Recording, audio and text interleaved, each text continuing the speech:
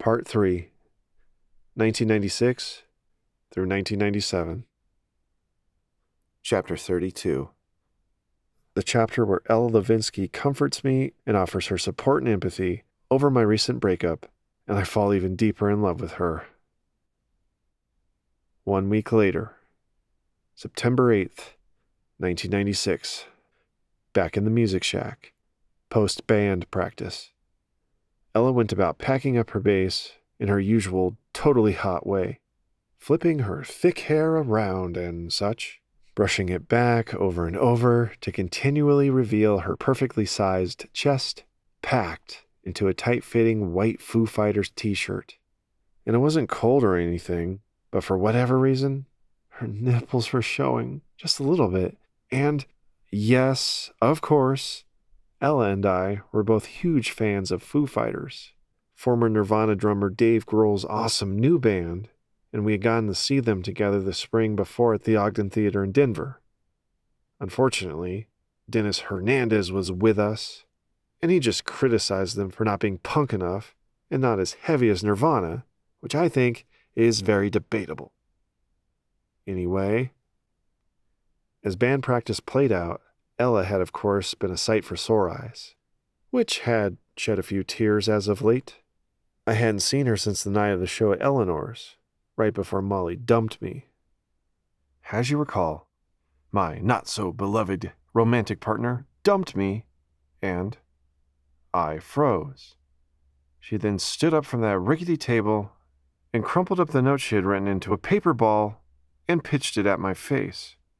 I remained frozen, mostly, as she proceeded to throw 3 more emotional daggers, informing me that I was a bad kisser and I had never given her a real orgasm, and I'm pretty sure she made a disparaging comment about my manhood.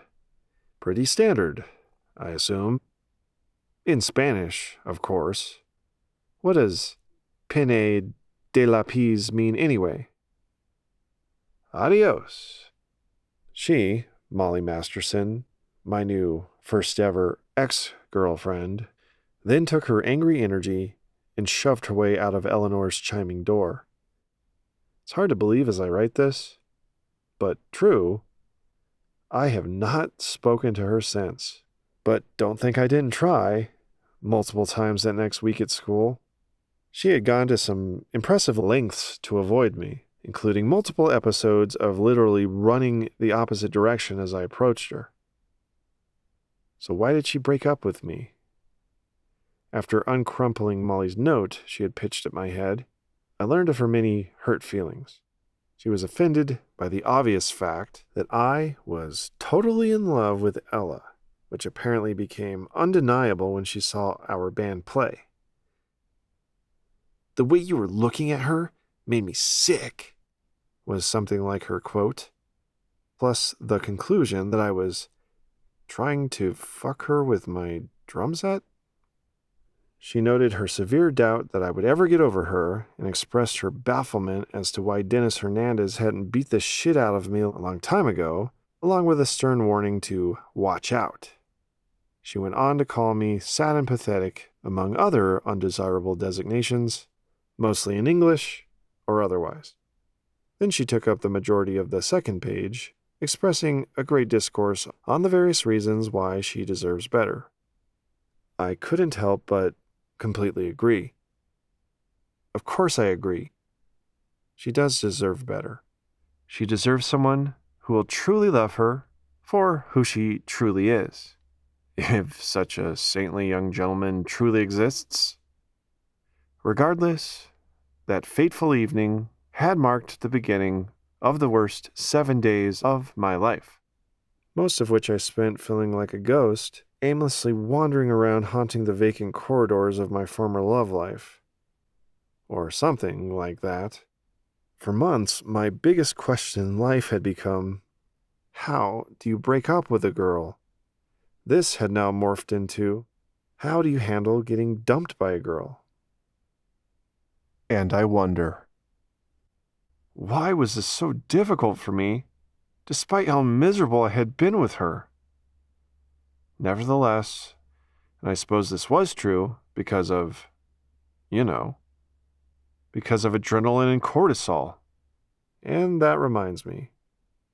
Lesson in Rejection, number 26. How to handle getting dumped. Thanks, Molly Masterson. Deep down, it was what I wanted. And I'm sure that's been painfully obvious for the last 5 fucking chapters at least. But maybe I wasn't ready. Maybe I wanted more control over the whole thing. I wanted it all to be more on my terms. Molly had filled a big hole in my life. Her absence was big too. Like a 150-pound weight had been lifted. Mom tried to comfort me. Dad didn't say a word, even though I know I could have really used some fatherly advice on women. I missed the support my big brother might have given me in those moments too. You'd better believe he'd broken a few hearts. I wanted to call him, but my desire not to bother him was stronger. Looking back now, it's obvious to me what I needed was closure, something Molly wasn't at all willing to provide. So I was on my own in that regard. That is, until Ella came back. What I needed was the soft, feminine empathy I could only get from a soft, feminine being. So then, I believe I was telling you something about Ella's Foo Fighters shirt and something about her nipples? As I said, I hadn't seen Ella in about a week. Apparently, Dennis had some beef with the drummer from Trash Can Fetus, and so he wasn't about to stay to watch them play, nor was he going to allow his girlfriend to either, regardless of her preferences. He whisked her away rather quickly after we played. Then, she had been visiting her dad in Wyoming starting the next day, and for the rest of that week. Whatever, I thought. It was over now. Now she was here. Finally, a present moment I could easily be in. It had been a good band practice. Ella had been giving me empathetic looks throughout the evening. I guess her eyes appeared somehow bigger and glossier, and just seemed to say, "Poor baby," over and over again. I figured she'd already heard the news from Molly, and I assume she was waiting until Max was gone to bring it up. He supposedly had another one of his hot dates, so we didn't have to wait long. 10 seconds after Max left, Ella caught my eye. "So, I was talking to Molly yesterday?" she said with hesitation. "So, of course, she told me what happened. I mean, she told me you guys broke up after our show last week. I'm sorry, you know?" She trailed off, obviously uncomfortable bringing it up, as further evidenced by her squirms and avoidance of my eyes. I assume Molly had probably offered some criminally passive-aggressive comments on why we broke up, and I knew this sweet girl was trying to offer some support, and I wanted to make it easier for her to do so. "Yeah," I breathed with a sigh. "You know, it's probably for the best." She gave me a sympathetic smile and a nod as she touched her heart. "We had some good times, but for lots of reasons, at this point, it's just better we go our separate ways." For some reason, when I said this, a torrent of emotions came out of nowhere and threatened to pour out of my eye sockets. I squeezed them shut, even tighter than my sphincter had become. I definitely didn't want Ella to see me in such a pitiable state. But, much to my surprise, then this happened. Ella Levinsky, my glorious grunge girl, stepped towards me while opening her arms and pulled me into her perfectly soft, yet firm, Foo Fighters cotton-wrapped bosom. She hugged me hard, with love and caring, like she really meant it. I had no question that she did. I felt my appreciation for this fact for a second or two. Then I became powerfully distracted as I realized my hands had nestled their way into the dazzling textile that was her remarkable tress. Yes, That hair, that hair, that fantastic, splendid, marvelous, magnificent, absolutely sublime thatch of bliss. When you hug Ella Levinsky, you have no choice but to touch her long, long hair. Ha! As if anyone in their right mind would decline. Then it hit me. I'm touching it, feeling it, getting lost in it. Ella's hair. Ella's hair. Ella Levinsky's hair. And don't even get me started on her redolence. She smelled so fucking good. After smelling a smell like that, I'm pretty sure your brain is never the same. I hope that's a good thing. My life would now be separated by this great divider. Before, Ella Levinsky gave me a big long hug and I felt her hair for about 10 seconds and smelled her up close. And after Ella Levinsky gave me a big long hug and I felt her hair for about 10 seconds and smelled her up close. And her breasts. Ella Levinsky's breasts pressed against your chest. And I wonder, does it really get much better than that? Life-changing. It felt like my consciousness, or my attention, was rapidly ping-ponging between wanting to focus simultaneously on my hands and her hair and her breasts against my chest. Her hair and her breasts. Her hair, her breasts, her hair, her breasts, hair, breasts, back and forth. Luckily, the hug naturally ended before my brain exploded. 10 of the best seconds of my life later.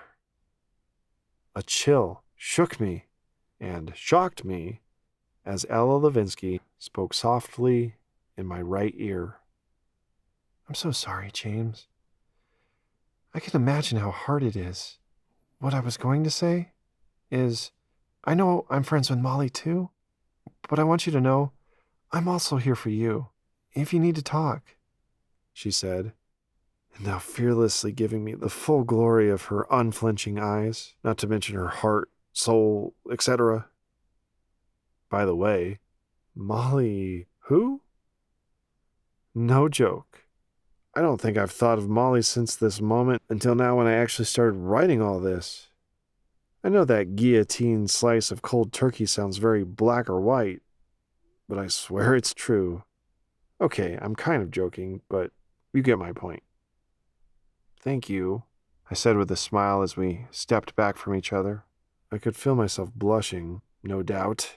My damn face was as red as the fire engine of the first responders who would soon come to revive me from my cardiac arrest I was surely about to have any minute as a result of standing so close to Ella Levinsky and hugging her and smelling her and touching her hair because it's so amazingly long and straight and thick and silky and smooth and goddamn fucking ridiculously, utterly, mind-blowingly heavenly.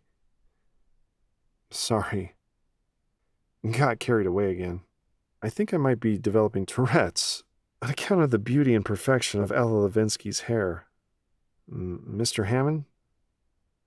Are you okay? She asked. I knew she would notice me welling up and up and up with about every emotion you can imagine on that damn wheel. There was no hiding it. Yeah, I said. I think I need some air. We stepped out of the shack, and I sucked in a cooling breath of fresh oxygen. It was one of those perfect September evenings. The sun was beginning its descent over the majestic mountains I typically took for granted. Pink and red hues blazed over the jagged purples and blues of our scenery to the west. It seemed extra beautiful. Ella did too. Do you maybe want to take a walk or something? She asked, gesturing to the road and continuing to peer directly into my eyes/soul. Deeply. Deeper than ever. Yeah, sure. Yeah, that would be cool. If you remember back, walking around my neighborhood was something I did almost every day. I had mentioned this to her before, so maybe that explains why she thought of it. Excitement and joy is all I remember after that. as Ella's famous black and white Chuck Taylors strolled with me down that same dirt brown road I knew so well. We walked, and we talked and talked and talked about relationships and Molly and the struggles I had with her. She bathed me in compassion and validation and insights and wisdom. I was impressed and soothed and amazed and, yes, of course, even more madly in love with her. Additionally, as we walked for probably 25 minutes around Windy Hills, many wonderful things happened. If I were to express my severe gratitude to her for all that occurred, it might sound something like this. Dear Ella Levinsky, thank you so much for the support you gave me after Molly dumped me. Thank you for giving me a big, long hug. It was the best moment of my life, by the way. Thank you for offering to take a walk with me. Thank you for laughing at things I said at least 6 times on that walk. You should know the overwhelming urge to hold your hand was threatening to take over me at least 5 times. Thank you for walking close enough to me that a few gusts of wind blew your hair up and it brushed against my arm. Thank you for telling me about your big brother in California. He sounds like a cool guy. I'm really grateful that we got to bond over our love of cats. Thank you for convincing me to give the Cranberries another chance. The band, that is, not the fruit. Thank you for telling me that you believe I'm a great boyfriend and Molly probably didn't know what she had. Thank you for telling me that I'm very dateable. That was the greatest thing I've ever heard. Thank you for telling me that I deserve someone really special who will treat me well and maybe who doesn't always force me to eat vegan. And thank you for telling me that indeed you think about breaking up with Dennis Hernandez rather frequently. I've never heard anything that gave me so much hope for all that I want in my life. Thank you. Okay, she didn't say rather frequently, but I assume that is true as well, based on several previous conversations we'd had about the relationship back in art class. I felt like I already knew this. It really wasn't a surprise to hear it, but it still gave me a surge of energy and hope, with a capital H.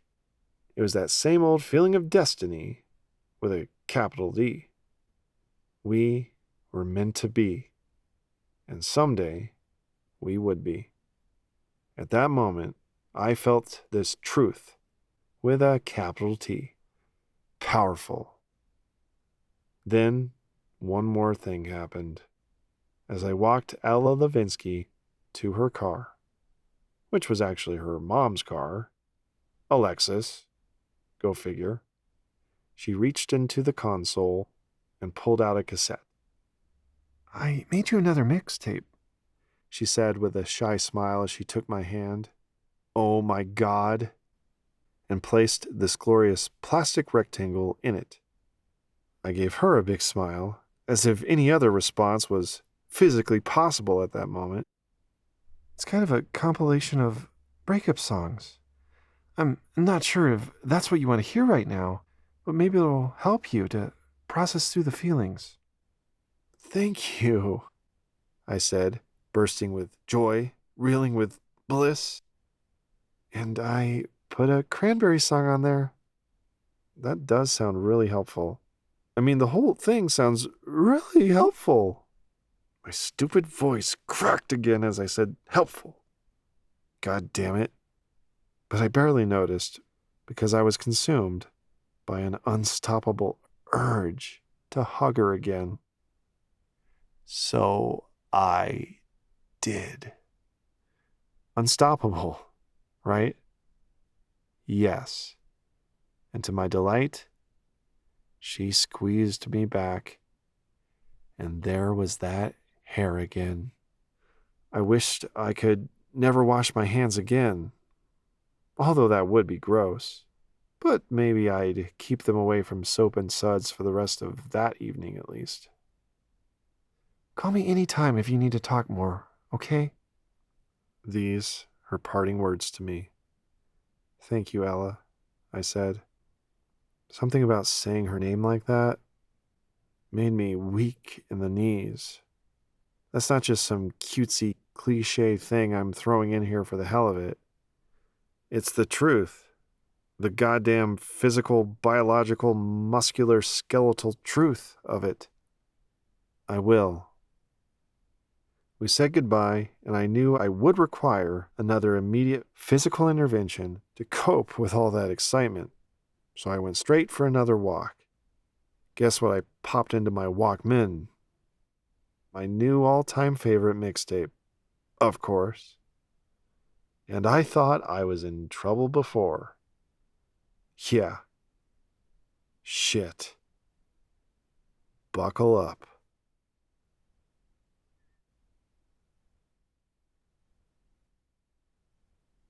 Chapter 33.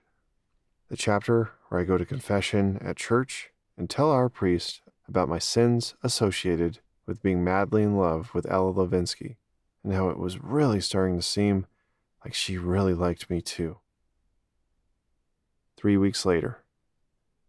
September 29th, 1996.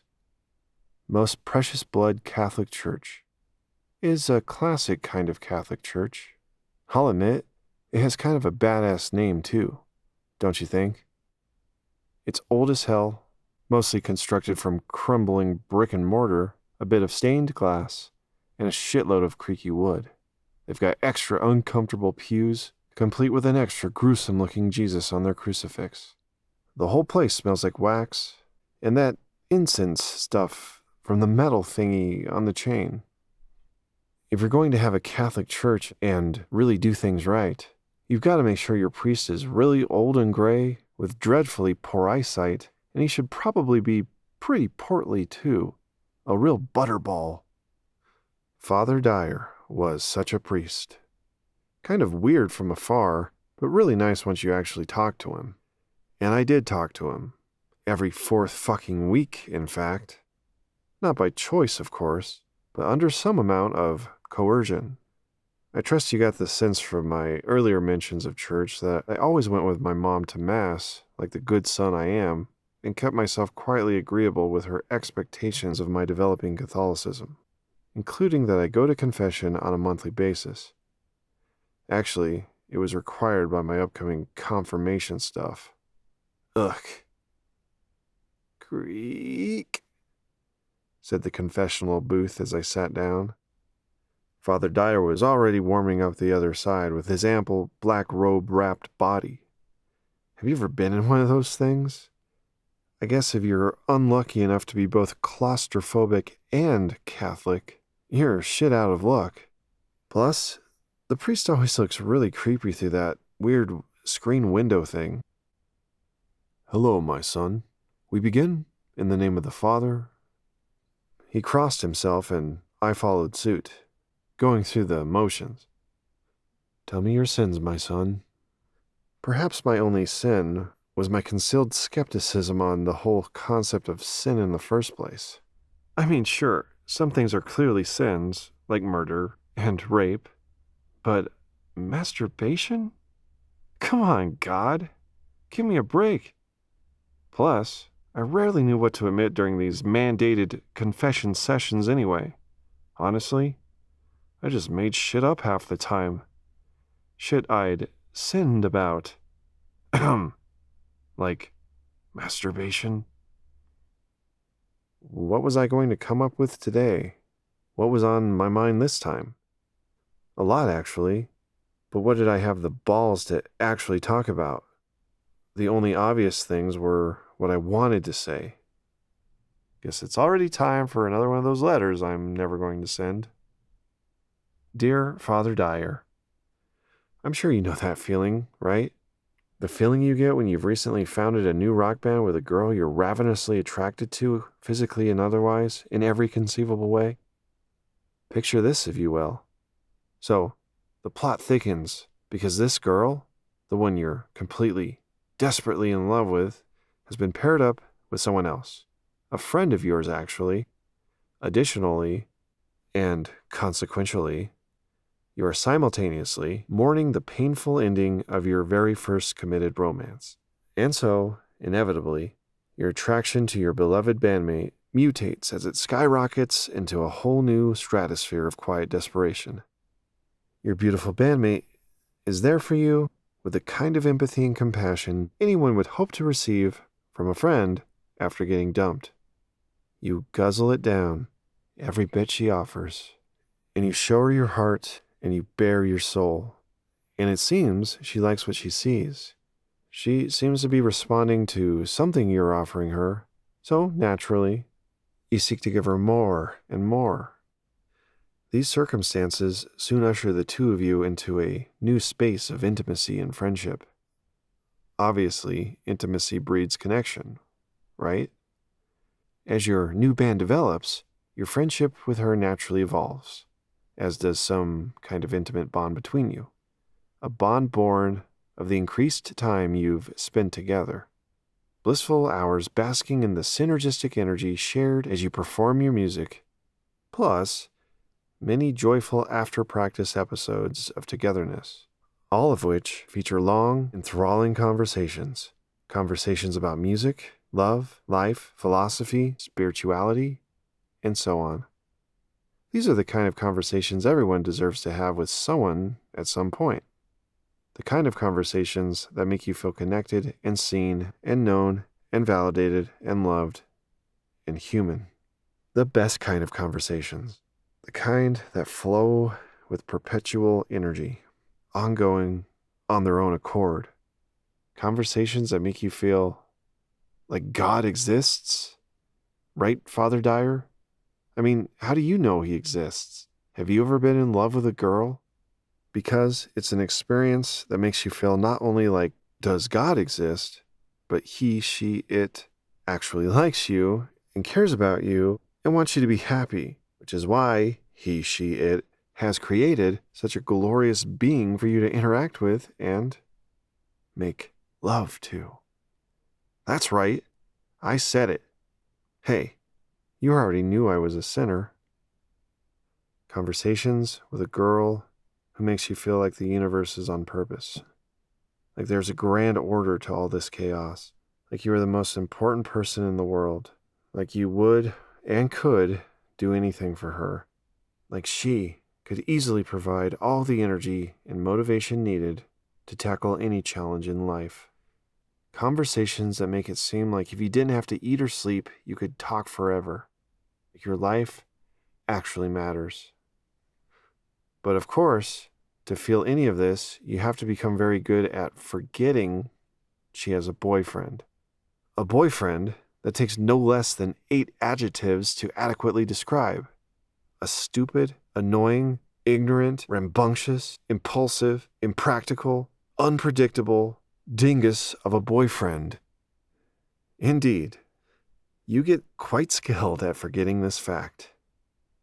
These interactions, you realize, are starting to feel romantic to you, and God knows you want them to be, but are they?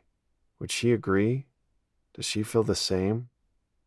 You desperately want to believe in this mutual attraction, Father Dyer. You just know. She's been sending you signals, and you reason she can't help it because she really does like you. You can feel it in what they call chemistry, when you make her laugh and smile, and when she holds your gaze with intention for just a bit longer than maybe she should. I saw that in a movie. That means a woman's totally into you. But is she? Can you really know for sure? Either way, her longtime boyfriend, your buddy, remember, starts to notice all this. He's a real jealous, insecure type anyway. Kind of a prick a lot of the time, in fact. So, no surprise there. Sorry. I got off on a tangent there. Yeah, I'll say. Hey, I've got an idea. How about you just finally tell us whatever you actually said to the fucking priest? For fuck's sake, you fucking fuck-faced fuck! All right, Beauregard. Father Dyer cleared his throat as he waited expectantly in the silence. Forgive me, Father. I have sinned. It's been about 30 days since my last confession. As soon as I said this, I knew this particular forced episode of confession was going to be different because I happened to be desperate enough for some wisdom, some advice, some validation, or something like that. So I decided then and there to confide in him about my recent sins of lust, envy, jealousy, and most of all, rampant, raging covetousness. I am here today to confess the sin of envy and lust and covetousness. I paused, choked by a feeling I can only describe as fraudulent incongruity. Not on the wheel of emotions, but a term I'm sure I learned from Mr. Hammond. Plus, at the time, I wasn't totally sure if covetousness was even a word. Just felt wrong to say. I was having a hard time accepting I had sinned just because I wanted Ella so badly. Nothing, in fact, had ever felt so right to me, as we know. I'm in love with a girl who is spoken for. She has a boyfriend who is a friend of mine, actually. Kind of. I see, Father Dyer said. He cleared his throat again. Now, you say you are in love with this girl, but you are here to confess lust. Are you sure you're not just lusting after this young lady? Or do you feel you are truly in love? Love! I fired back immediately with a squeaking fucking voice. I mean, I guess I lust for her too, but I am most definitely in love with her, and I have been since the first moment I saw her. I squirmed in my hesitation. It feels like she's my destiny. Like God made her just for me. We seem so perfect for each other. It was then that it hit me. What am I doing talking to a priest about girls? What does he know about women and love, about sex and lust, raging boners and such? I know he doesn't know shit about tight white Foo Fighter shirts and what they tend to do to nipples just beneath. You could say I wasn't ready to give him any credit for his 60-plus years on the planet. Anyway, sometimes we can confuse love and lust. He counseled. The question you must ask yourself, is your heart pure? What the fuck does that even mean? I thought, and wanted to shout at him. I didn't know what else to do, so I sucked in a lungful and spouted off our story in one long run-on sentence about how I'd met her about 2 years before, and I wanted to ask her out, and I was trying so hard to work up the courage, but then this other guy asked her out first, and they started dating, but I just couldn't let her go, because again, I feel like she's made for me. And then maybe I was kind of letting her go for a while, but then we had an art class together, and we got to know each other better, and it did seem like she really did like me, but then I ended up dating one of her friends for a while, and that didn't work out, and more time passed, and now we had started this band, and... Father Dyer interrupted me. Yeah, okay. Yes, young man. His old knees knocked against the wooden walls as he shifted around in his seat. That is quite a story, and I do believe your heart is pure for this girl. Goddamn right, Father, I thought. Tell me, does this friend of yours, this young lady, does she attend our church? Yes, I mean, I'm not sure, I lied to a priest as I took another big breath. He didn't say anything else, so I figured I'd try to continue with my story since his question was totally irrelevant. So, since we started this band together, we've grown closer because we've just had so much fun and a lot of special moments together. What kind of special moments are you referring to? He probably just wanted to make sure we weren't engaging in any premarital special moments that may have involved a swap meet of bodily fluids. Well, lots of things, I said. And my God and sweet Jesus, was it true? September 1996 had been the best fucking month of my entire life. On the 5th, we went record shopping. On the 7th, Ella informed me of a self-help book she was benefiting from reading, so I offered to read it too, and we essentially began a 2-person book club. This led to several deep conversations about love and life and relationships and spirituality that were still ongoing at this point. On the 15th, I took her to see Slater-Kinney at the Bluebird in Denver because her dumbass boyfriend decided he hates that band. On the 17th, I took her out to dinner for her birthday because her same dumbass boyfriend suddenly had to drive down to the bottom of New Mexico, apparently for his tow truck job. We had a great time, by the way, and I got to give her a big birthday hug, and I made her a kick-ass mixtape, and I gave her some new picks and strings and a really unique bass strap from Centennial Music Pond, and she loved all of it. On the 21st, I got to drive Ella home from band practice because her mom's car was in the shop. We stopped and got ice cream and took a walk around O'Brenner Park and enjoyed fantasizing about what it would be like when our band makes it big. Huh, and the best part was when we were making fun of Max Hansen, imagining certain things he'd likely do with lots of money and fame. I spewed some quick version of all this to Father Dyer, then paused to think. And take a breath. Oh, and we recently started writing lyrics together after band practices. Yes, this was true because Max Hansen may have been a good singer, but he was anything but a lyricist. Sick of hearing me gripe about how long it typically took him to come up with stuff, he gave us the green light to see what we could come up with on our own, on his behalf. So we did.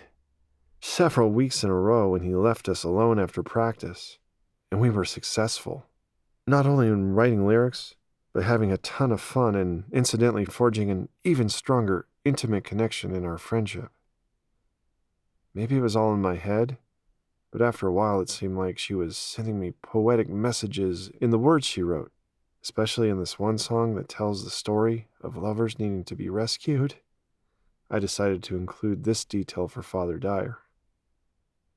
It seemed like we were writing love songs, kind of with each other and for each other. That's how I see it, at least. I see, Dyer replied. So it's quite clear you believe she has these same romantic feelings for you. Yes, Father. It feels like that a lot of the time. Right. Like one of the lines she wrote in a song we're working on says, "Find a way to be the one for me." That does seem to say something, doesn't it? Yes, and the other sin I should mention, He leaned in expectantly as his seat moaned like a donkey in heat. I froze. It's okay, my son. Please go on. I just really wish I could steal her away from this other guy. He's kind of a jealous type, and I think he's starting to notice. This noticing I was referring to was evidenced by the extra weirdness Dennis had pummeled me with ever since he found out I had taken Ella out on her birthday because his dumbass was out of town. Then, all of a sudden, he snapped his weed-fried mind to attention and became annoyingly concerned about any extra band practice time Ella and I were spending together. Fuck. More on that later. I let out a sigh. He doesn't even treat her very well. I know I would treat her better, you know? Yeah, sure. I imagine you would, my son. Father Dyer definitely didn't know my name, by the way. I think of myself as the better man, and I feel entitled to try to lure her away. Is that a sin? It definitely doesn't feel right. It's not the kind of guy I want to be. Well, that might depend. Does this other guy, does he attend our church? Why was Father so concerned about who does or does not attend his fucking church? No, he definitely doesn't, I said with much certainty. Well then, I think it's pretty safe to say that you are a better man because you are a follower of Jesus. Wow, Look at the faith ego on this guy. I guess so, was all I could muster as a reply. But, what is anyone supposed to do with such powerful and undeniable desires? They're so pervasive and seemingly inescapable. It is there, and I want it to be there. I don't want to let it go. Our love feels right, like the truth that we have to hide away. I almost told him I felt like Galileo must have when he had to suppress the truth about the whole Earth revolving around the sun thing. But I figured that might not be the best metaphor to bring up to a Catholic priest. Well, what's most important in this situation is openness and honesty. Tell this girl how you feel and what you wish for the two of you. Ask her if she's willing to break it off with this other fellow, and if so, great. If not, then you must respect her wishes, like any good Christian gentleman would. Well, there you have it. He was right. God help me, I thought. I knew what I must do. I thanked Father Dyer, and my seat squeaked as I readied myself to leave. Unfortunately, he had one more parting statement/inquiry. Young man, one more thing before you go. We are very short on altar boys at this moment, and as such, we are currently accepting new volunteers of all ages. Have you ever by chance felt called to serve our church in this way? I froze.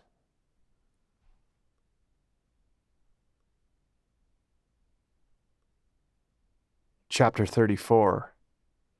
The chapter where I almost kiss Ella Levinsky. But she stops me, and then her stupid boyfriend shows up. 6 days later, October 5th, 1996. The street lamps illuminated the shimmering puddles of rain dancing all around us. Ella and me. In my hatchback, in the Hills Market parking lot, the same place we'd been blissfully anchored for at least an hour.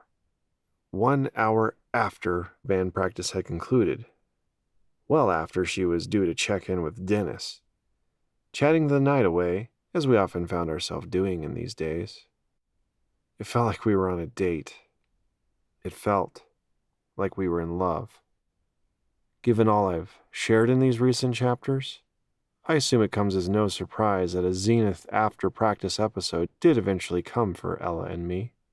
I like to think this was an unavoidable eventuality.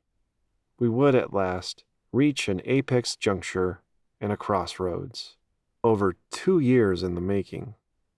It was a moment of truth, and perhaps a truth or dare, confirmation, and all of its consequences, as prompted by the advice I'd received from my friendly local Catholic priest. I was full of love for Ella Levinsky, and we happened to be talking about love, a variable discussion of love, prompted by that same self-help book I mentioned we were reading together. A discussion that naturally drifted towards an acknowledgement of our feelings of love for each other. Yes, you heard that right. I was giving her a synopsis of the knowledge I'd gleaned from the last chapter of our little book club's selection. I shifted in my seat to face her. So basically, we're all trying to feel safe and secure and loved and to get our needs met, and we have to learn how to manage our emotions when they get triggered because we're feeling rejected. Yes, you've got it, she said with ample passion. Mr. Hammond would be proud. Ella had taken his class too, by the way.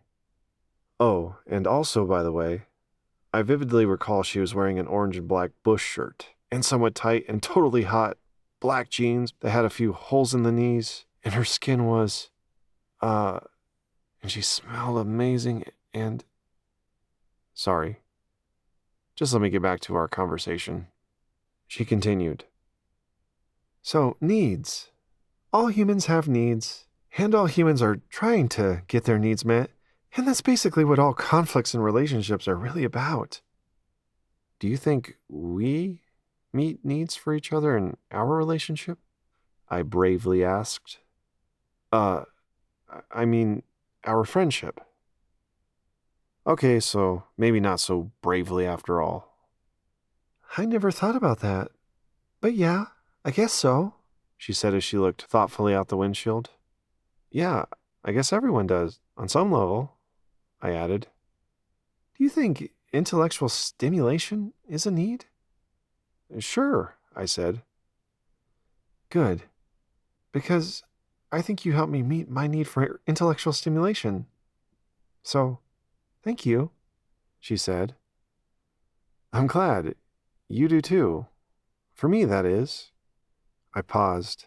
It was that good old about to jump out of a plane feeling.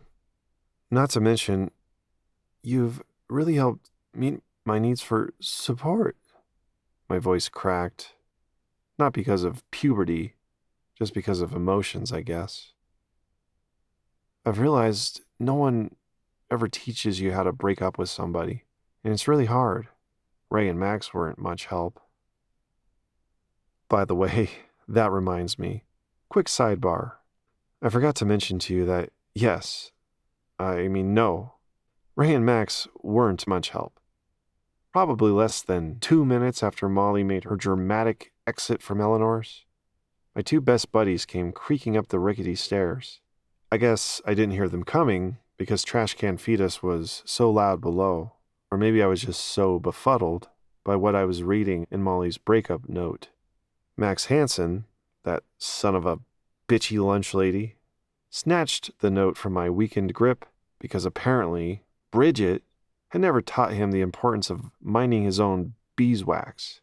I tried to grab it back, but Raymond twisted me up in a half Nelson as Max proceeded to devour its contents in a matter of seconds. A great celebration of hoots and hollers soon followed as they declared my freedom from the oppressive ball and chain I'd been carrying around for the previous 6 months. I was then told, in no uncertain terms, I was coming with them to Ray's shitty Oldsmobile for a celebratory can of Miller Lite. They drug me out of there, kicking and screaming, figuratively speaking, then twisted my arm, literally speaking, and I'm ashamed to admit it, but I gave in and drank the stupid beer. And that stupid beer didn't make me feel any different anyway, and I didn't have any plans to have another anytime soon. It most definitely was a moment of weakness. As I drank, I got an earful of all the horrible opinions my friends had of Molly Masterson, my ex-girlfriend. Horrible opinions they had apparently been long suppressing. The floodgates were open. I guess they did help in some ways, now that I think about it. I guess they had me convinced by the end that I was definitely better off without her. At least I'd never again have to eat vegan, or ever have to listen to any more freaking Hootie. Hey, dipshit! I'm gonna start playing Hootie in your fucking head if you don't get us back to the goddamn conversation with Ella! All right, Beauregard. I was telling her about how helpful she had been in supporting me. So, it meant so much to me just to be able to talk to you and hang out since Molly dumped me. Of course, she said, touching her heart. And you should know, I've gotten a lot out of that experience too. And you too, with me, with the intellectual, emotional stuff. I guess I should admit, Dennis isn't quite as well-rounded as some guys. Her voice quivered. Like you. My heart. Yeah, but I'm gonna say it anyway. Fucking pounding. I smiled and nodded. Sure, but I think that's kind of why people like him. Oh gosh. Right? She playfully slapped her forehead. But in a romantic relationship, it gets really old after a while. He's just not as emotionally available as I wish he could be. Our eyes met. The light from the grocery store shimmered off her face amid the dark blue hues of the night, and I burned within at the sight of her beauty. I know, what a goddamn poet. Well, speaking of Dennis, I really should get going. He's probably already wondering where I am again. Again? I asked. Yes, he's been acting really weird lately. I knew exactly what she was referring to, of course. Mainly the increased possessiveness Dennis had displayed ever since he found out I took Ella out on her birthday. Didn't you tell him you had band practice? I asked, rhetorically.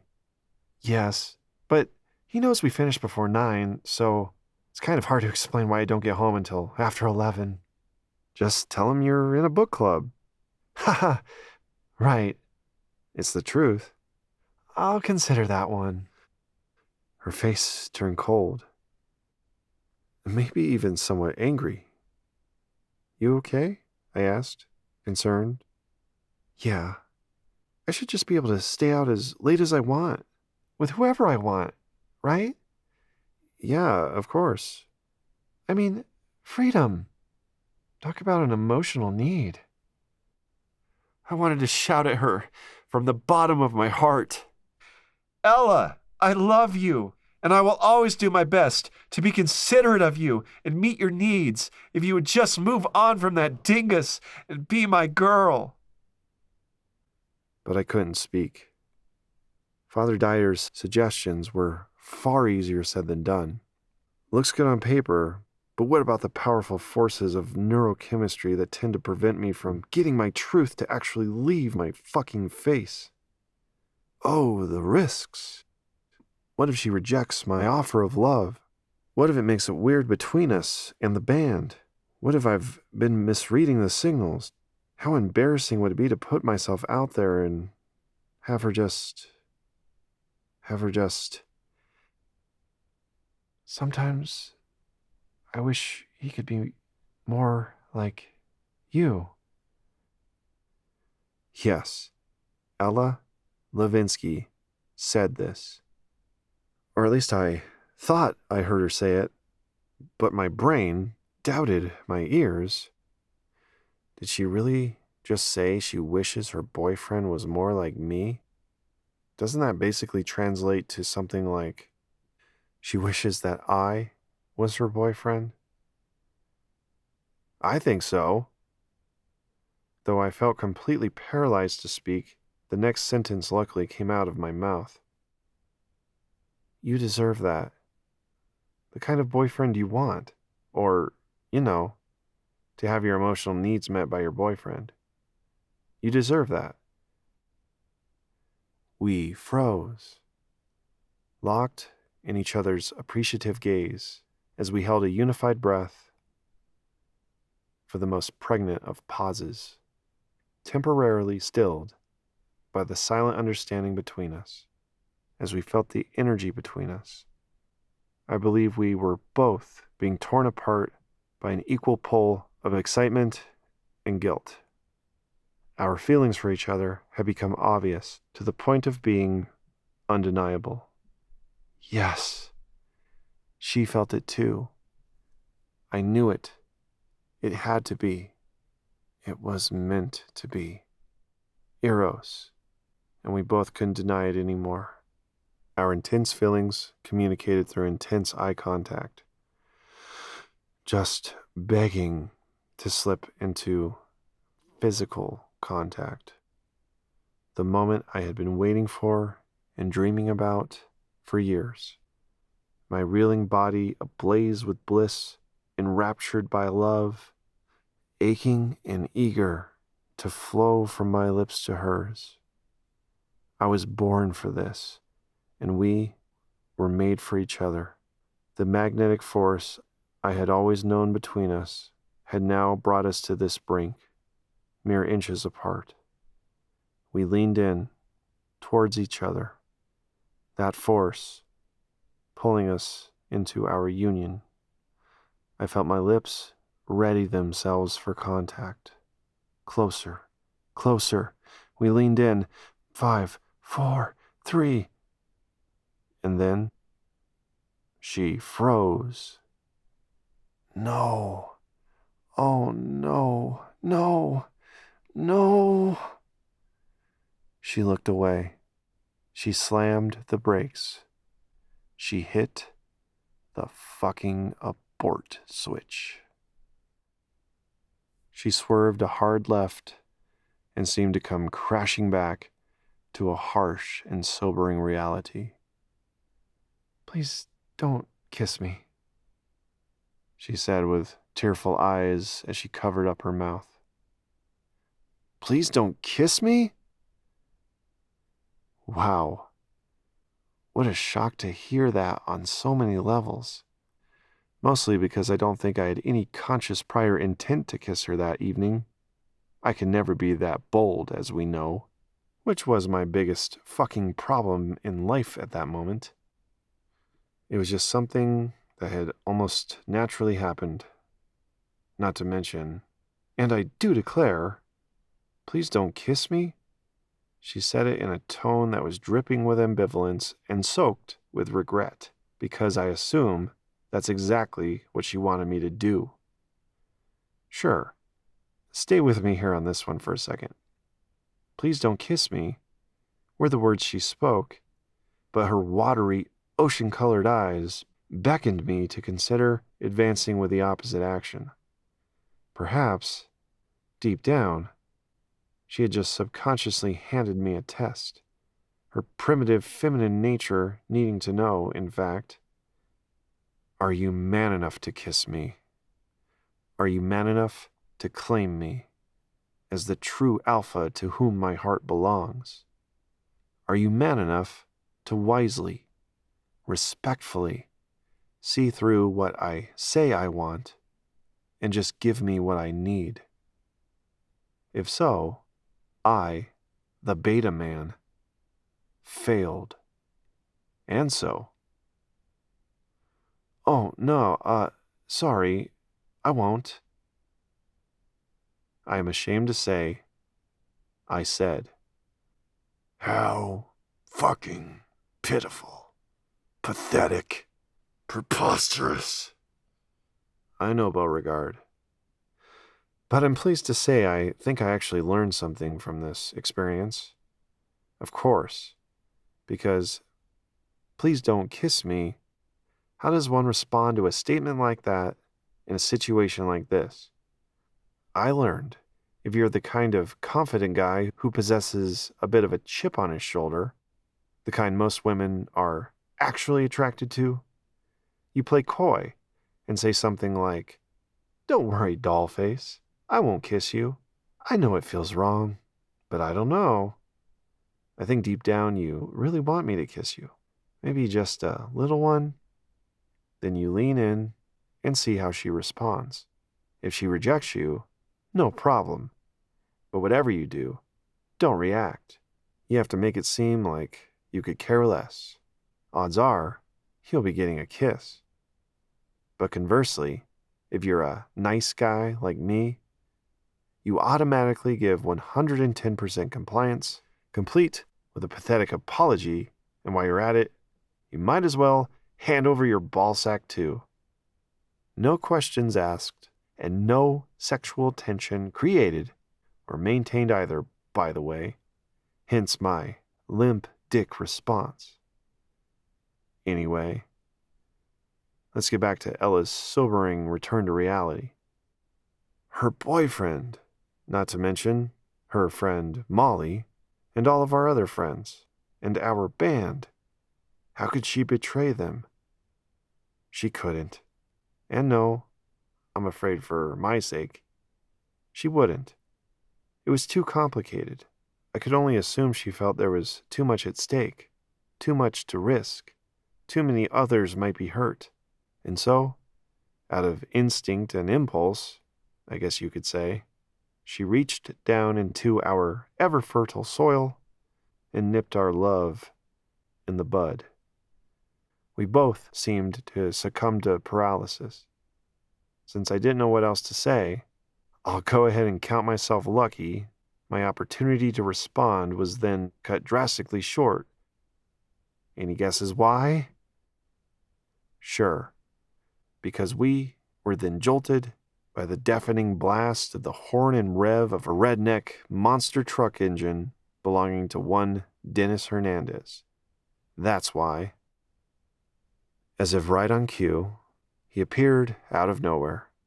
I assume he had gone out looking for Ella since the check-in he expected was long overdue.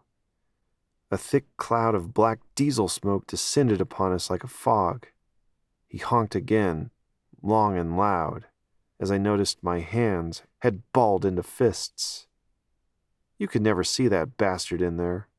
His windows were blacked out. The truck itself was blacked out.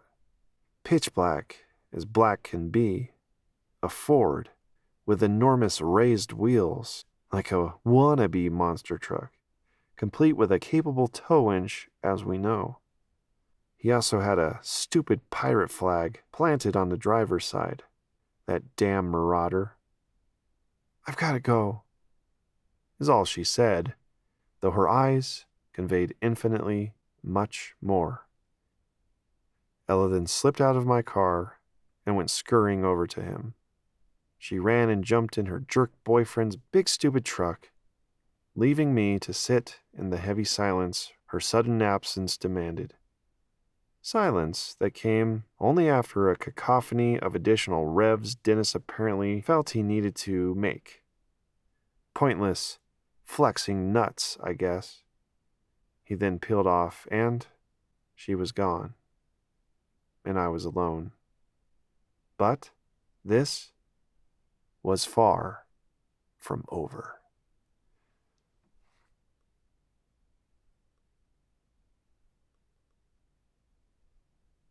Chapter 35. The chapter where Dennis Hernandez and I have a man-to-man talk. 3 days later. October 8th, 1996. Many lovers' triangles end up in screaming matches and fistfights. I certainly felt apprehensive about the task before me as I drove through the rain to the Susie J's neighborhood bar and grill that night.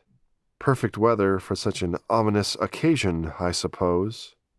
The plan was to rendezvous with my old pal, Dennis Hernandez, to have a man-to-man talk, to clear the air, as Ella said. Perhaps we could get a few things off our chests. This recently opened establishment was not technically in Parkland, but on the border of the next town over, Centennial, to the north. For some reason, I turned on the classical station. I never do that, but I guess I needed something calming. But I ended up paying way more attention to the rhythm of my wiper blades. I had never in my life before had a broken nose or a black eye. I was somewhat worried I might be receiving my first of each that evening, and maybe I would have deserved it. My mind wandered. Fantasies in which I really let Dennis know what was up. A part of me wanted to thoroughly educate him on the supreme robust significance of the connection Ella and I had formed. And what did I expect him to say? "Oh, well, I didn't know you two were so perfect for each other. I guess you really should be dating her after all. Cool. Well, have at it then. Enjoy." Or something absurd like that. No. That could only lead to more problems. Plus, Ella had given me my mission orders summed up in just 2 highly regrettable words. Damage control. The conversation we had on the phone replayed in my mind as I pulled into the parking lot. I had been anticipating her call for days. I wasn't ready for the bad news she bore. "Dennis says he doesn't trust you anymore. And he wants me to quit the band," she said. "That's so unfair, Ella," I said, as an image of Dennis's smug smile invaded my mind's eye. I could picture exactly what he must have said to her, and I wanted to put my clenched fist in his face. "You can't let—" I cut myself off and felt a sharp fear of offending her and the need to correct myself. "What?" she said. "I mean, I don't want that to happen." "Me neither." "So it's him or us then? You shouldn't have to make that choice." "I know, and hopefully I won't have to. He said he's willing to talk to you about it. Maybe you guys can clear the air?" "What needs to be cleared?" I said. He knows we've become closer since starting the new band. He's convinced that you're trying to steal me away from him. I know you have feelings for me. And if circumstances were different, then maybe things between us could be more. But we can't, right now. But I do really want to keep playing music with you and Max. So please try to convince Dennis that we're just friends, and he has nothing to worry about. I remember I had bit my tongue to hold back about a million fervent words that wanted to burst out from me. Progress. I had learned that begging, pleading, or otherwise groveling behaviors do not look good on a man. Maybe I was just being passive. I just gave her what she wants, with no second thought about giving her what she needs. There I was, ready, I guess, to persuade Dennis, for the sake and future of our band, that I was not a threat to his romantic relationship with Ella. And I wondered, how was I going to somehow assure him that I would back off? How was I going to convince him I had let go of any hopes that his woman and I might be together? How was I going to make him believe that he could let her stay in our band with no more worries, no more concerns? It felt like a tall order for several reasons. Put another way, I had to lie. I had to lie through my gritted teeth. A liar, I said to myself as I stared in my rear view. You're a fucking liar. Hey, that might be a good title for a song. I circled the building once, and for some reason, I parked right next to Dennis's beastly vehicle. My little hatchback looked so puny in comparison. How the hell could he afford that damn thing anyway? I wondered again for the 100th time. I noticed he had slapped one of our telescope time machine stickers to his bumper. I took that as a good sign, or omen, or whatever. Then, boom! The sky split above with a colossal clap of thunder, like the behind of our bus driver Bob on a bender after chilly night. Ha! And what the fuck might that say in terms of omens? A pungent waft of burgers smacked my face as I walked in. I realized I just made that sound rather unpleasant, but quite the opposite was true. This was one of those newfangled sports bars with its gleaming walls crammed with endless random crap. Interesting, to be sure. Bright and shiny, no doubt. We might as well have been meeting at a fucking McDonald's play place. All in stark contrast to the gloom outside and the disquieting acid sloshing around in my stomach. I found Dennis in probably the darkest corner of the restaurant, in the smoking section, already nursing a Bud Light. He sat with a trance-like stare towards the bar. He was staring at something? Or nothing, perhaps? I slid into my side of the booth. Hey, I said. He didn't look at me, nor did he return my greeting. Just let me burn for a few seconds in the silence. I tried again. So, how's it going? Nothing. 5, 4, 3, 2, 1. So, Ella said you wanted to talk with me? I said, trepidatious. He took a long drag from his cigarette and let the silence sizzle for another few excruciating seconds. He exhaled an impressive amount of smoke as he shook his head, apparently in disagreement. My nasal cavity burned in the polluted air around me as I awkwardly cleared my throat. He took a long, slow sip of beer and sighed, then finally spoke a few select, contemptuous words. I'm sure you, of all people, still don't have a fake ID, right? No, I quietly responded, surprised by the shame this brought up in me. 5, 4, 3, 2. Gibby can make you one, you know. I'll even tell him to give you one for free if you'll actually use it. I felt my fist clench. Kibby, I said very under my breath, a.k.a. Cooper fucking Gibson. This was his little pet name for his latest addition to his pack of minions. A scentless apprentice, perhaps? Not hardly. You need to be drinking a beer with me if this little talk is going to get us anywhere, he added, taking a final drag of his cigarette. The waitress approached. Dennis jumped in before I could say a word. Hi!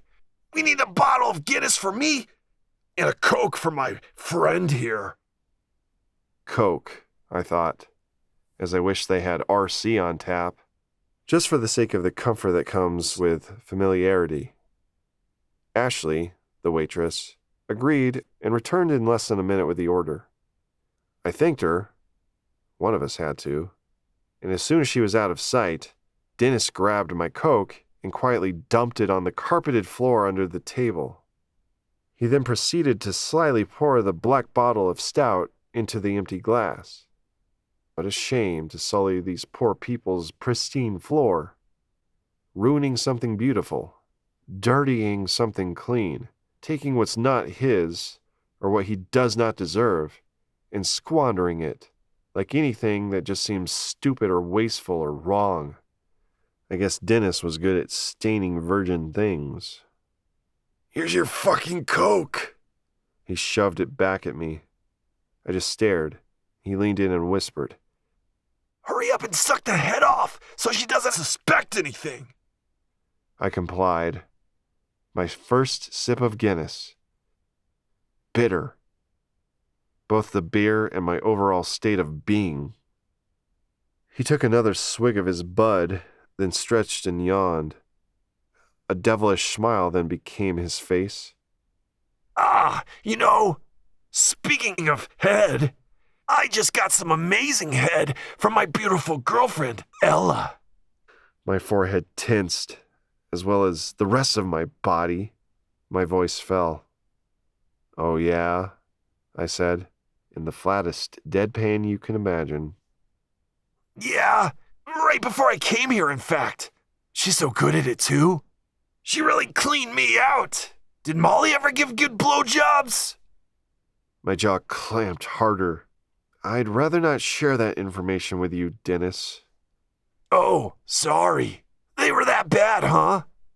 You never thanked me for making you ask her out. But if she gave nothing but bad BJs, then I guess we can let it slide.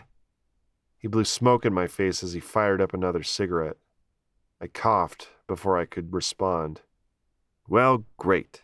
Thank you so much, I said, wishing my sarcasm could actually hurt him. He nodded. And now you're single again. And now you think you can move in on my turf. But if you don't want to start looking for a new bass player, then you better back the fuck up. And by the way, you should know, if you were anyone else, I would have beat the shit out of you weeks ago. He reached into the pocket of his punk leathers and pulled out a brand new set of brass knuckles and slid them onto his right hand. I picked these up the other day. I hope I never have to use them, you know. They're so shiny. I'd really hate to get them messy. I swallowed hard. I was about to make some kind of joke to ease the tension, but it took too long for me to make my mouth work again. Will you take another goddamn drink of that fucking Coke already? Shit. My forehead furrowed with rage, and I took a big drink of the Guinness. In fact, I slammed down almost half of it with a spiteful surge of energy. There you go, he said. See? It's not so bad, and it makes you feel better. Oh, God, I thought. It did not make me feel better. Again, bitter was a more accurate word. I clenched my eyes tight as I took in the new bitter experience of this particular Irish brew I'd seen my friend Seamus guzzle many times. He stuffed the brass knuckles back in his coat pocket. You're a good guy, and up until recently, you've been a good friend. Maybe we can still be friends, he added. He still wasn't looking at me this whole time, by the way. But then he did. With those cold, gray, soulless eyes. But Ella is mine. I don't care about whatever special little connection you two think you have. And it's really good you haven't mentioned that shit, because I don't want to fucking hear it. Ouch. I winced with the bite of adrenaline and cortisol. Lesson in Rejection, number 26. The feeling when someone disarms you, effectively destroying your best argument in any kind of debate. Thanks, Dennis Hernandez. She is mine, and that's not going to change anytime soon. Do you understand that? His stare felt like it was burning a hole in my soul. Yes, I said quietly, utterly defeated. I felt like I was going to be sick. I have to go to the bathroom, I said as I slid out of the booth. Fine. I think we're pretty much done here anyway. I was barely paying attention. I passed our waitress on my way to the back of the restaurant and asked her to bring a glass of water to our table. I didn't need to throw up, but it was one of those moments where you kind of wish you could barf on command just to purge the sickening emotions twisting up your guts. I did a few breathing exercises and splashed some cold water on my sweaty face. I tried to imagine what I might say to him, but I drew nothing but blanks. And I wondered, could I salvage this? No! Another thought screamed. Remember the mission. You're actually succeeding at giving him what he wants. To believe he's won. To conclude he's dominated and nullified the threat. Don't push back. Not at all. Play dead. Beauregard had a comment on that one. Ah, you should be good at doing that, puss boy.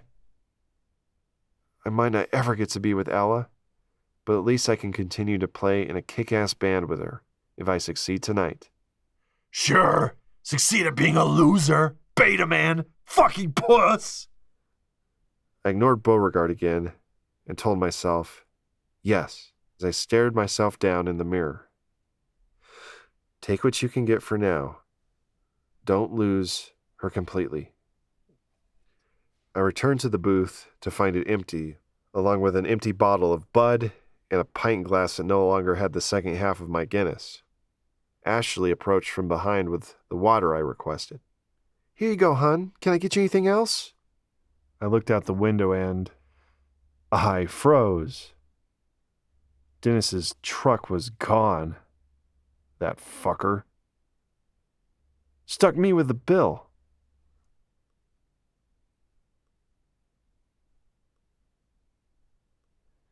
Chapter 36. The chapter where my friends tricked me into going to a strip club on my birthday, and later, the most earth-shattering, life-changing thing ever happens. One day later, October 9th, 1996, 11:56 p.m. My 18th birthday was nearing its end, and what a night it had been. Thanks to the manipulative mischievousness of my two best friends, Max and Ray. I do tend to be a gullible person. They had effectively tricked me into going to an 18-plus all-nude strip club. I don't mean to sound like a victim here. I went willingly, of course, and I'm actually really glad they had lied to me, telling me they were taking me to a concert, because that meant I didn't have to lie to my parents. Ray dropped me off 4 minutes before my absolute curfew. Mom liked me to go to her bedside and give her a little tap or shake to let her know when I was home whenever I went out late. So I did. She moaned and rolled over, so I headed to my room. I collapsed on my desk chair with some intentions to journal about all I had just experienced. I like to think that in that instant, I had a premonition she was about to call. I reached for my pen, and just as my hand stretched over the phone on my desk, it sang out. I immediately snatched it before it even made half a ring. Hello? Hi, James? It's Ella. Sorry to call so late. I hope I didn't wake anyone, she whispered, somber, alarmingly somber. Hi. No, it's okay. I don't think so. Good. I, uh, hey, happy birthday. Thanks, I replied in the midst of my overwhelming concern. Um, I'm having a bad night. Really bad. Do you think you could come over? I froze. 5 minutes later. The evening was unseasonably warm, but I grabbed my heavy coat and gloves regardless, along with a handful of dog treats I hoped would prove useful in distracting my loyal, and typically very loud, beasts. It worked, and I crept over to the open lean-to on the west side of our garage, my dad's pitiful excuse for extra storage. This is where my beloved childhood dirt bike now spent most of her days in idle perpetuity. Like a ninja, I silently eased the cold bike out of the driveway and coasted it silently down the road. Good old Red. She was there for me, once again, when I needed her most, just like she'd been that night of our peer-given garage show that ended death by cop. Ever since I got my car the year before, I never dreamed I'd have to rely on her again for transportation. But desperate times, you know. I couldn't drive my car away, because if the squeaky whine of its pathetic lawnmower of an engine didn't wake up my parents, my dogs barking at it surely would. I couldn't tell my parents what I was doing, due to even the slightest possibility they might say no. And I definitely couldn't let Ella Levinsky down. That was completely out of the question. She needed me. That was the only blinding thought. That was the only thing that mattered. The only focus my brain could find. And I'm guilty here to keep you in suspense about what she needed me for. But at this moment in our timeline, I still didn't know either. Probably because I didn't even give her much of a chance to tell me. I just offered my immediate and enthusiastic agreement that I would be there faster than the pizza man. 30 minutes or less, that is. She said, "Okay, thank you." And I left. And I wondered, what wouldn't I do for Stella Olivia Levinsky? I rolled to the end of the road where I could find the trail to the creek bed and popped the engine into gear. I tried to subdue her typical roar to life and gently throttled her onward. I flipped on my duct tape mounted helmet headlight, and before I knew it, I was on the outskirts of Parkland proper. That was about the time Beauregard started screaming at me, right as I began my illegal trek down Main Street. This is fucking crazy. What the hell are you doing? You can't drive your dirt bike on Main Street. If a cop sees you, you're toast. By the way, you're 18 now, dipshit. You trying to go to jail tonight? Big boy jail? You're right, Beauregard. There. You happy? I said it. But Ellen needs me. No mission ever felt so vital. I would have ridden my dinky little dirt bike to hell and back for her. You should have heard her voice. The memory stays with me with the same kind of traumatic clarity people use to describe muggings and the like. 25 minutes later. I killed Old Red as I got within a block of Ella's house. I found a place to stow the bike and snuck around to her back door as she had instructed. Her shape, I knew so well, appeared in the darkness, barely visible in the shadows. The low light caught her face, and I knew immediately she had been crying. A lot. "Hi, thanks for coming," she whispered. I nodded frantically with concerned eyes as she motioned me to come in. We stepped into the doorway, and she seized me in her needy arms needing comfort and stability, or so I now like to poetically conclude. What a hug! The hug to end all hugs, amplified beyond any and every hug I'd ever experienced, and all our previous hugs combined and multiplied by pi or whatever. It wasn't sexual, though. just loving. She obviously needed it. She needed me. I tried to give her whatever she was seeking, and I can't tell you the level of restraint I'm employing right now to avoid describing her hair to you once again. She released me after about 90 seconds, I would guess. She took my hand and she led me through her house as we crept to her room. She frantically corralled the herd of used tissues scattered all over the love seat by her bed. I closed my eyes and breathed in the sweet, sweet smell of Ella. I had only been in her room once or twice before for short periods of time. Still, of course, I loved it and always wished I could spend hours in there. It was about like you'd expect, bright and inviting in the day and covered in grunge posters and other various standard girly things. Every inch of it reminded me of her, and that fact made me never want to leave. She took a deep breath, a really deep breath, and we found our place on her couch. I'm sorry I asked you to come. It's crazy late, but thank you. I guess I felt desperate. Of course. I'm happy to. I was interrupted by the pain of her face. She hunched over like something was squeezing her sides. I felt paralyzed in my helplessness to comfort her. Are you okay? Was all I managed to get out of my dry mouth. She shook her head as we sat with a few seconds of silence. Then she proceeded to detonate the bomb she had been nursing all night. And what a bomb it was. The metaphorical equivalent to Hiroshima. Dennis and I broke up tonight. I froze. And I'm pretty sure the whole fucking universe froze. This is the kind of information that almost gets stuck in your ears on its way to your brain, like the world's fattest tourist trying to get through customs. I suddenly felt like a lost child on the first day of school trying to find my classroom.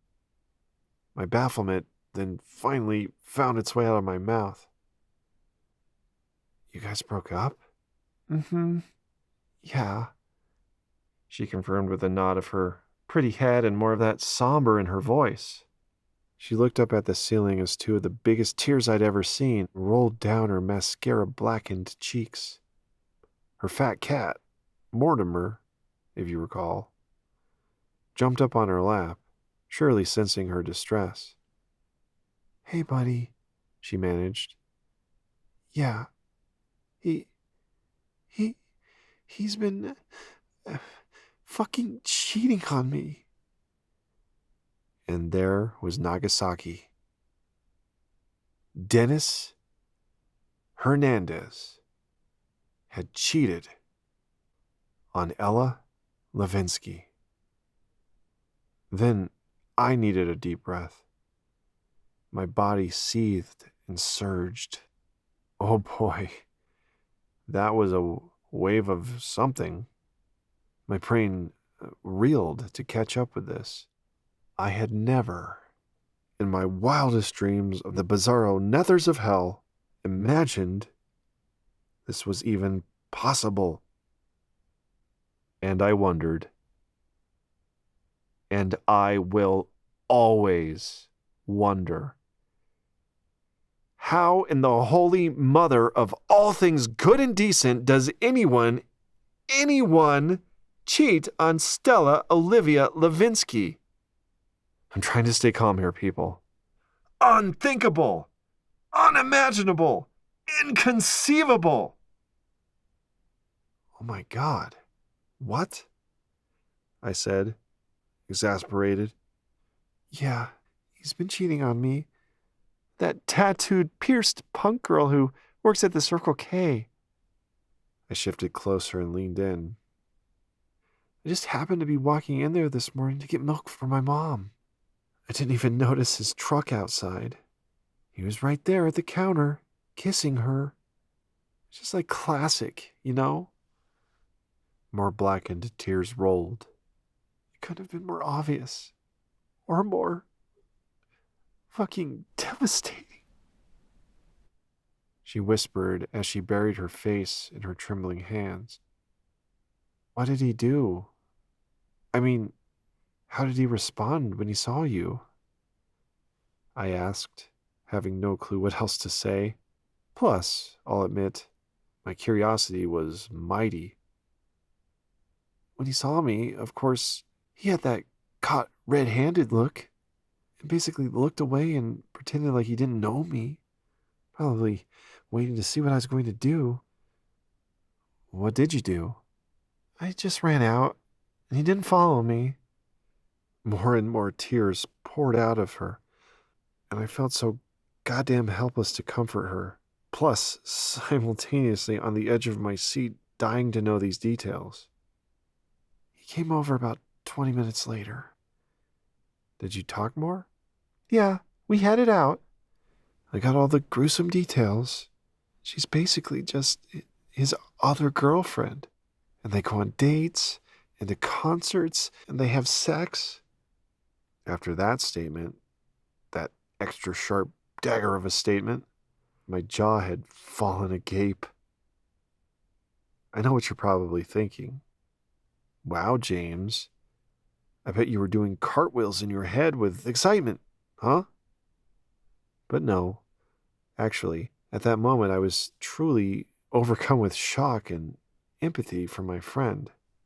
At that moment, for the first time ever, I really did see her as just a friend. But don't worry, of course the cartwheels came later. That is so fucked up. Unbelievable. You deserve much better than that. My hand instinctively found its way to her knee, and her cold hands found their way on too. Thank you, she said, clenching her eyes as she heaved with painful emotions. You can let it all out. Mr. Hammond always says crying is one of the healthiest things we can do for our mental health.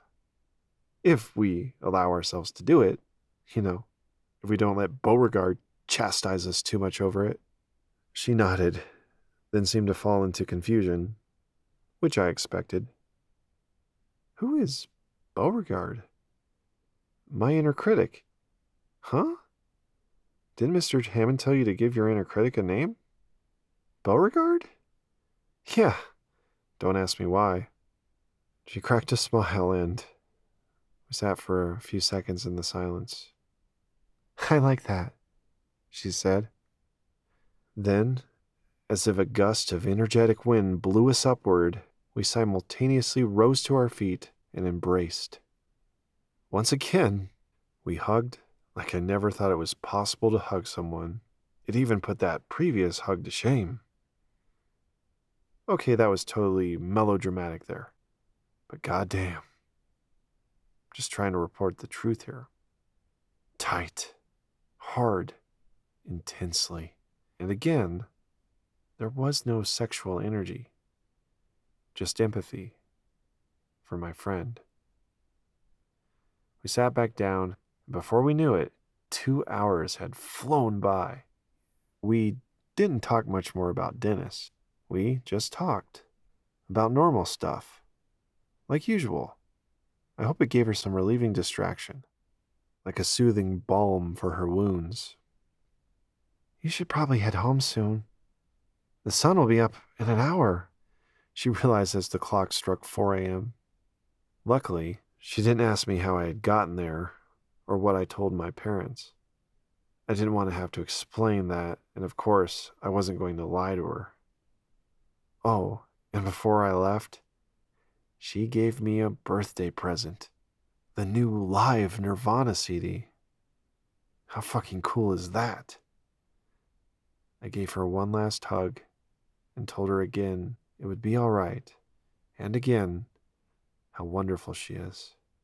Then I snuck back to my Japanese dirt bike and ninja'd my way home.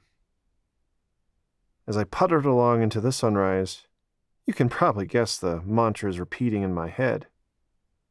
He cheated on her. He cheated. I guess I was still trying to blend this shocking truth into my reality. Dennis cheated on her. I felt my rage for him bubble up. Of course, it wasn't the first time that night, but in that moment, it filled me up and wanted to burst and overflow from me, like a boiling pot of something thick and possibly vile. Then my mental thesaurus came online. That bastard, that dingus, that utterly appalling, contemptible, despicable, immoral, repugnant, repulsive, sleazy, wretchedly wretched, abject moron. Aha, that feels better. Now that I had gotten all that out, the larger, more important, and surely life-changing truth settled in deeply. Ella is single, ripe for the picking, good for the taking. Wow, wow, wow. She will be mine, I thought. How could any other outcome possibly occur? The pieces were falling into place. The stars had aligned. The universe was finally yielding to me. And I never felt so sure that God does exist, for sure. And he, she, it does love me, and does care, and does want me to be happy, as evidenced by finally answering my prayers. Yes, at last, at long last, I would soon hold her in my arms. This I knew as I rode along, blazing with zealous anticipation. It felt akin to winning the lottery. Nothing left to do but wait to receive my check, my treasure, my ultimate desire.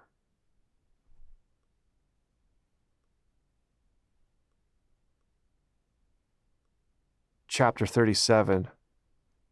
The chapter where I play a song as a guest drummer at Eleanor Blues and discover the worst thing ever has happened. 3 weeks later, October 30th, 1996. Devil's Night, and I was dressed up as the Dark Knight, by the way, in the basement dungeon at Eleanor Blues. Back at Eleanor's, only this time I sat at a strange drum set and generally felt strange. Trying to see out the rubbery torture device that was my Batman mask was hell. Through the dimly lit darkness and the smoke, I recall strobe flashes of a mummy and the Wolfman and some kind of clown. There were at least a basketball team's worth of zombies and a fat Elvis, whom I later realized was in fact my friend Max Hansen. The music was blasting, fucking loud. Trash can fetus. After observing my skin-beating skills at the previous Telescope Time Machine show, they enthusiastically recruited me to play a guest drum spot on a particular song their drummer refused to touch. I couldn't help but feel flattered, so how could I possibly say no? So there I was, pounding it out to the best of my ability, but at least 2 problems plagued me. I already mentioned my mask. I am a really big Batman fan, by the way. I could go on and on as to why this is true, but what's more important to note is Ella Levinsky is quite fond of the character too. He reminds her of her big brother. And when I informed her of my costume choice for this show, she enthusiastically declared she would come as some version of Catwoman. I told her that sounded perfect, which made her laugh. And of course, problem number 2, she, Ella, was the other issue I was having. Her absence, so far, that is. My anticipation to feast my eyes upon whatever costume she put together had been keeping me extra hungry for her all night. I don't think I mentioned it before, but Ella Levinsky is one of the most punctual people I've ever met. Therefore, where the fuck is she? I thought as the one song I was playing hit its halfway point. She was missing it. I was missing her. "See you there," was the last thing she said when we parted the evening before. We had gone to a movie. A few days before that, she had invited me to dinner with her mom. We'd also recently gone to Irene and Buck's store to get her a new instrument cable. Essentially, we had been out on a series of dates. Not really, though, just as friends, of course.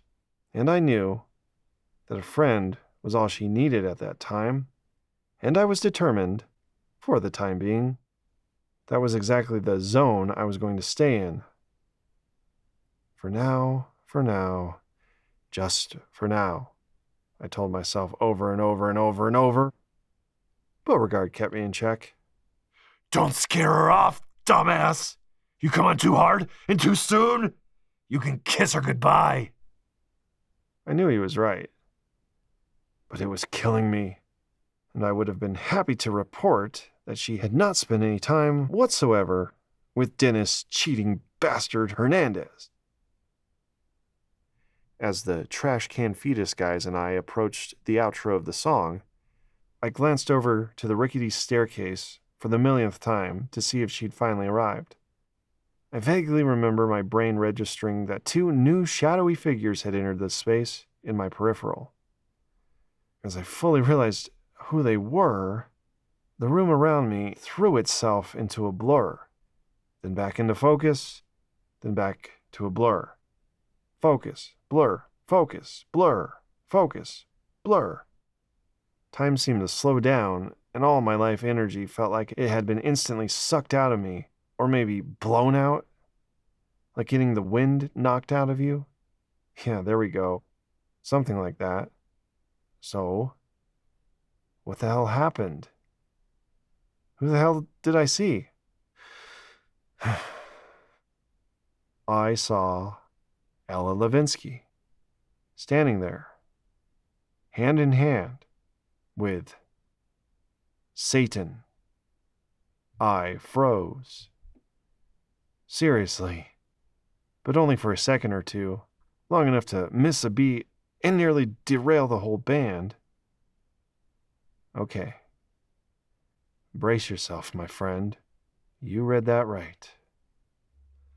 Ella Levinsky, who, by the way, looked fucking amazing in her tight, sexy Catwoman costume, was standing at the bottom of the stairs next to a 6'5" thin man dressed as black as sin in a long leather trench coat, pierced face painted as red as the fires of hell and damnation, complete with plastic devil horns, made in China, of course. None other than Dennis Beelzebub himself, fucking Hernandez. You're probably thinking the same thought I was, when my cognitive faculties eventually returned to me, that is. What the fuck is she doing here with him? And holding his dirty, greasy, slimy little hand. Truth be told, I don't think she was holding his hand as much as he was clasping hers. She, I assume, felt like she didn't have all that much of a choice in the matter. Forgive me, but I definitely gotta bust out the old wheel of emotions and my fat-ass thesaurus on this one. I was befuddled, dumbstruck, astounded, jolted, bewildered, stupefied, and yes, of course, flabbergasted. Utterly fucking flabbergasted. No one, in fact, I'm sure, has ever been more flabbergasted in all the long, tired history of flabbergasting. So, again, I froze. But only for a brief second or two. I reminded myself to breathe as I crammed my raging emotions into some inner ironclad, heart-shaped box and somehow found the strength to step aside and watch the rest of the band's set. A testimony to my internal strength and fortitude, I suppose. 20 excruciating minutes later, as Trash Can Fetus finished their final offering of the night, I readied myself for my voluntary roadie duties ahead. Even as a guest, I was just trying to help. More like just trying to stay busy. Just trying to avoid Ella and Dennis. I caught her eye through my Batman mask as I lugged a bulky bass drum to the stairs. Her eyes, which seemed to say, "I'm sorry. I can explain. Please forgive me. Please don't judge me. I'm embarrassed. I'm ashamed. I know this is ridiculous. I can't believe I'm here with him either." But maybe that was just my biased interpretation. By the way, side note, I guess Dennis must have squashed whatever previous beef he had with Trash Can Fetus. Otherwise, he never would have agreed to come to the show. I lumbered up the rickety stairs with my cumbersome load. I could feel she was following me. And sure enough. "Hey." I set the drum down by their van and turned to see my beautifully sheepish-looking friend. It was only then that I fully realized how insanely sexy her costume was. There we were, the bat and the cat. Images from that one comic book then popped in my head, the one where Batman and Catwoman kiss on the rooftop, of course. Okay, sorry, pause. I absolutely have to describe it for you. If for no other reason than never to forget it. As if that were even possible. Fuzzy black cat ears on a headband. Cute. Yellow-tinted motorcycle goggles. Badass. Elbow-high black fingerless leather gloves with black press-on fingernail claws. Kind of scary. And super form-fitting black bodysuit. Superbly spandexed. Stunningly sensual. And sublimely sexy. Just your simple standard everyday unitard. Sure. But when wrapped around Ella Levinsky's beyond perfect body, holy shit. She had on some amazing new tight leather jacket I'd never seen before, and down below were her ass-kicking high-top Doc Martens, and the whole thing was complete with a leather whip wrapped around her wispy waist that her amazing hair, of course, stretched down to. Wow, wow, wow. My pulse pounded for all this and several other reasons. Anyway. "Hey," I said back, breathing in the intoxicating scent of her leathers. "Sorry we were so late," she said as she hugged herself and struggled to hold my eye contact. "Dennis really wanted to paint his face before we came, and the first store didn't have the exact color he wanted, so we had to go." She paused and looked down, seemingly suddenly realizing her shame. "To 2 more stores." I'm not sure, but I think I winced. I guess I'm not even sure what a wince even is. Is it different from a flinch? Well, something like that. And it doesn't matter anyway. There's no way she noticed it under my cape and cowl. As if this conversation wasn't surreal enough already, the costumes were definitely bringing it to another level. "Oh," I said, "that's okay. I'm glad you still made it. I really like your costume. You look amazing, Catwoman." "Thanks." Her face looked pained from taking my compliment. This is where she was supposed to offer similar positive thoughts on my batsuit, but I'm afraid she was too distraught or otherwise distracted. "I'm sorry," she said. She looked away again. "I should have told you. I mean, I definitely should have told you before you just saw us together like this. All I can say is it just happened so fast today." "What happened?" As soon as this question left my lips, I seized with fear for whatever the answer would be. "He just showed up at my house with flowers, and it was a surprise, and I guess I wasn't expecting it, and..." She trailed off again and looked away. "He told me he made a big mistake, and he wants me back, and, of course, he said he cut it off with that other girl, and I don't know." She squirmed. Oh, you don't know? I said. I was just trying to say something that wasn't stupid or offensive or the like. I might have been feeling a little numb. She probably was too. I don't know. I guess I don't know what to say. It's all just really new, and I still have a lot of feelings to sort through, you know? Sure, of course, I said, trying to make it okay for her. I guess I kinda do too. I don't know. At some point, while we were talking, a decent chunk of the crowd spilled out the back door and were clamoring around the parking lot. As Ella and I finished telling each other all about how we didn't know in 5 different ways, Max's familiar voice came from behind his nearby car. Specifically, the angry, aggressive, vengeful, degrading, humiliating, condemning Max Hansen voice. A rare treat. Just kidding. Definitely not all that rare. I want you to know, I think what you did to my friend, your girlfriend, was wrong. It was fucked up, and I think you're a bastard asshole prick. You're not my friend anymore. I hope I never see your ugly face again. And you can go to hell. And luckily, you're already dressed for the occasion. Yeah, that was my good buddy Max Hansen giving that dog Dennis Hernandez a piece of his mind. Max had just effectively expressed everything I had been thinking and feeling about Dennis for the last 3 weeks. He summed it up perfectly. I knew I could never muster such a glorious plethora of harsh and stark declarations myself, but I cannot lie. I derived a great deal of guilty pleasure witnessing that exchange. Fuck yeah, Max. Fuck yeah. Let that dastardly fool have it.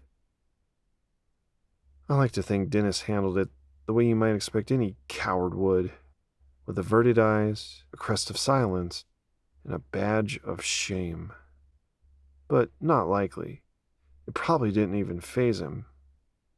Or did it? And much more importantly, how did this impact Ella? I'd become so completely distracted by the confrontation, I completely missed her reaction to it.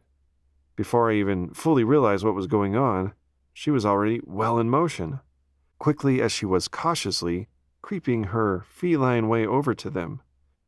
Then the bass player from Trash Can Fetus appeared out of nowhere, and with a hearty slap to my back, he persuaded me to help him with his large and extra heavy amp, because apparently everyone else in his band was too high on glue. I quickly completed my favor and rushed back around to find that I couldn't find Ella. Then I froze as I heard it. Off in the distance, the stupid rev of a particular large Ford engine I had come to despise so well. Dennis and Ella were gone.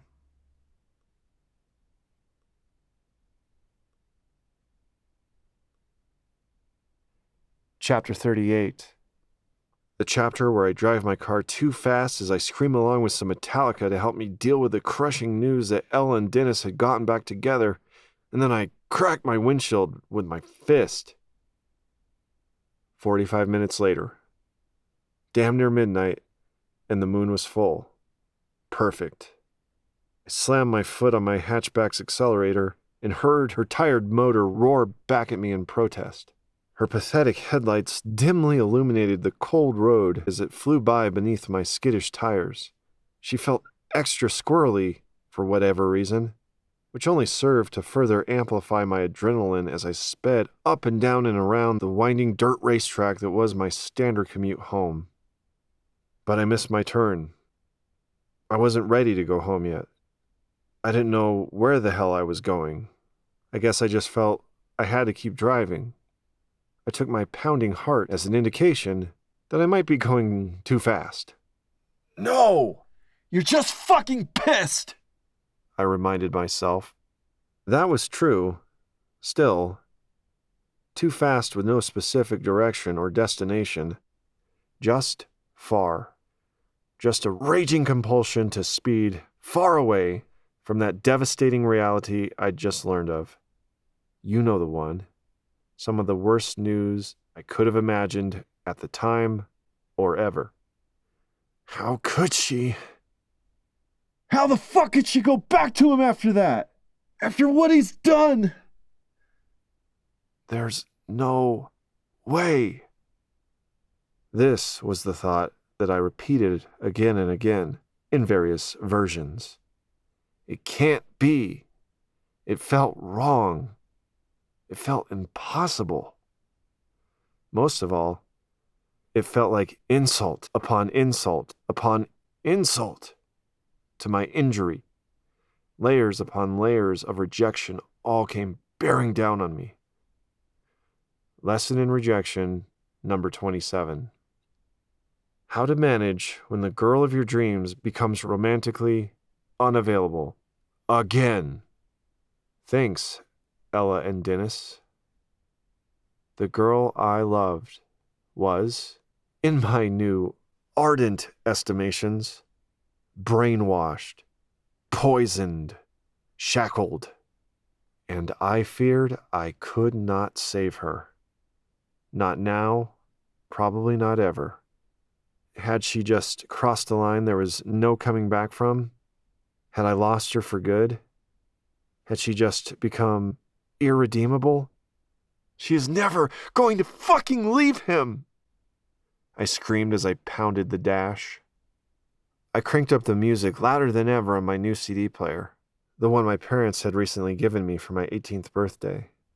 And as we know, Ella had given me a gift too, from the muddy banks of the Wishkah. I loved it, and I listened to it constantly. I was listening to it then, but, as if the universe was mocking me, the disc started to skip. Fuck you! I cursed as I ejected it. I stared at it in my trembling hand and squeezed it too hard. It snapped in half. Fuck! I screamed as I threw it out the window and felt guilty for littering. I was about to snap in half too. I grabbed another disc from my binder of albums and shoved it in without even looking at it. Master of Puppets. Nice. That works. I jammed my finger on the skip button to advance straight to the title track. The rage inside prompted me to shred my voice. I screamed along with every word as my brain tried to nestle into this new obscene narrative that racked me with cognitive dissonance. She was my master, pulling my strings, controlling my every emotion. I railed against the thought. No! It's not her fault! I refused to accept any portrait of my beloved Ella in which she was painted as a villainess. No. I continued to sing my guts out. I went back to pounding my dash and the steering wheel, not to mention my bruised legs. I tried to focus on Hammett's killer guitar solo in a desperate attempt to stave off the same thought from before, the one that had been stabbing at me ever since I discovered the tragedy. That same awful, terrible, terrifying, terrorizing reality I found myself facing. It was no use. It won, because it had teeth. And it ripped me open again as tears streamed down my red face. It bombarded my head and heart once more and demanded expression. And so, again, I screamed. She's never going to fucking leave him! I like to think some adrenaline valve popped inside me. The pulse in my forehead throbbed as I squeezed the wheel, and in a raging impulse, I threw my clenched fist at the windshield. It cracked. Holy shit. I slammed on the brakes as a shower of dust and dirt rained down on the roof of my car. At this point, if you feel the need to judge me as emotionally dramatic, then fine. I can accept that because I don't think there's anything wrong with that, so long as you don't hurt anybody. I've heard it said, in Mr. Hammond's class, that anger is your passion being restricted. That doesn't excuse it, but maybe at least explains something. I took a conscious breath. About 15 conscious breaths, actually. And I cried a few more tears for a few more minutes, and I pounded the dash and wrung my hands and rocked in my seat and quaked with rage. You get the picture. I saw a car coming up behind me, so I got my ass moving again. But not for long. About a mile down the road, I approached a late-night construction crew. Stop! The toothless sign holder held up his gloved hand. The whole operation was dimly illuminated by nothing more than a few overhead flashlights and a shitload of glowing red road flares. He hoisted his sign to ensure the other 2 cars approaching saw it too. He walked by me. He shouted to anyone within earshot. Sorry, folks. Paving operation ahead. We ain't got no detour. This is gonna take a few minutes before we can get you through. The people in the cars behind me groaned. Yep, we'll get you on through soon as possible, the worker assured us. I again squeezed my wheel. Perfect, I said to no one. I was so distraught, I hadn't realized how shocking it was they were actually paving one of our forever dirt roads. As the flares glowed red and the smoke wafted all about, I felt like I was waiting at the gates of hell for passage to my eternity of damnation. Then, naturally, I thought of Devil Dennis in his stupid costume. This brought up another memory. The year before, exactly 1 year before, in fact, Mr. Hammond had dressed up as Satan for Halloween. A much cuter and far less menacing devil, that is. Perhaps because, for some reason, our school's administration encouraged its teachers to wear costumes for the sake of holiday spirit, I suppose. I think we should consider it somehow ironic. The guy who looks just like Santa Claus, dressed up like another very different mythical character in red pajamas. Sure. At any rate, I think my point was, I was in hell, and feeling very impatient, and bored, and irritated, and whatever else the good old wheel of emotions might reveal. I then imagined Mr. Hammond sitting on the passenger side of my hatchback.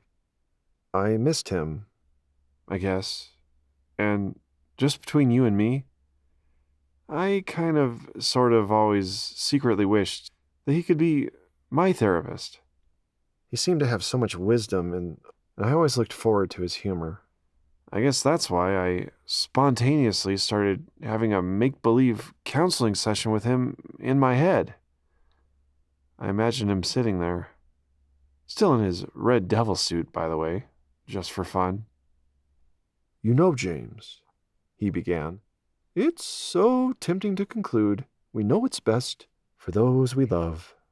Much like the viewing audience of a soap opera or a horror flick. Sometimes we just want to shout at people. No, run away. Don't go in there. The monster is hiding in the closet. But the external or objective view is most useful when integrated with an internal and subjective one. This is why we seek advice, opinions, and external validation. I know it hurts, because, of course, you feel strongly that you know what would be best for Miss Levinsky. Considering those thoughts, I blurted out, What will it ever take for her to leave him? Who knows? Imaginary, Mr. Hammond went on, and it really is none of your business. It should be none of your concern, only hers. Not to mention, I think there's an even more important question to consider. Mainly, what will it ever take for you to let her go and fucking move on, Biff? Sorry, that was totally Beauregard, not Mr. Hammond. Yeah, right, Mr. Hammond. How the fuck do I do that? I said. Watch your language, please, Mr. Hart. Sorry. But seriously, I know it's torture. I'm torturing myself. I have been for years at this point. You have to let it go, James. But how? All of it? Yes, all of it. all the faded feelings I'd been drowning in since the day I first saw her in ninth grade, the years of unceasing awe and interest in her, the pulsating, throbbing, intense physical attraction, the interminable pull of her magnetism, the consonance of all we have in common, all those songs I wrote about her, all those fantasies in my head, all those please say thank you performances, all those mixtapes she gave me, all those captivating conversations in the parking lot of Hills, all those synergistic jam sessions, the laughs, the looks, the energy, that hair. My God, Mr. Hammond, that gorgeous hair. The fact that she, deep down, at least for a brief moment in time, had reciprocated. She really did feel we had something. At least some part of her really had wanted me. Maybe she still did, but that didn't matter. I couldn't let that matter anymore. Yes, Mr. Hart, all that and more. It ends here. Now. So, go ahead and shred your voice as you shed your tears, and smash your whole blasted windshield if you have to, and mourn for all that could have been and all that will never be. But don't mourn your memories. You don't have to forget any of it, as if you even could. But you must forgive, and you must let go of all of it if you are ever to flow forward with your life to meet the women you are further destined to meet. So, yes, go ahead and take the red pill, and we'll see what true reality you wake up in. I closed my eyes to hold in the tears. Mr. Hammond continued on. Ella is not the only one, Mr. Hart. She is replaceable to you. No! I screamed. The hillbilly signholder looked up. Hey now, keep your britches on. It'll just be a couple more minutes. No, Mr. Hammond, I said softly as more tears rolled down my face. She is the love of my life. It has to be her. Mr. Hammond was back in his normal teacher/psychotherapist gear now. Mr. Hart, I want you to consider the possibility that this love you speak of goes far beyond this beloved individual consciousness we all know as Stella Olivia Levinsky. She just happened to become your target for this love. She has been the singular vortex you've attempted to pull it through and direct it at. And that's a lot of energy to focus on just one person. We call this idolatry. Exclusive or blind adoration, reverence, devotion, etc. You've made her into your savior, as if she is supposed to rescue you from every small idea or false thought you ever had about who you are, by accepting you, receiving you, and claiming you as her own. I continued to squeeze the steering wheel in resistance. I wanted to rail against the righteous wisdom I knew was coming from somewhere inside of me. The interpersonal equation you subscribe to goes something like this. You value her. Therefore, if she values you, then you too are valuable. We all want that, and many of us convince ourselves we need that supreme external validation to feel whole, happy, worthy, and so on. You've convinced yourself, beyond any reasonable doubt, if you could become Ella's boyfriend, that would confirm your identity as a worthy person, as if her love and acceptance of you would nullify the lonely darkness that you fear is your truth. You give away your power when you rely completely on others to confirm your value. This is just one of the many lessons in self-reliance that you must learn in your life. So, once again, it's time, at last, at long last, to break the spell she has on you. Or to be far more accurate, it's time to end the reverie you have cast upon yourself about her. The final blow that will finally force your long-held resistance to the bitter acceptance that, indeed, she may never leave Mr. Hernandez, but you can't let that matter so much anymore. You know you simply cannot wait any longer. You have to, once and for all, crush the crush. So, at this point in your narrative, we should all take a big sigh of relief and irrevocably say goodbye to Ella as your Aphrodite and let her finally just be what she was always destined to be for you. Therefore, say hello to your dear friend and bandmate. Hello to your beloved sister. It's time, once and for all, to declare your emotional independence from Miss Ella Levinsky. My whole body twitched as I let out a strange sound. I looked over to my empty passenger seat. Thanks, Mr. Hammond, I said to no one. The sign holder sprang to life and waved me through. Gripped by caution, I inched my hatchback down the hazy, red-lit path. About halfway through, I felt noticeably lighter, like the earth had relinquished some small percentage of its gravity on me, as if I was slowly moving through a crucible, feeling ever more weightless as I advanced. I reached the end of the construction zone and stomped hard on my gas pedal. I was free. No more thoughts of Ella tonight. No more thoughts of Ella, like the thoughts I'd always thought anymore. I'm not sure that sentence made sense, but never mind. I instead turned my mind completely to another young, attractive woman I knew. I turned my mind to Mary Felsen.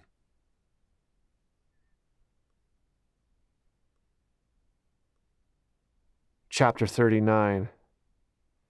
The chapter where I get stood up on a date and later run into my favorite person in the whole wide world and her mom at Hills Market. About 3 weeks later, November 23rd, 1996. I sat alone staring at the last light of the sun shining through the filthy western window at Guacamole Brothers, by far Parkland's worst restaurant and only Mexican joint, if you don't count Taco Bell.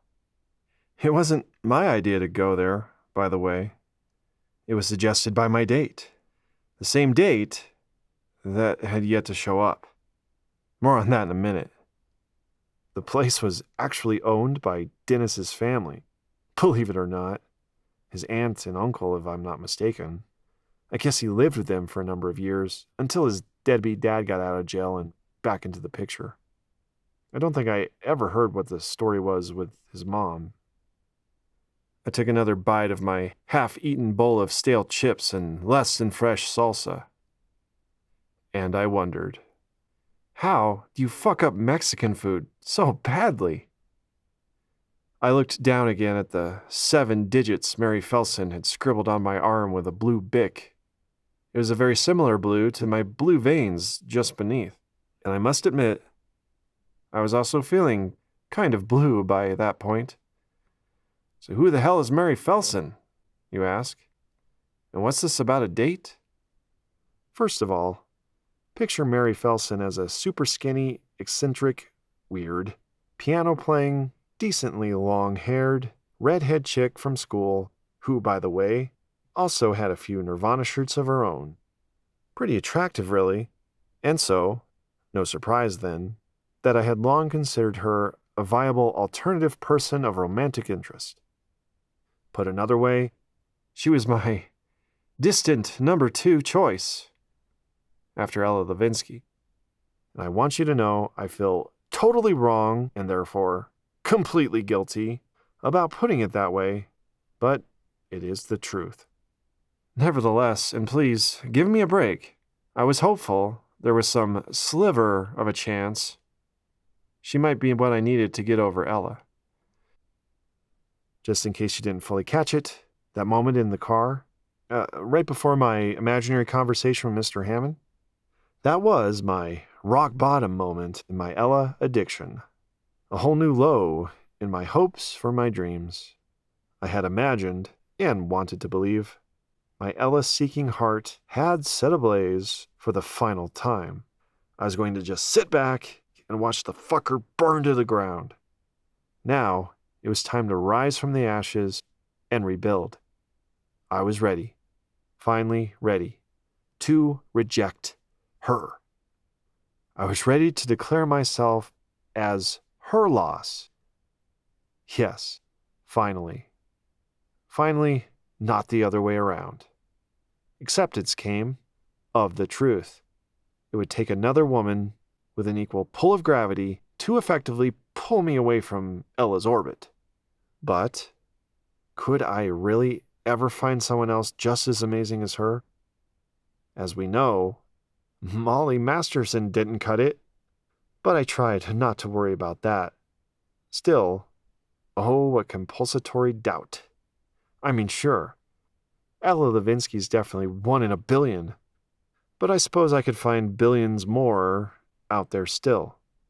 Not sure if my math makes any sense there, but this was something like the shred of bitter logic I found that allowed the meager beginnings of trust or faith or whatever you want to call it, that the universe could and would deliver me such a glorious being. So, once again, Mary. If Ella reminded me of PJ Harvey, then think of Tori Amos as a comparison for Mary. Tori Amos, by the way, was the artist Mary Felsen herself covered during her one and only solo performance at a local town-sponsored concert the spring before. Miss Amos was obviously her biggest inspiration, and she, Mary, was really good, by the way. In a weird kind of way. Recall my earlier confession that I myself had become quite a big Tori Amos fan. And I made the huge mistake of disclosing this to my Biff bandmates, Max and Ray, and I never heard the end of it. I decided by default to keep this sensitive info well concealed from the vast majority of people. I always wanted to confide this in Mary, for surely she would have accepted me for it, but I could never bring myself to utter the words. Hey, great job on the Tori Amos covers. I'm a big fan as well. Back then, there really wasn't any point of risking such a confession, because Mary had a boyfriend, Lucas Duke, but I'd heard through the grapevine that they'd broken up when he went to college. With Luke Duke out of the picture, now I had a good enough reason to reveal my dividend fandom. It took me a few weeks to work up the courage. What else is new? About 3 weeks, to be a bit more exact. I was back to my blue stress ball, plus breathing techniques and positive affirmations. Finally, on the last day of school before our week off for fall/Thanksgiving break, I breathed in confidence and marched up to Mary Felsen's locker. Long story short, I confessed my Tori Amos fan status, offered my past due praise for her performance from the spring before, and asked her to go out to get coffee and, of course, talk about music. She kind of squirmed a bit for about 3 of the most excruciating seconds of my life, but then said yes. Though based on the tone of her response, I figured I might as well have been trying to sell her life insurance or something. Nevertheless, she grabbed my arm with one hand, and with her blue stick of ink in the other, she carved her number on my skin, as she noted she doesn't drink coffee, but does enjoy margaritas, which she purchases using her fake ID she obtained from Cooper fucking Gibson. So we had agreed to meet there, at that time, a time that for me had officially passed 45 fucking minutes earlier. Now you know, Mary. I trust you're feeling pretty proud of me. I had asked a girl out, on the spot, with no prior cushy knowledge of her interest in me. Smooth. Yet, still, I couldn't shake the fact that Guacamole Brothers was a suspiciously strange choice.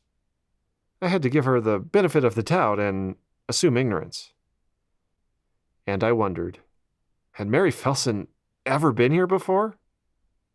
And I wondered, is Mary Felsen actually going to show up? And I wondered, how long do you have to wait until you can officially say your date has stood you up?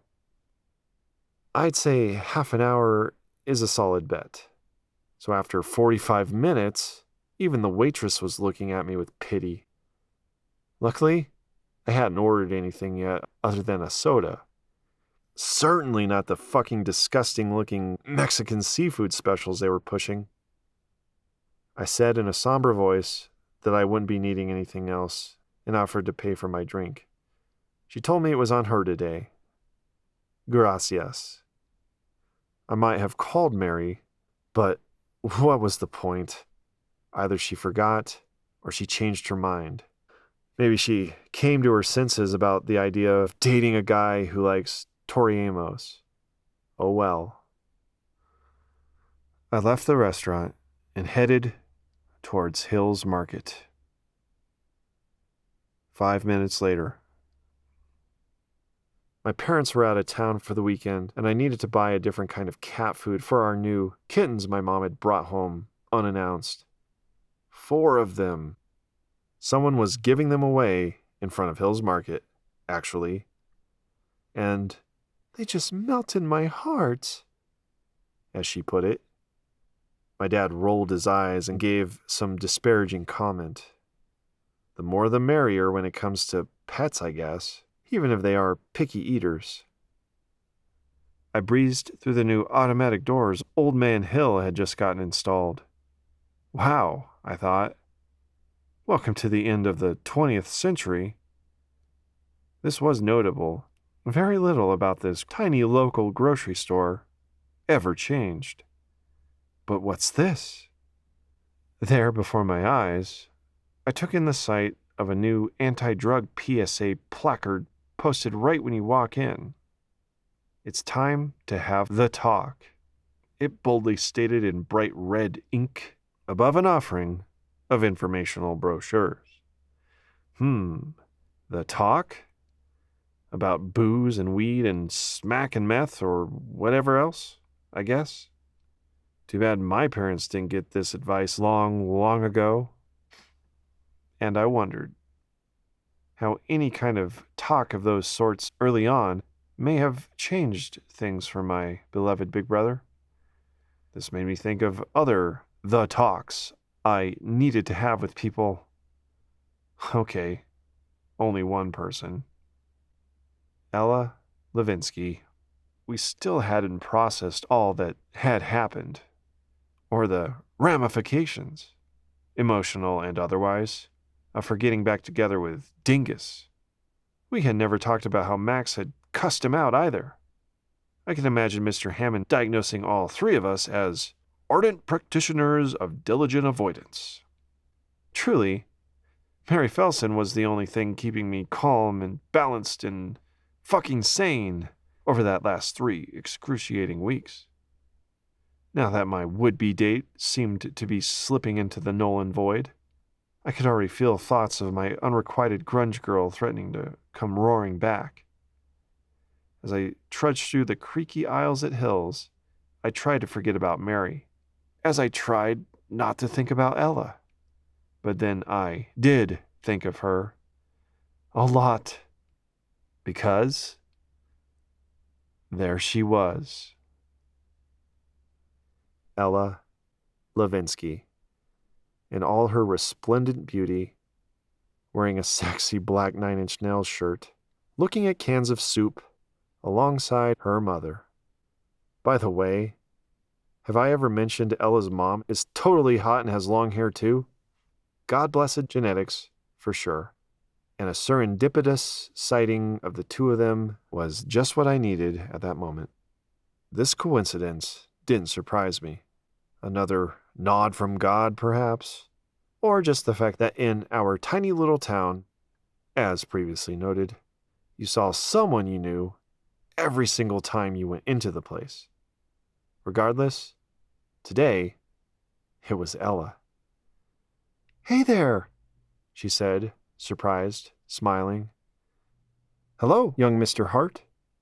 Ella's hot mom liked to call me that. She once said that I have a lot of heart and I'm young, so of course, you can see how that came about. She tossed a can of chicken soup into their cart. "Hi, ladies. Fancy seeing you here." "We were bound to run into somebody," Ella said. "Yeah, I guess you all don't have band practice this weekend, but we still get to say hello," her mom added. "Yep, I bet Max is already halfway to Omaha by now," I said, referring to our front man's Thanksgiving plans. Right, and it sounds like your show went pretty well last night. Indeed, I said.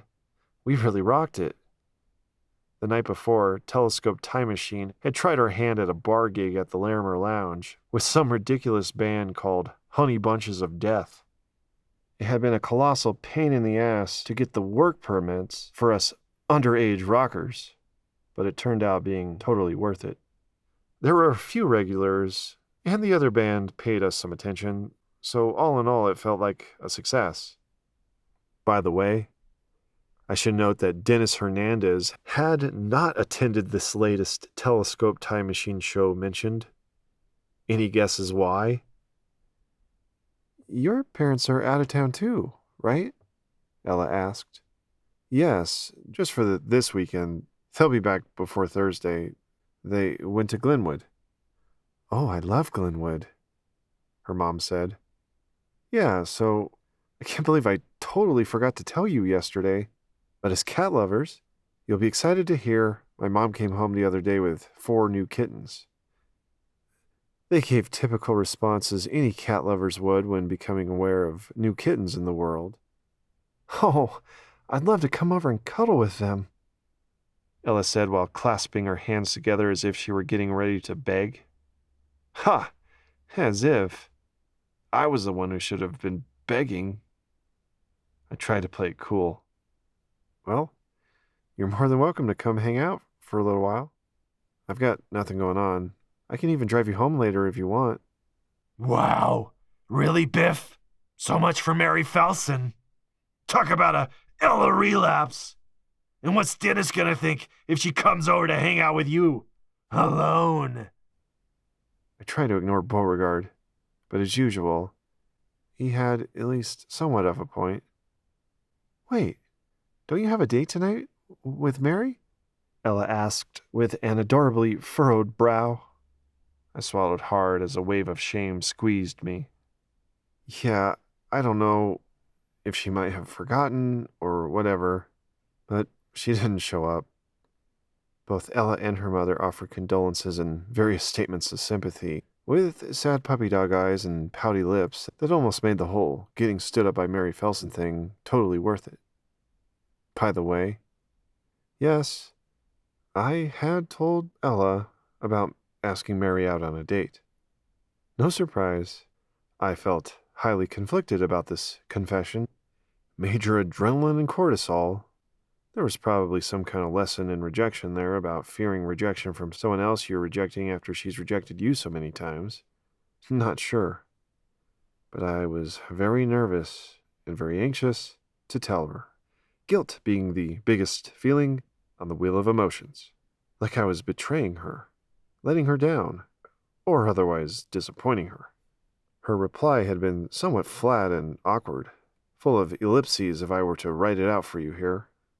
I had to calm myself down, though, as I reeled to interpret what she must have thought about my declaration and intent to pursue Mary Felsen. Well, of course, I'd love to come out and meet the new kitties, if you don't mind.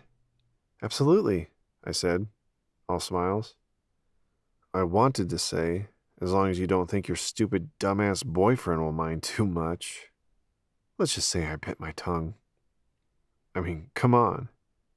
Of course, he would mind. I figured that Ella must have somehow forgotten about him, blinded by thoughts of cute kitties. Or maybe she didn't plan on telling the moron bastard. Ha! Take that, dingus. She said goodbye to her mom and accompanied me to pay for my items. I loved how excited she seemed to be to pet kittens or hang out with me. You be the judge. It was somewhere in between the register and the car door that I realized a stunning truth. Ella and I had just made our first plans to be alone together since Devil's Night. I mean, since that devil came back into her life. You know what I mean. I had given her nothing but space since she made that horrible life choice. I had to. I had no choice. I think maybe I needed space too. I think I somehow just dissociated from the whole thing. Mr. Hammond taught us that's often what people do in the face of a variety of traumas. Just zone out, go numb in various ways. And I actually tried to convince myself I didn't care. Yeah, right. Sure.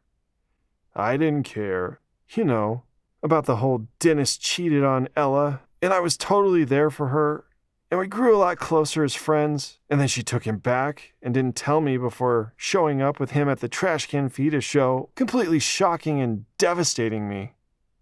Yeah, that. And I'm sure you've already concluded that's really what this whole trying to date Mary Felsen thing was really all about. I was trying to show her I didn't care anymore about whatever the fuck she did with her love life. I can now see I was trying to prove the same thing to myself. Ha! Fun to pretend, isn't it? Anyway, it was completely dark by the time Ella and I pulled out of Hill's Market. We enjoyed our typical ease of conversation on the drive out to my family's house. It only took about 15 seconds for me to fully re-embrace my love of having her in my passenger seat. Sometimes, when she got out of it, I just like to put my hand there on the seat and feel the lingering warmth from her gorgeous ass. Sorry, that's kind of weird. Anyway, I did end up asking if she had any plans with Dennis that evening. To my delight, she informed me that the Moron Men were playing at a bar in downtown Denver. So it was nice to know she was free and that we wouldn't be interrupted. At least for that evening.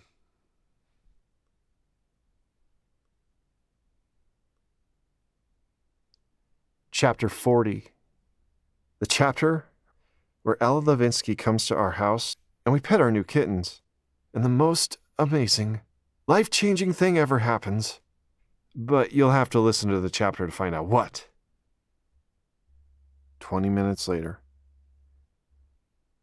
Oh, hey, little guys. Oh, so cute. There's nothing like 4 adorable kittens to bring out a girl's radiance or vibrancy or whatever you want to call it. Our 4 hands were occupied with petting, purring baby cats as we lounged on the living room couch. I just smiled and enjoyed her enjoying them. Oh my goodness, I just want to eat you guys. She was officially melting. Sorry, I think I'm going to have to take at least 2 of them home with me, she said. I don't know, I replied playfully. What would Mortimer think? What would the big guy think of you little runts, huh?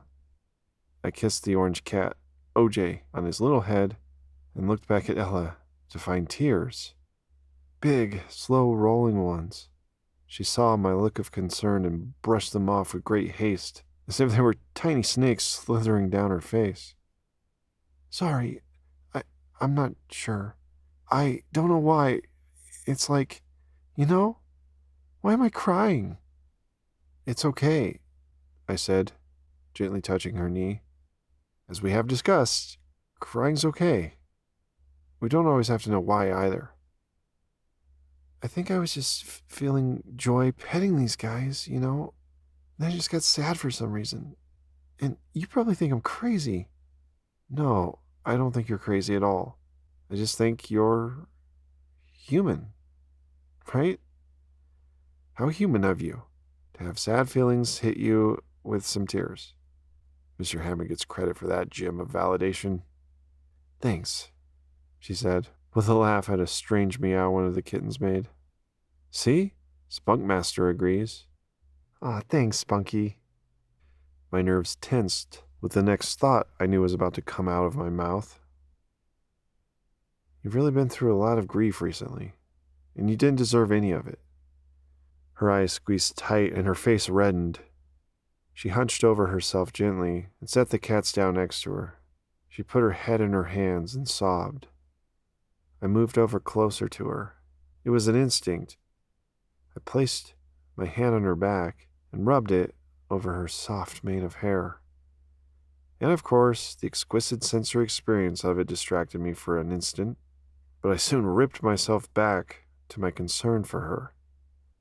After probably less than a minute of this, she raised her head again. Wow, I guess you really broke the dam on that one. Yeah, I'm sorry, I said. I didn't mean to. No, it's okay. It's good. It feels good. I need it. Believe it or not, I think I haven't let myself cry enough about it. I was just angry for those first few weeks. Then I jumped straight to forgiveness, or maybe I haven't really forgiven him, I guess. But we got back together, and I felt like I had to, but I guess I wasn't ready yet. I don't know. I'm all fucked up. Why can't I just be a cat? Yep, they know how to keep life simple. Yep, not much drama for these guys. She stood up and stretched, so I did too.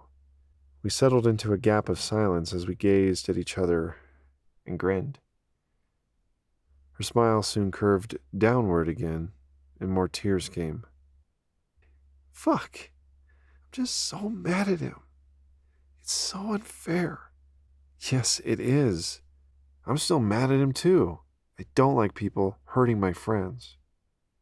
You're a really good friend, James. Just an awesome guy to know. You inspire me to be awesome, I said. That was probably pretty cheesy, and I'm not sure where it came from, but I think I can stand by that statement. If indeed I am awesome, then I think it's true. She apparently appreciated it because the next thing I knew, we were engaged in a friendly embrace. I hugged and squeezed her. At least half a minute ticked by before we released. Thank you, she said. Our eyes locked. Something within us, between us, connected deeply. There was a magnetic force pulling us together, and we felt all that rooted us together. Just fucking do it already, you puss! Thanks, Beauregard. That was the most helpful thing he ever said to me. That was the push I needed. I closed my eyes. I leaned in. I kissed her on the lips.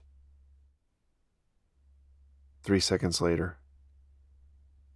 True, it was a fast peck of a kiss, but still a kiss.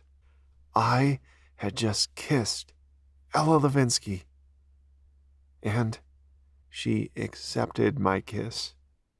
Goddamn right. She kissed me back. We kissed each other. Okay, so maybe we both get equal credit. Then she rushed right back to hugging me. I didn't know if she meant to, or if it just happened, or if it meant anything.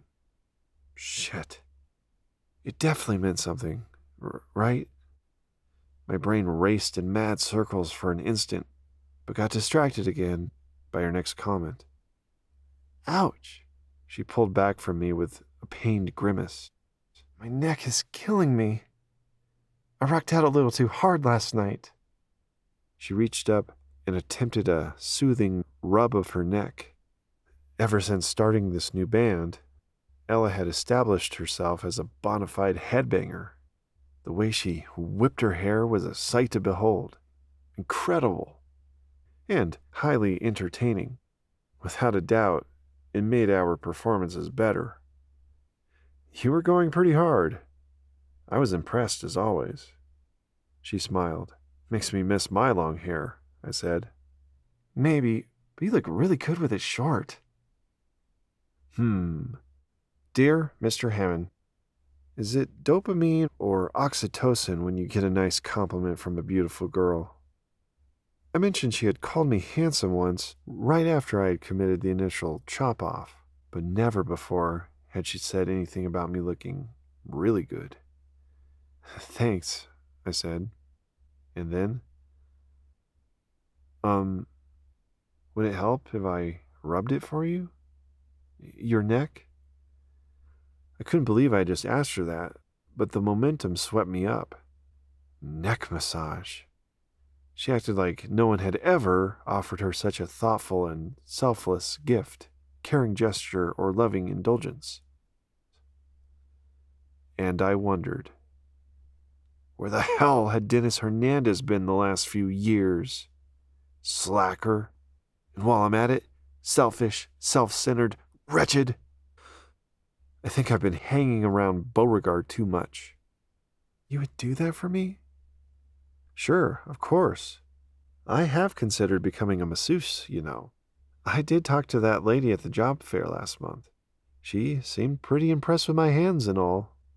Don't mean to brag. I probably should have winked, but missed the opportunity. I could see that, she smiled. Surely drummers make great masseuses. Absolutely. I grabbed my mom's folded blanket, large and soft as an angel's whatever. How about you just sit here in front of me on the couch? I think that might work best. Okay, but again, only if you're willing. I kind of feel guilty. I wanted to tell her not to feel guilty. I wish she could know just how much pleasure I was going to get out of this transaction.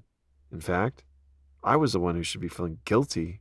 She was about to give me the new best moment of my life. If only she knew. This is what friends are for, and someday, maybe I'll need you to return the favor. Rub my neck or walk on my back or whatever people do, I said. Right. That's a good thought. It's a deal. She sat down in front of me, as I suggested.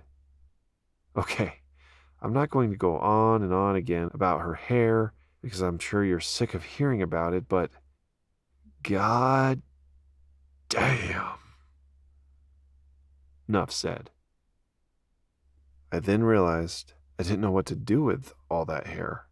So far as she wasn't doing anything with it, was it okay for me to touch it? I kind of had to, right? At least to move it out of the way. I want you... She winced with pain. Wait, did she just say, I want you? As in she wants me? I want you to... you can just do whatever you need to with my hair. Well, there you have it, folks. I ever so gently hoisted it up. My previous privileged touches of it gave me no sense of its amazing heft. It was kind of damn heavy.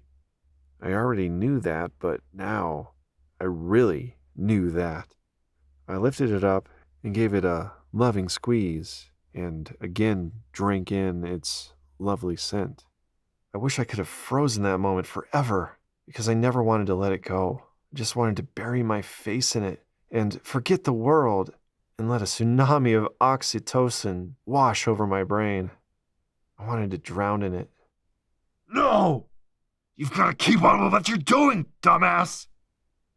Okay, right. Thanks, Beauregard.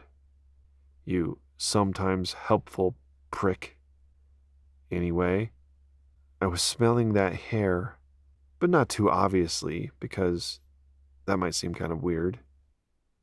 Okay, I'll just move it to one side, I said as I placed the mass of it over her right shoulder. Your hair smells really nice. What do you do? Shampoo it? Or, that came out wrong. Of course she shampoos her fucking hair, dipshit! Beauregard screamed. I meant to say, what shampoo do you use in your hair? Or something, anything, not nearly as stupid sounding. She erupted with laughter. Of course I shampoo it, she playfully volleyed back. Thank God she thought I was joking. I know. What shampoo do you use? Mane and tail. Mane and tail? Like a horse thing? She laughed again. I wasn't trying to be funny, but shit. Apparently, I was killing it. I think it's a horse thing in name only, she said. I see. I decided to shut my mouth for a while so we could both focus on the pleasure of what I was doing. I continued to squeeze and rub and squeeze and rub, and my brain exploded and imploded and melted and swirled around, or whatever. And my heart. Yup, like pistons in a car. A big, powerful car. I continued to rub and squeeze and rub and squeeze and rub and squeeze. Then she moaned. Ella Levinsky was moaning. I was rubbing her soft porcelain neck, and she was moaning. I was making Ella Levinsky moan with pleasure. Even Beauregard had to give it up to me for that. I tried to focus on her pleasure and her benefit in what I was attempting to do for her for at least 10 minutes or so before she stopped me. Thank you, she whispered. That was really nice, and I think it really will help. You're welcome. I can keep going, I said as she stood up and stretched. That's okay. I think Ouch. She grabbed her neck again in pain. Still hurts? I asked. Yeah, but what you did felt great. I think it just needs more time, I guess. Something else. I stood up and reached into my brain for ideas of something else that might help. My eyes fell on our patio on the west side of the house. That's when I saw it. That's when it hit me. I remembered my father's most prized possession, his hot tub. You know, if it's hurting pretty bad, you can soak it in our hot tub, I shrugged. Might also help. Ooh, how could I resist an offer like that? Holy shit, I almost fell over with excitement when she said that. My dad swears by it. He gets in it almost every night before bed. They keep it really hot, but you get used to it pretty quick. Are you sure it's okay? I mean, and you'll join me, right? Sure, of course. I know getting in alone might be kind of weird. What about bathing suits, though? I mean, for me, I don't... Right. I could offer you to use my mom's, but I know that's also kind of weird. Plus, I'm sure she took it with her to Glenwood. An awkward pause ensued as we considered it. You can just get in with what you have on under, I suggested, not wanting to actually say the word underwear. It's basically the same thing, in a way, I added sheepishly. She lifted her two arms like scales weighing differences. Underwear, bathing suits. Underwear, bathing suits. I guess that's basically true. But that's not fair if you have your swimsuit and I have to wear my underwear. Hey, that's not a problem. My boxers don't mind a bit. Wow. Congratulations, Biff. That might be the lamest thing you've ever fucking said. Fuck you, Beauregard. That only seems fair, she said. I led her into the bathroom and showed her where she could change. Or undress, I suppose. I then stepped back into the living room and proceeded to remove most of my own clothes before I raced out to prepare the hot tub by removing the cover and cranking up the bubbles. If you were with me at the moment, you would have found me standing beside myself with rapturous, joyful excitement at the idea of getting in the hot tub with Ella Levinsky in her bra and panties after we had just kissed, by the way. I stood there in my boxers, shaking with something. What the hell is going on? My head was swimming. She called from the bathroom. James, I can't find the towels you mentioned. I reminded her of where she should find them on the top shelf, but apparently they weren't there. Do you mind coming to see if you see them? I walked in and found her standing on her toes, trying to look at the top shelf. There she was. And I almost fell over in shock. She's naked. This was my initial assessment. Her bra and panties were of a skin tone color that very nearly matched her own complexion and left nothing, absolutely nothing, to the imagination. Put another way, they were made of exquisitely elegant see-through material, surely handed down from the gods themselves. I hope all this doesn't seem too unbelievable. Trust me, I was struggling to believe it myself as it was happening. I hope it feels to you like we have established good trust so far on these many pages. Please believe me, I have no reason to lie or exaggerate. I'm being a faithful reporter here. See through. The whole thing felt like a dream, and like I was floating away as I enjoyed the most rapturously blissful feeling I ever imagined, no doubt, far beyond any drug ever conceived and consumed by nature or man, and at the moment I was defined and redefined as a human, and I knew I was staring at God, nay, the goddess, made manifest, and I felt like the most blessed being of all time and all of the universe. Nay, all multiverses everywhere, all the eons and epochs that ever were and ever will be. This was the peak of it all, the zenith, the top. Nothing would ever be the same, and if I died right then and there, my last blessed breath would be a most happy one. I somehow managed to walk over where she stood and saw the towels were pushed to the back of the cabinet. I reached up and handed her one. By the way, she had her hair draping down over her breasts. The two best curtains I'd ever seen.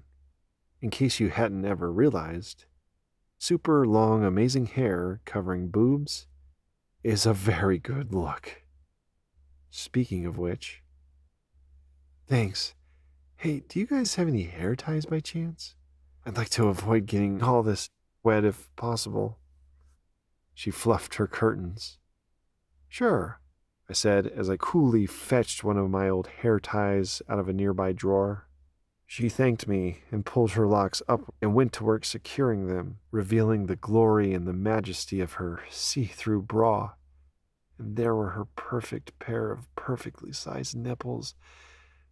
Nothing like Molly's goddamn dinner plates, by the way. The same nipples I'd imagined so many times as they tried to make themselves known to me through her various white band t-shirts. Oh my God. It was so fucking hard not to stare. My eyes and my empathy immediately informed me that a wave of embarrassment had just washed over her. Sorry, she said. I didn't realize how my choice of undergarments today might not leave much to the imagination. She grinned. Oh, that's okay. I mean, goddamn if my mouth wasn't suddenly as dry as a desert on Mars. In this case, my imagination's got nothing on reality. I mean, I could have never imagined just how beautiful you really actually are. Ella? I didn't know what I was saying, plus my stupid fucking voice just had to squeak right there, didn't it? But I'll try not to look. I'll try to keep my eyes above the neck. What a gentleman, she said. Yes, but I'm probably gonna need, like, some kind of blindfold or something. More grins. Then silence. Then she ravished me.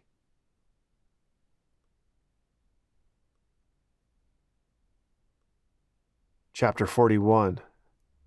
The chapter where Ella Levinsky ravishes me.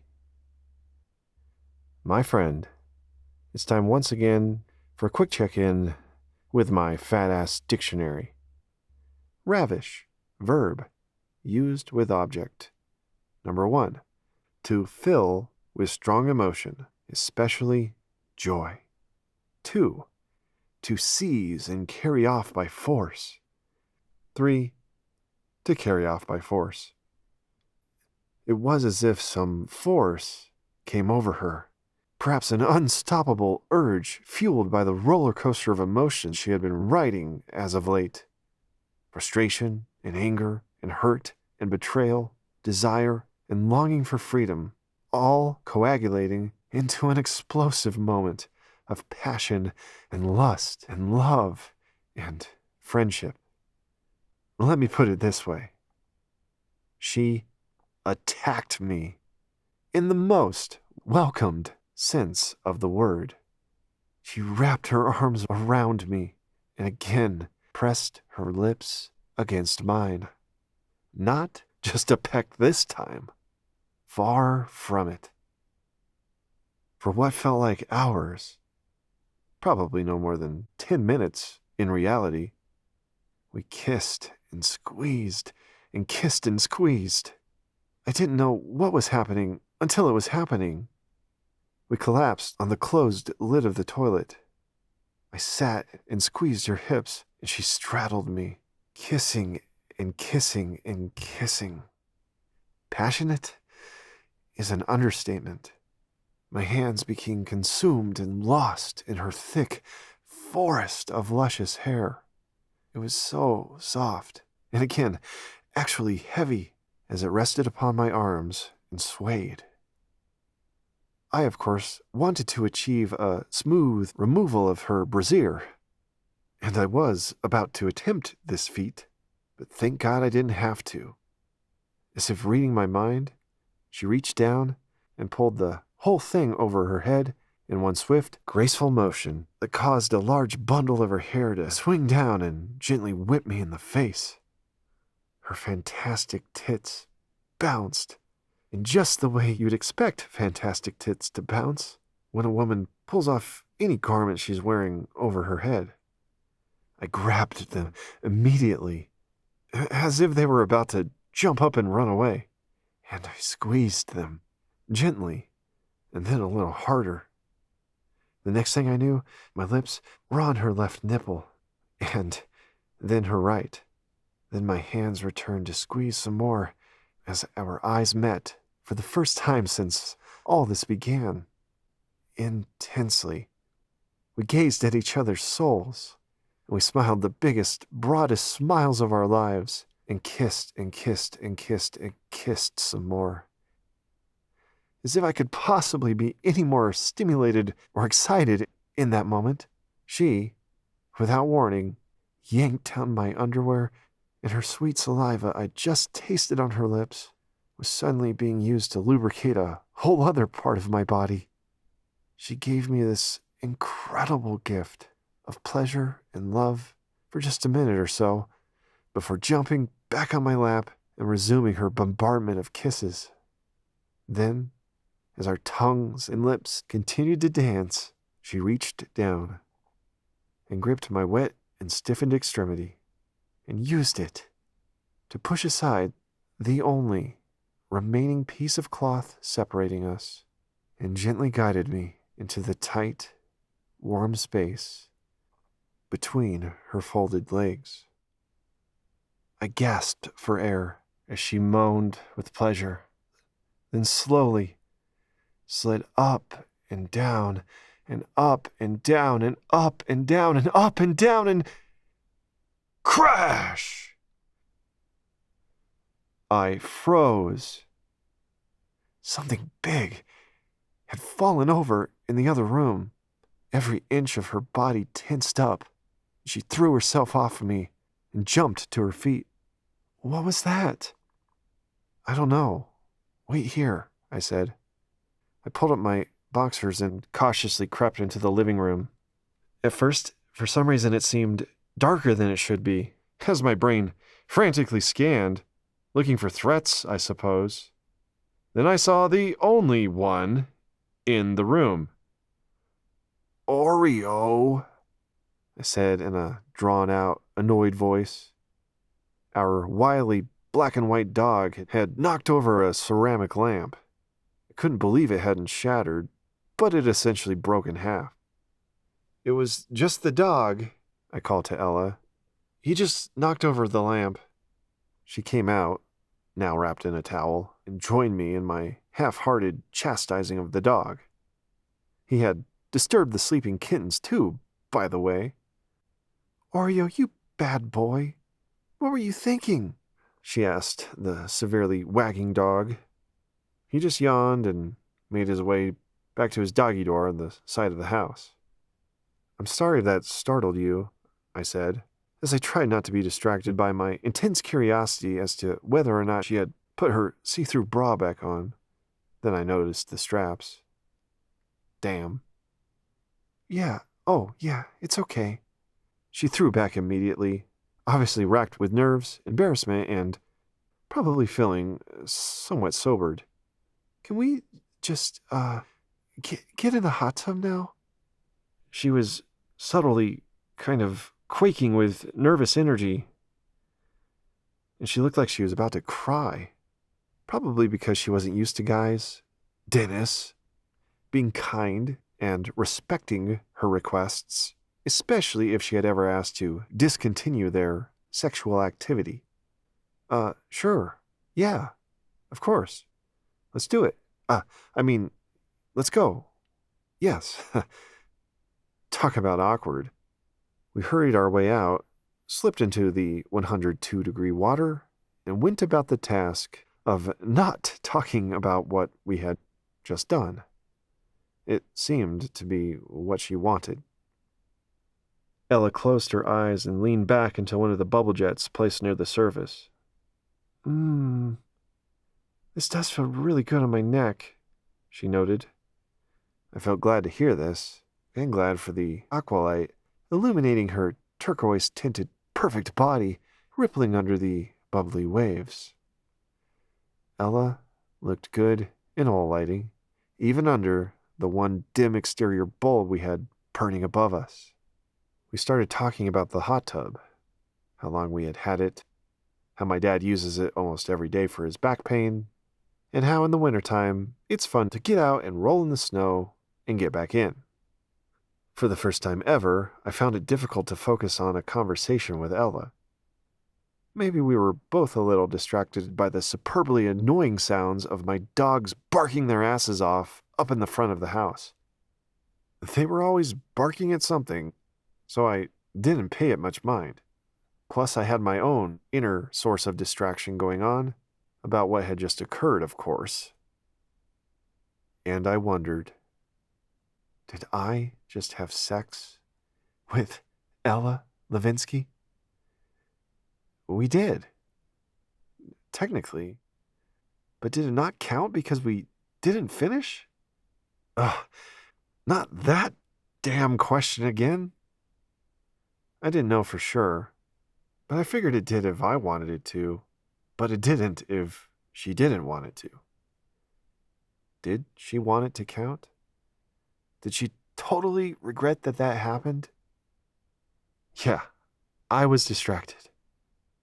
It got easier to be present when those damn dogs finally ceased barking so much, and we drifted back to talking about that self-help book we had read together. The last chapter we had yet to discuss was about gratitude practices. So, naturally, we soon found ourselves in the middle of listing off the many things we're thankful for. I'm thankful for music, of course, she said. Very, very thankful for music. Yes, and specifically, our music. I'm thankful for our band, I said. Yes. We're very blessed indeed to have each other, she added with a lilt. We're lucky to have such a talented frontman, and for the way you and I lock into our rhythm section grooves. I smiled with a blast of joy. Yeah, I said, closing my eyes to savor the contemplation. It's just like magical, you know? She nodded, somewhat frantically. Yeah, it really is. And it's different, for me, from how it was with Alec in Please Say Thank You. There's just something in this band about our notes, or our parts, and how they just kind of enhance and complement each other so well. Your bass and my kick, I said with a wink, Yep, our parts. They just come together so well. She grinned a blissful grin, and even though the lighting was low, I could still see her cheeks flush with blush. I assumed she had only then recognized how much subtext was lingering in our playful conversation. A bit of innuendo, perhaps? A silence fell upon us as we again stared into each other's eyes. My heart felt like a magnet being drawn to hers. I slowly drifted close, and she seemed totally wanting and willing to hold the space between us, as she inched closer too, and I swelled with anticipation of another glorious kiss. Then I froze, and she froze as we heard the unmistakable sound of a shotgun being cocked.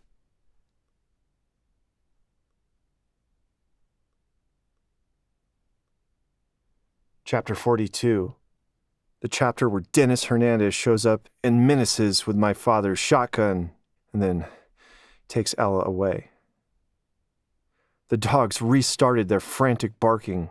Water sloshed as we whipped around to see a shadowy figure gripping a rifle about 10 feet away, near the sliding patio door we had carelessly left ajar. Yes, in case you were wondering, he looked very familiar. "Hi, Dennis," I said. "Bark, bark, bark." "Hey, what are you doing?" Ella asked. "Why aren't you at your show?" She sounded terrified. He didn't answer. He just stood still like a menacing statue, squeezing the gun and staring at me. I realized he had picked up my dad's Remington 870 from above our fireplace, the one I had been so disturbed by the day I found out Kurt Cobain died. I knew Dad didn't keep it loaded, but he stored the bullets in the nearby drawer for easy access if needed. I tried to take a slow breath in a feeble attempt to calm my cardiovascular chaos. Fucking pounding. He's just trying to scare us, I told myself. Stay calm. Defuse the bomb. What's going on, man? That looks like my dad's gun. Will you please put it back? He doesn't like anyone touching it. More silence. More staring. "The water's really nice," Ella managed.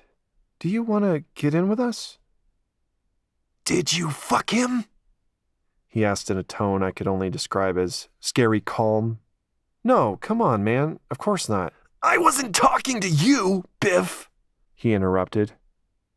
Ella, did you fuck him? "No. Is that gun loaded?" Ella said. I'm not sure, but I know how we can find out. Before he even finished the sentence, he whipped the barrel up, immediately found his aim at me, and pulled the trigger over and over and over. Click, click, click, click. As Ella and I winced at each impotent yet threatening sound. Bark, bark, bark. I guess that answers your question, he said. Tell your dad an unloaded gun doesn't do much good when someone's fucking around with your woman. Yep. I guess you should know, since apparently you have a tendency for fucking around with women.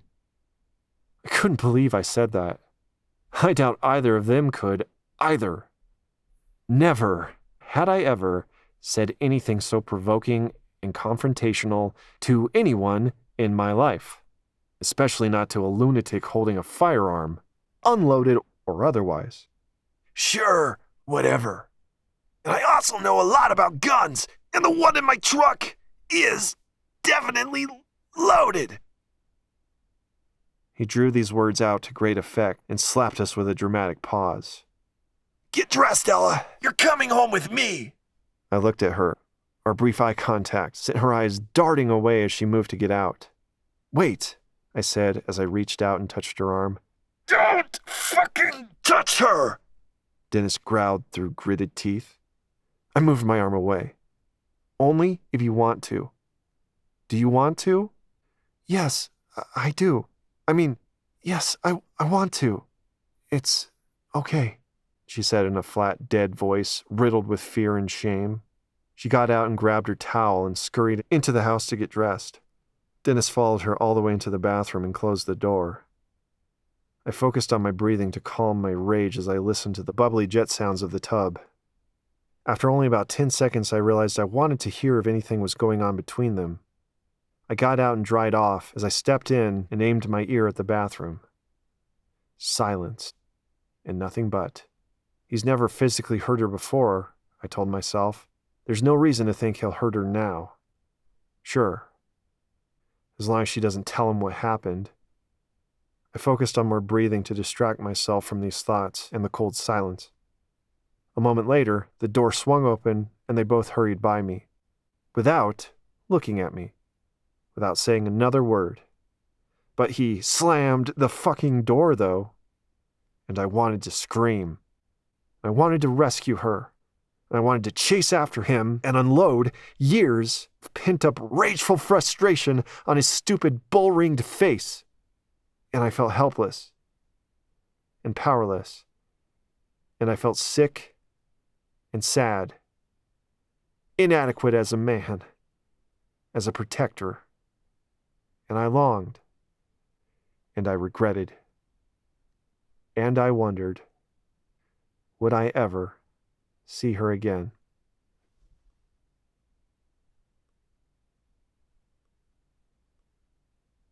Chapter 43.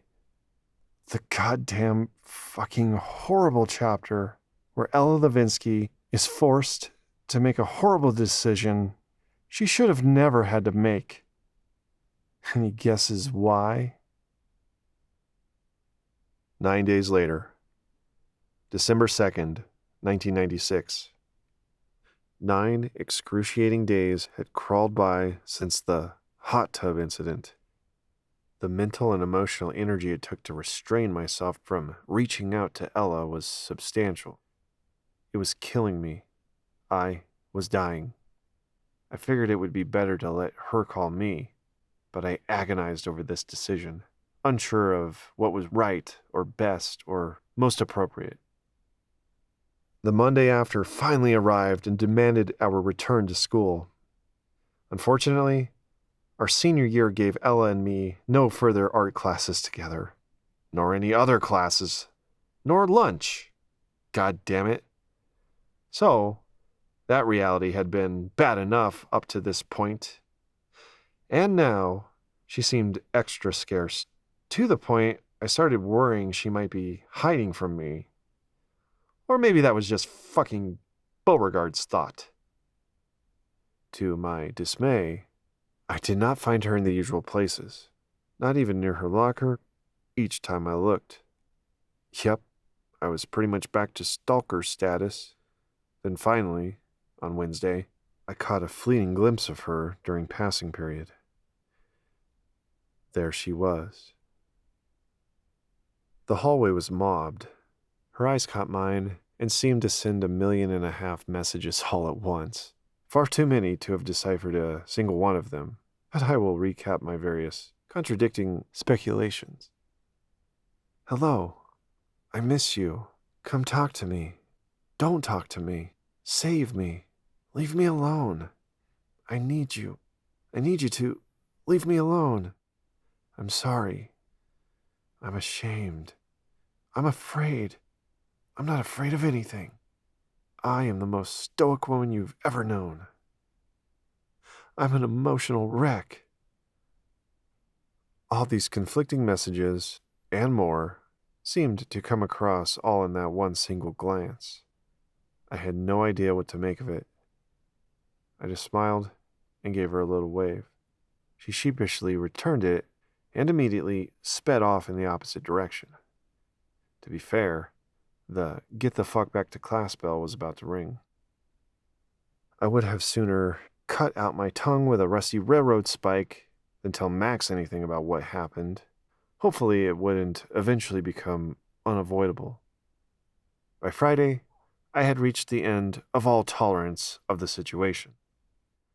At the end of the day, I waited at her locker. I had even faked an excuse to get out of my last class 5 minutes early just to minimize any chances of missing her. Let all hell and high water come. I had to find out how she was doing and where we stood. The school is fucking over bell rang. She appeared almost immediately, wearing a plain black t-shirt I had never seen her in before. Plain black? No band logo? That was odd. She still looked amazingly hot, of course, but overall, noticeably less than her usual vibrant self. She looked sad and haggard, as if she had been sleepless. Most of all, she looked guilty, guilt-ridden, or otherwise riddled with guilt. That is, completely stressed in the way only guilt can make you. "Hey," she said, struggling to keep my eye contact. "Hi, how's it going?" My words seemed to slow more and more as they came out of my mouth. "Okay, not great," she said. "Yeah, I wanted to call you, but I wasn't sure." "Yeah, that's okay. It's probably better you didn't." Ouch. Whoever said words can never hurt me was full of shit. "Listen, my mom's picking me up for a dentist appointment, so I can't talk, but I'm glad I saw you because..." She trailed off as she dug around in her bag. She pulled out a folded up piece of college ruled and placed it in my hand. "I'm sorry," she said, her beautiful blues welling up with tears. "I'll have to talk to you later." How odd it was to find myself once again completely paralyzed and speechless in reaction to Ella Levinsky. But this time for a completely different reason. It had a different flavor, of course, but still, adrenaline and cortisol. Lesson in Rejection, number 28. Unknowns and ambiguity. Thanks, Ella Levinsky. Since I couldn't move to speak, I just stood, frozen, and watched her walk away down the long hallway. Her gorgeous mane swayed as it shimmered off the sunlight streaming through the windows.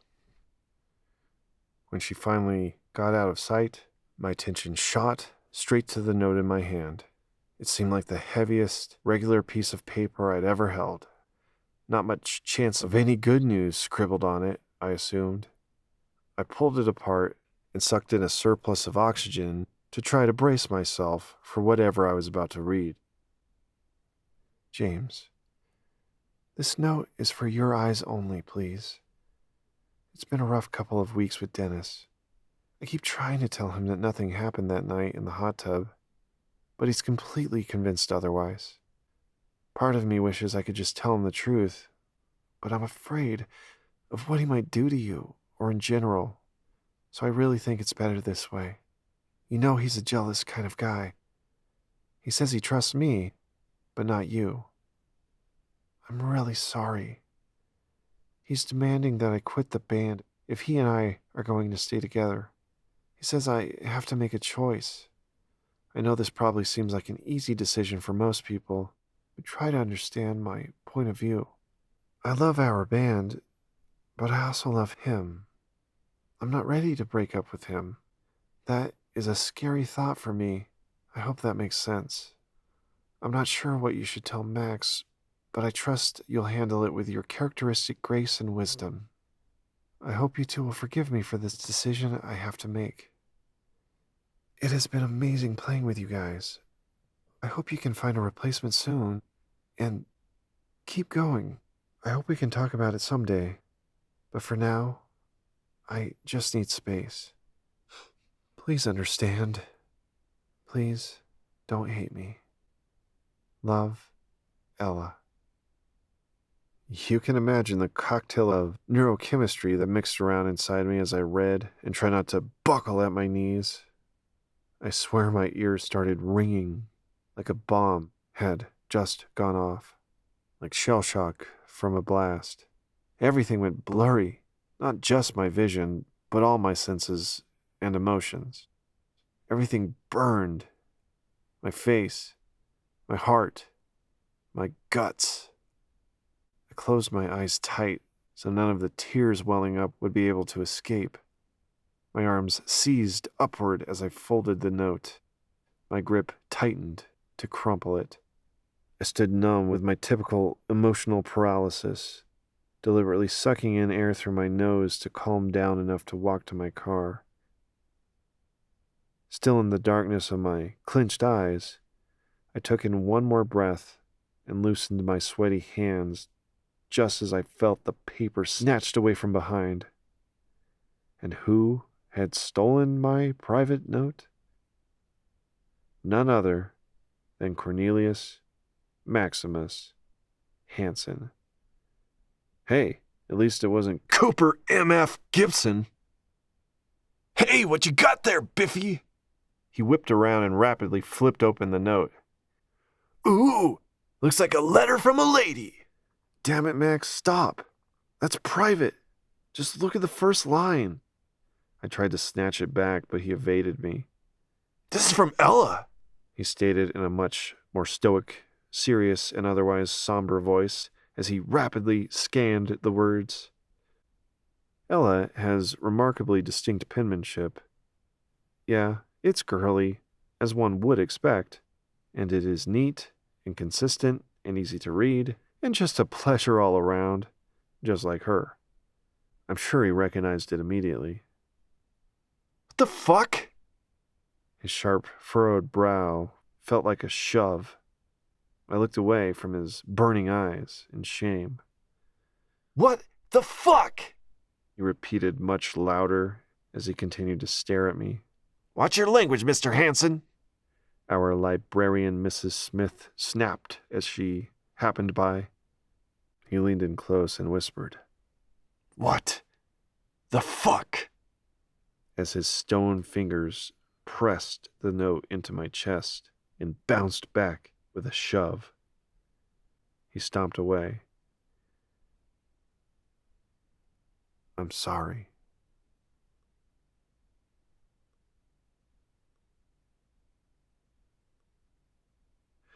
Chapter 44. The chapter where I wander around a graveyard and try to cope with the fact that Ella Levinsky had just quit our band.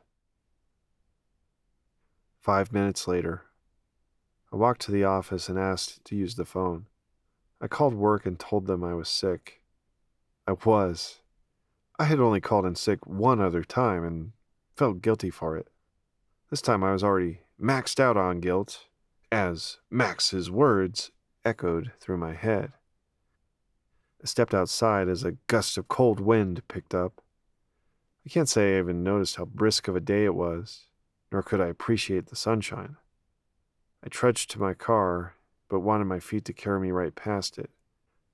I've been known, as we know, to walk right past vehicles I'm supposed to get in when I'm all fucked up in the head and heart over my Ella grief.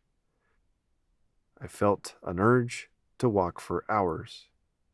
I had another idea, though. I knew just where I needed to go. The same place many people go to grieve. 22 minutes later. The Parkland Cemetery, to me, is the exact opposite of picturesque. Unmanicured is the nicest word I can think to use. I don't know why I was drawn there, but I was. So I went. I was alone, just as I figured I would be. I guess it seemed to be the only place in town that matched the way I was feeling. A hilly 5-acre plot to the east of town. It had some ominous-looking gates, but not much of a lawn to speak of. Unmanicured, remember? Just a few dozen tombstones randomly dispersed over barren dirt and sparse wild grasses. Quite depressing, actually. Perfect.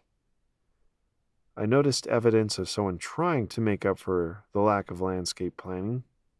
They had recently dumped a gravel path snaking through the property.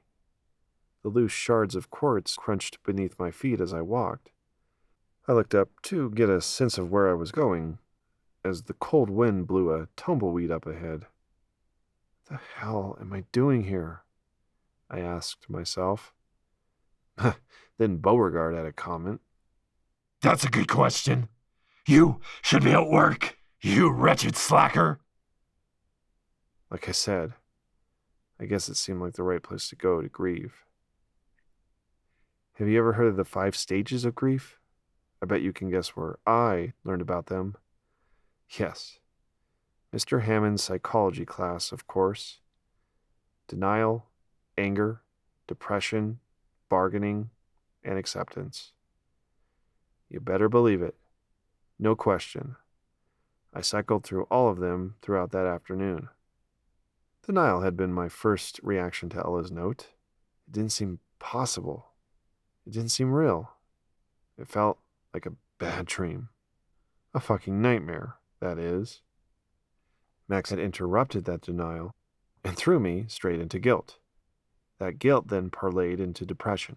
The depression persisted until I came upon the first tombstone I slowed down to read.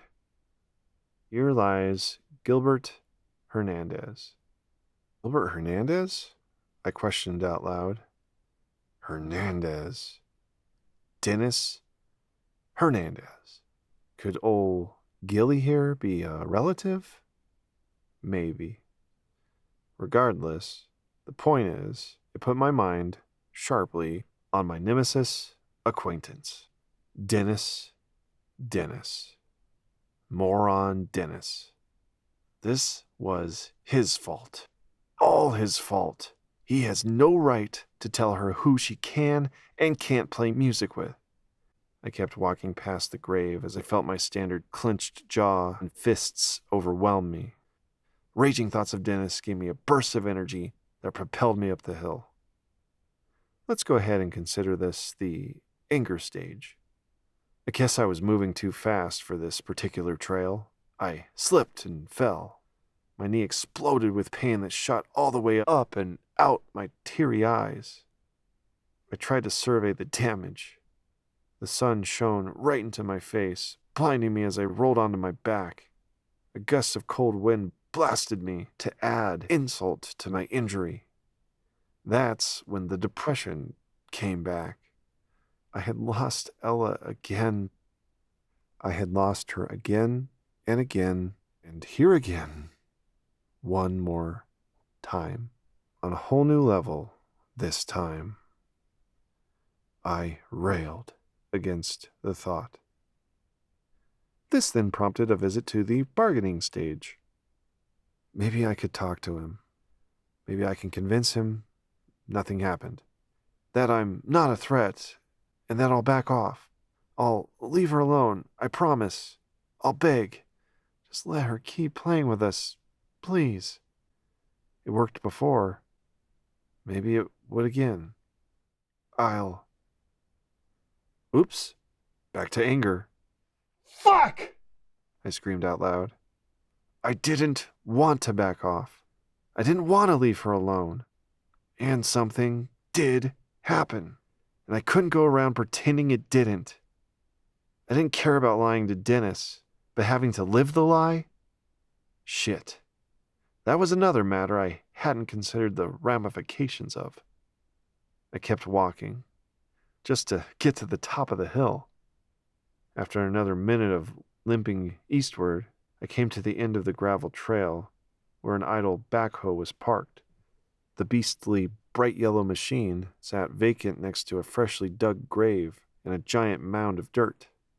A tombstone leaned on the tractor's tire.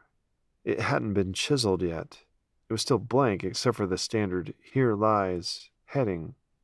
I stared at it as I noticed my brain wanting to fill in the blank. Here lies James and Ella's dreams of romance. Sure, I thought. Here lies Ella's glorious bass-playing contributions to Telescope Time Machine. Yep, I agreed again. Here lies the most precious thing you ever wanted. Gone forever. There was No thoughts after that last one. Just tears.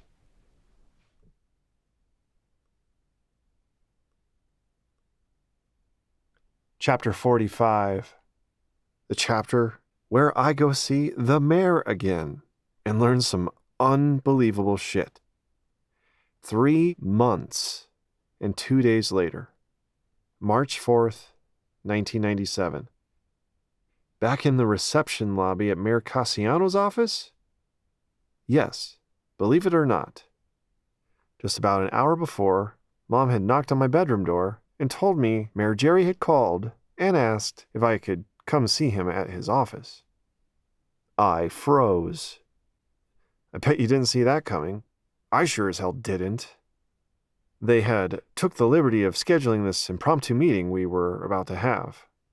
So, there I was.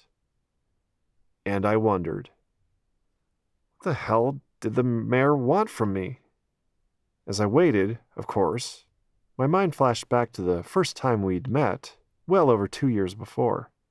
The meeting, you recall, with all my cohorts of rock. And, not surprisingly, this brought up thoughts and feelings about Ella Levinsky. I had been thinking about her nonstop and even extra and more than usual over the previous few days. You'll hear more about why in a minute. But despite this, sadly, the months since she'd handed me her resignation from Telescope Time Machine had been filled with a stark absence of her from my life. Maybe it was just my imagination, but Ella Levinsky seemed to be generally avoiding me. Then, the Cranberries came to Denver, just 2 days before, actually, and I wanted to ask Ella to go with me, but I figured that wouldn't be right, and she might say no, and I didn't think I could take that particular lesson in rejection. And I wondered, but who would she go with? I wondered because I knew her dumbass boyfriend hated the Cranberries and would never take her. But regardless, I wanted to go. So I did. Alone. And that, as you might guess, was fucking lonely.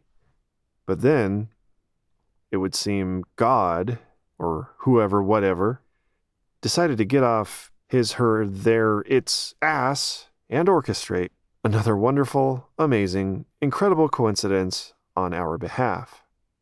After the show, great show, by the way, I made my slow and ever-vigilant effort to exit the Mammoth Event Center, and there she was, standing in line, waiting to buy a t-shirt, of course, with her mother. I had just read something in another Hammond-recommended book about coincidences in life and the possibility they carry greater meaning or significance. It was what Carl Jung and others called synchronicity. That was this, and the hell with anything and everything else. I was going to talk to her. Again, God or the universe or whatever was up to something. So I said, "Hi." I was happy they seemed happy to see me. It was a much-needed and greatly missed dose or respite or glimpse of joyful Ella, unshackled, unencumbered, swept up, and allowing the full glory of her illustrious feminine grace and vibrancy to shine. Then they both expressed their severe regret that I had stood and watched the concert alone. I mean, Ella did look like she was in pain over this, but I got us redirected back to focusing on how great the show had been. As we parted ways, the look on her face said, nay, screamed, so much. In my biased interpretation, of course, and I will sum it up in just one sentence. I miss you and our friendship and our band so much. Me too, my dear. Bitterly. Me too. Anyway, I was still waiting for the mayor to call me into his office, and then he did. "James, the mayor will see you now," Nancy, his receptionist, said. I was somewhat less than amazed to find that nothing had changed. It was exactly how I remembered it on that first day Raymond and I cautiously crept in 2 years before.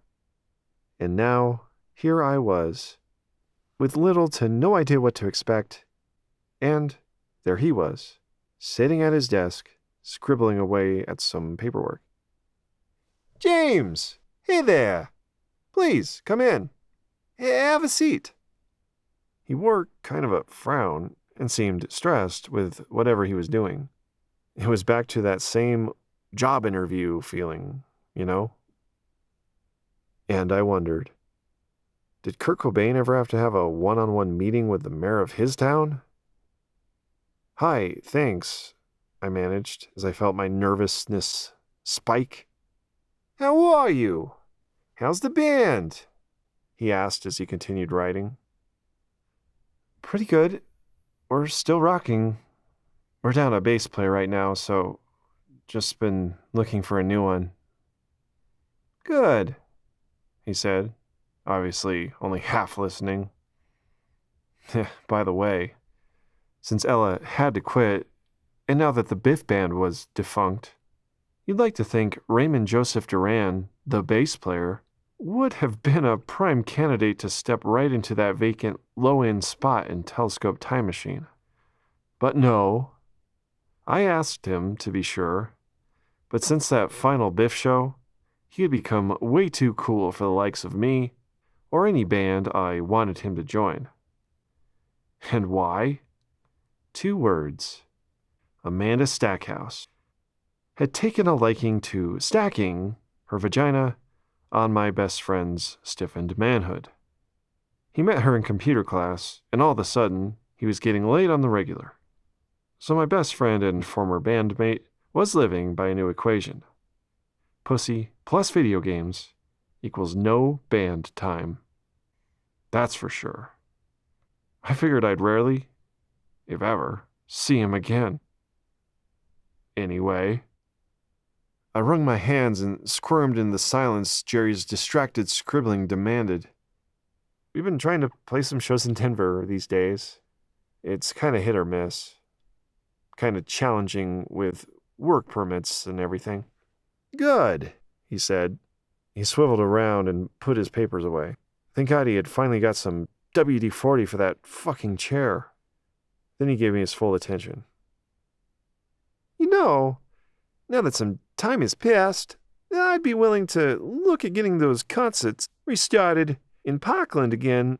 But if we do, you know," shook his head and looked up at the ceiling, "Dennis and his morons would not be invited to participate in any way. So I'm not sure how that would work." "Yeah, well, that would be cool," I said. "You know, I don't think it would be a problem. I actually haven't even seen him in a really long time. We kind of had a falling out." I paused, hesitant to say this next thing, but then I did. I could reach out and try to explain it to him. I hope he'd understand. "Ha!" Jerry bellowed. "Good one. Maybe. But I don't think we should count on Dennis Hernandez to understand much of anything, especially if you want him to. He's a bit of a contrarian, if you haven't noticed." He smiled and gave me a wink. Then his face turned serious again. "We can talk more about that later. There's actually a whole other reason I asked you to come see me today, James. Did your ma tell you much about why I asked you to come by?" Something about his tone made me uneasy. In fact, for the sake of drama here, let's assume it gave me a chill. Yes, but not really. She said it would be better if you just gave me the details. She told me you wanted to talk to me about some stuff going on around town with my peers, some issue I might be able to help with." "Right. I'm hoping you can help me with a few things. Only if you want to, though." I swallowed hard, completely unsure of what he was about to ask. "You know, ever since you first reached out to me about the concerts, I've judged you to be a really good kid. You have proven yourself, time and time again, to be a gentleman, just a real straight shooter, and I understand that you're 18 now. I nodded. Yes, and thank you. You might not be aware of this, but I actually know your brother. How is Griffin, by the way? Wow, Mayor Jerry. Surprise. Oh, he's good. I don't talk to him a whole lot these days because he moved out to Seattle. But as far as I know, he's doing well. Just working as a waiter out there or something. Good. And he's still clean? At first I was surprised that Jerry knew my brother at all. And now, this question was somewhat baffling as I realized, wow, he really does know Griffin. Yeah. Again, as far as I know. I was Griffin's judge in his drug court case. I like to believe I had some hand in saving his life. I sentenced him to attend his rehab program. Another chill shot up my spine, and I felt my eyes moisten. Oh, wow. I didn't know that. But I agree. Thank you. Of course. And I'm so glad to hear he's still doing okay. I used to be a cop, too. Then I became a lawyer. Then I became a judge. Yeah, I guess I've heard that. That's cool. And now you're the mayor. I decided I might as well go ahead and finish his vocational history review. Of course. And I also play guitar, as you know. Oh, right. I almost forgot. But I guess I haven't seen you at Barney's in a really long time. Nah. Yeah, I don't take lessons from him anymore. But I understand that you still do? Yes. I don't know why, but a feeling of embarrassment gripped me while admitting this. I do, but only once or twice a month these days. When I got a job, my dad told me I'd have to start paying for my own lessons. Barney's taught me guitar, drums, and lately I've been taking some voice lessons from him too. Sometimes it feels like he doesn't have much else to teach me at this point. So I'm probably going to quit soon. Okay, that makes sense. I think he seems like a pretty good teacher. Do you like Barney? That question caught me off guard, too. I wasn't sure how to answer that. I guess the answer was yes? Yeah, I mean, I definitely admire him in a lot of ways. He's an awesome musician, and kind of a weird dude. But yeah, I like him all right. Right, Jerry laughed. He's a weird guy. I think the word eccentric definitely comes to mind. I nodded as his face turned even more serious than before. Well, let me just go ahead and cut to the chase. I'm sure you're wondering what the point of all this is. I just nervously smiled and raised my eyebrows. I assume that after all your brother went through with drug addiction, you have taken a different path with your life. Am I correct? I felt my eyes grow big, which Jerry then seemed to react to. And whatever your answer is, I hope you feel you can trust me with the truth. I am not here to get you in trouble in any way. No, yes, that's right. I've never touched any drugs whatsoever. Other than caffeine, of course. Then Beauregard screamed at me. Liar! I squirmed and couldn't help but confess. Well, actually, I have drank a beer. Twice. But my friends made me. Both times. And still, terrified is probably a good word to use. I'm terrified of drugs. Thanks to what Griffin went through. Thank you. That's good to know. I'm not sure how aware you are of the fact that there is a serious teen drug problem in Parkland. All I could do was frown and contemplate this statement. I was at least somewhat aware. I'd have to have my head in the sand while living under a rock not to be. Would you say that most of your peers use some kind of drugs? I thought about it for a second. It was true. Yes, I confessed. There was no way I could deny it. Indeed, when I thought about it, most of them drink beer and A lot of them smoke weed and cigarettes. Right. Do you know of anyone who does any hotter stuff? You don't need to give me any names, but do you know of anyone? No, not really. There's always rumors, but nothing that I know for sure. My brother did, of course. All this made me wonder if I somehow blocked out or ignored any hard drug use happening around me in my circle of friends. Weed and booze were really all I could remember hearing about or witnessing. To my knowledge and awareness, there was no drug use that went on at any of our shows either. There were kids who showed up high and probably drunk.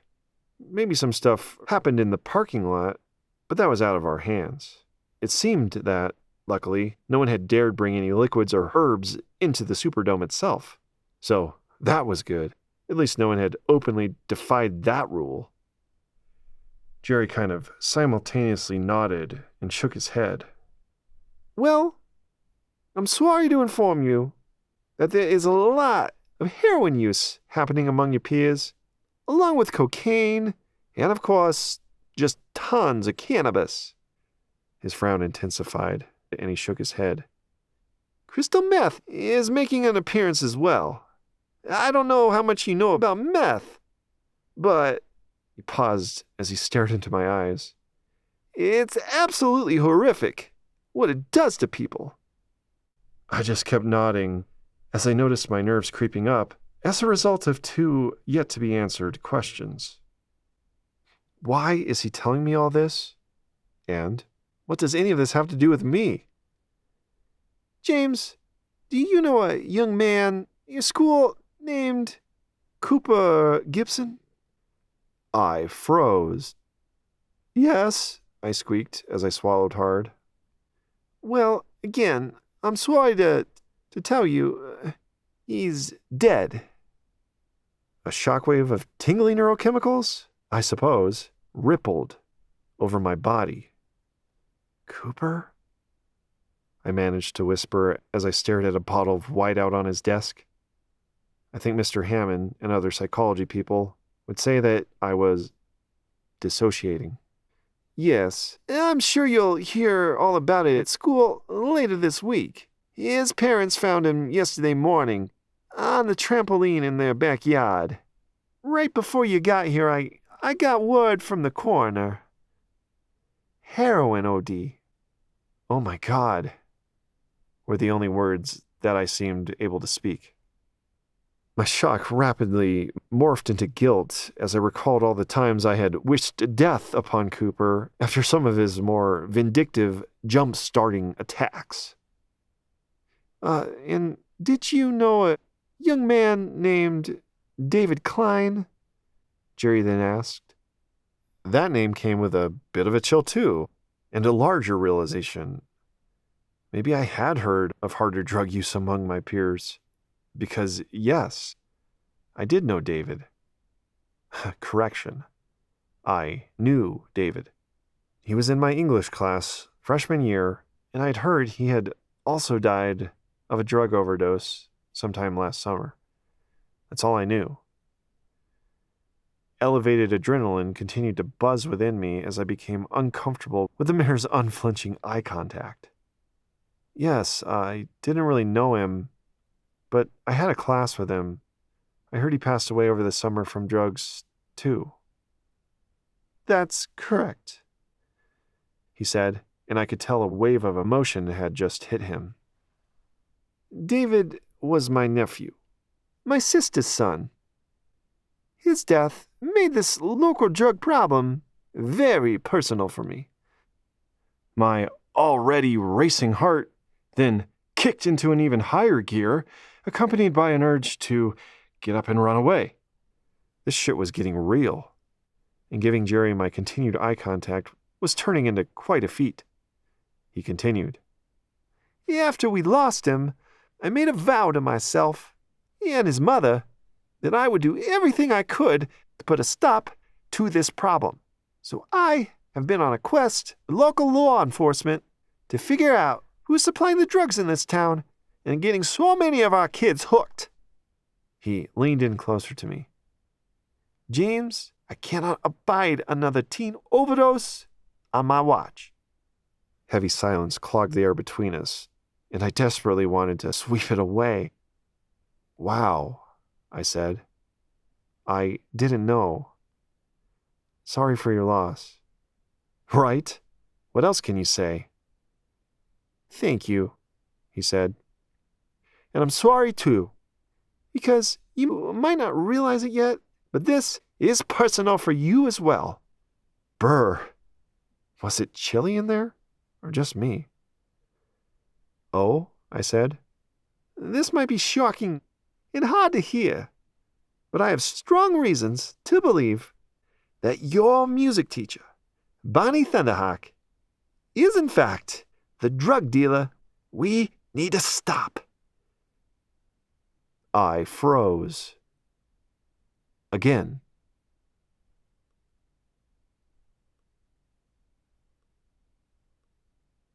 Chapter 46. The chapter where I ask my longtime music teacher if he'll sell me drugs.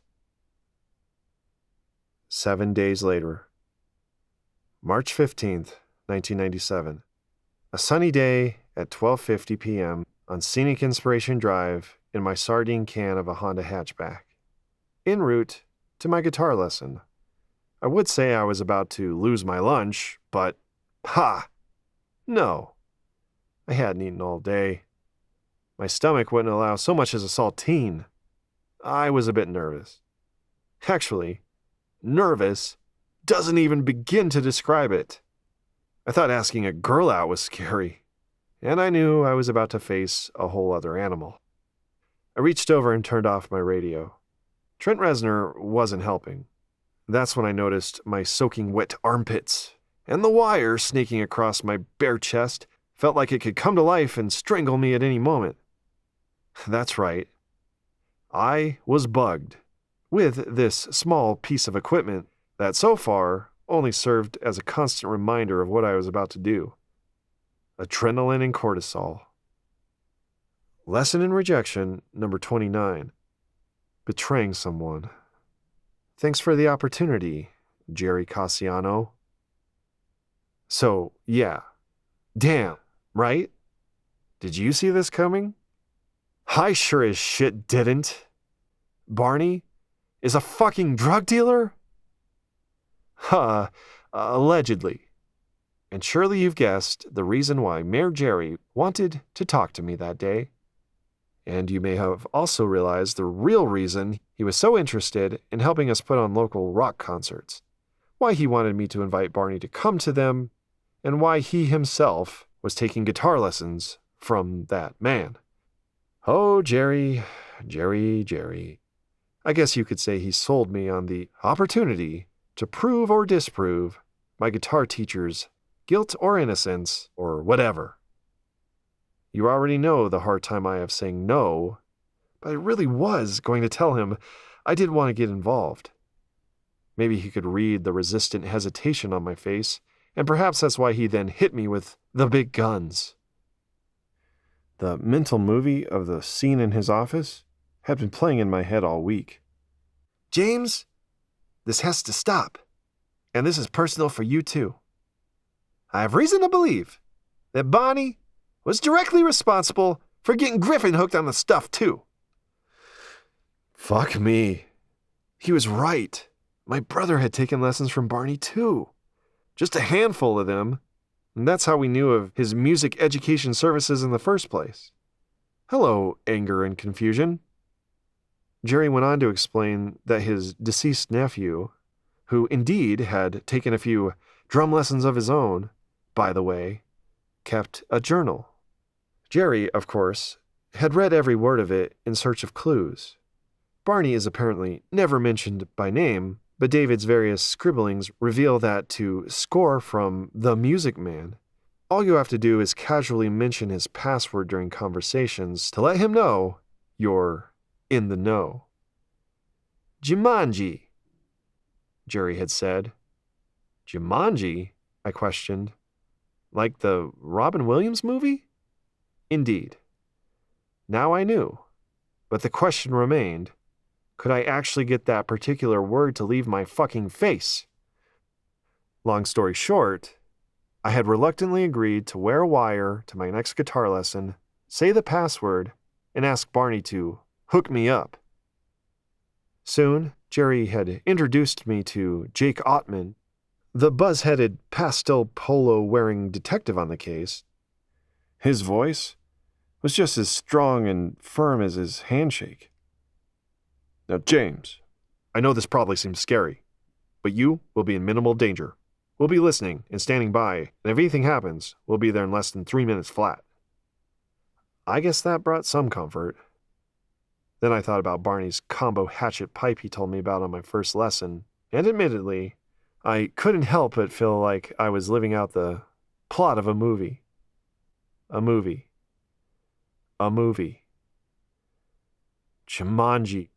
Jumanji, I practiced saying out loud, yet again, as I pulled into Barney's long driveway. That's about when I noticed my heart pounding. Tremendous anxiety ain't nothing without excruciating guilt added to the mix. It's a whole other flavor of neurochemistry and cardiovascular chaos. Was I really about to do this? To betray my longtime teacher, mentor, and friend? Come on, another voice in my head argued.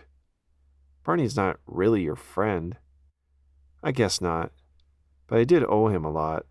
A barrage of 1,000 thoughts about so many things he had taught me poured over my brain, attacking my mind like guilt bombs exploding all around. Then I saw him. There he was. In the doorway, as usual. And the shit got real. Hey, there he is. Buford James, my best, most loyal student.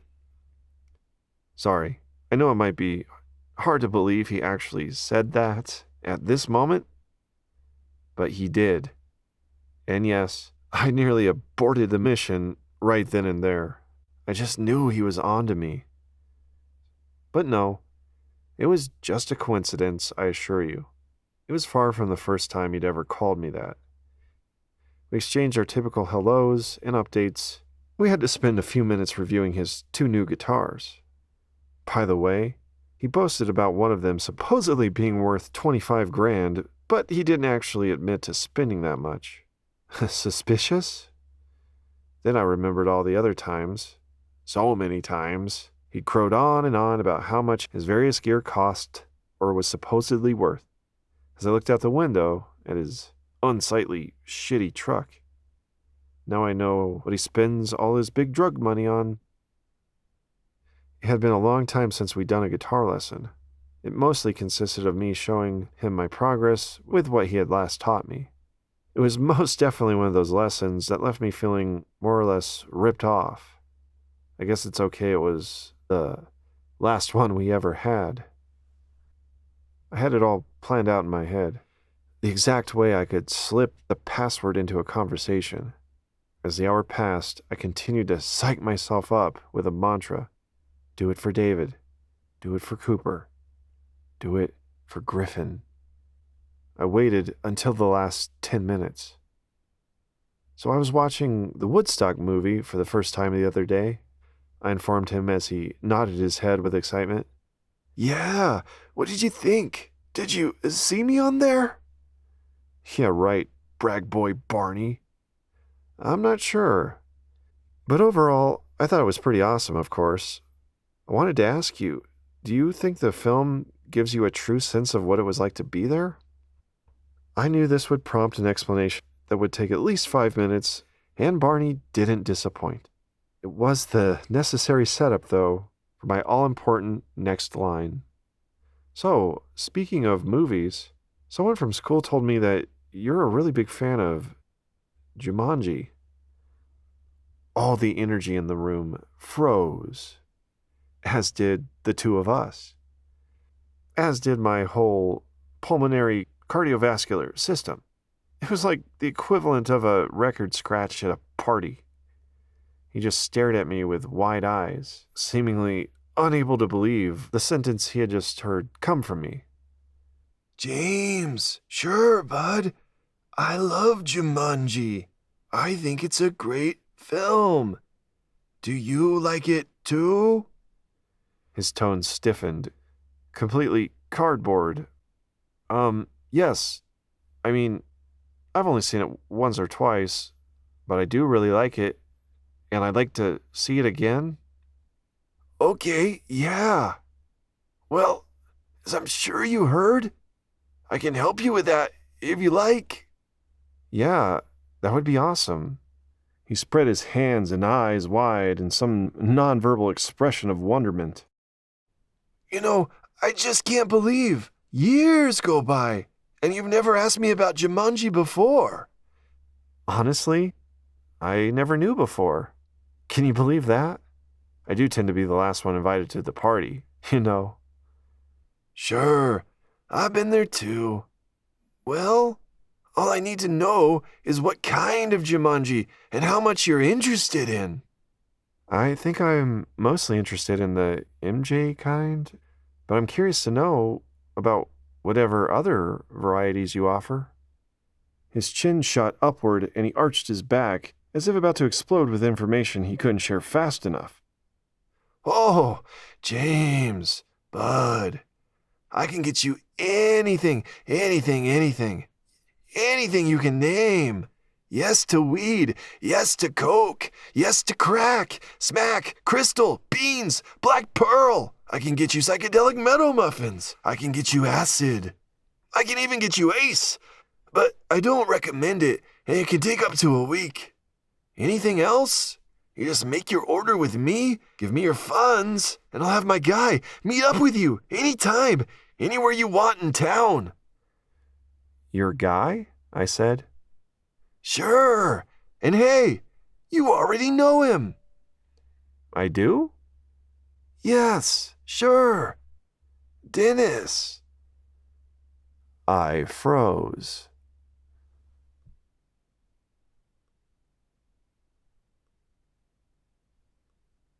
Chapter 47. The chapter where Dennis Hernandez tries to kill me and damn near succeeds. 7 minutes later. The next thing I knew, I was in my car. Then I was at the top of the long driveway. Then I was a mile or so down Scenic Inspiration Drive. Time seemed to be skipping forward as the country landscape passed by out my window. As usual, the numbness had pretty much taken over. I've used the term shell shock before. Ray's dad taught us about that from Vietnam. I had somehow lost the last 10 minutes of my life. Dennis. Dennis. Dennis. This was the pestering mantra as I drove. I was still yet far from catching up with the full spectrum of the reality of the situation. Dennis sells drugs for Barney. Dennis sells drugs for Barney. The instant Barney uttered his name, Dennis, let's just say I felt obliterated by shock and denial, aka blown away. Yeah, once again, like a bomb had just gone off. And you can't put a bomb back in its case. I couldn't unhear what I had just heard. And as we know, I wasn't the only one listening. Jerry and Ottman, plus additional muscle, were staked out in some nearby surveillance vehicle, but we planned to rendezvous back at the Parkland police station 30 minutes after my lesson ended. And I wondered, what would they say? What would they do? I was still trying to put the pieces together, still trying to take it all in. It was still blurry, like another one of those things my brain was refusing to accept, trying to reject, like a mismatched organ transplant or something. Glimpses of the scene came back. Soon my brain was replaying the whole movie. The scene with my longtime music teacher, Barney Thunderhawk. Dennis? I said. Barney offered further clarity. Yeah, Dennis, from the Moron Band. I keep telling them they should change their name if they want to be taken seriously. Dennis Hernandez? I asked, for some reason. Yes, your friend, right? I nodded, surely looking shocked and bewildered. Hey, dumbass! Stay cool. You've got to play it cool. You're looking way too shocked right now.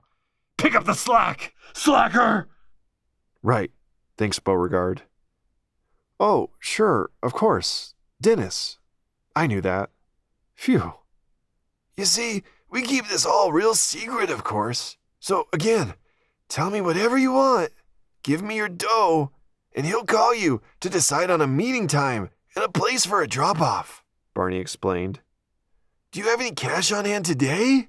I asked that everyone pays up front. Sure, I just got paid, so yeah. I brought plenty today just in case. I pulled out the $100 bills Jerry had given me for the sting.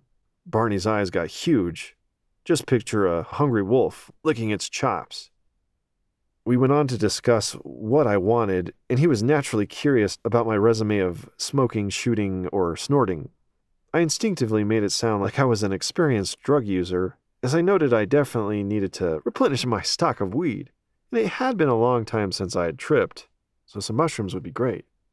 Then, for some reason, I said I'd always been too scared of needles to try heroin. I couldn't believe that came out of my mouth, but I imagined Jerry and Ottman were cheering me on back at the truck. He assured me I could smoke it and launched into a brief but obviously well-rehearsed sales pitch on the wonders of smoking hero.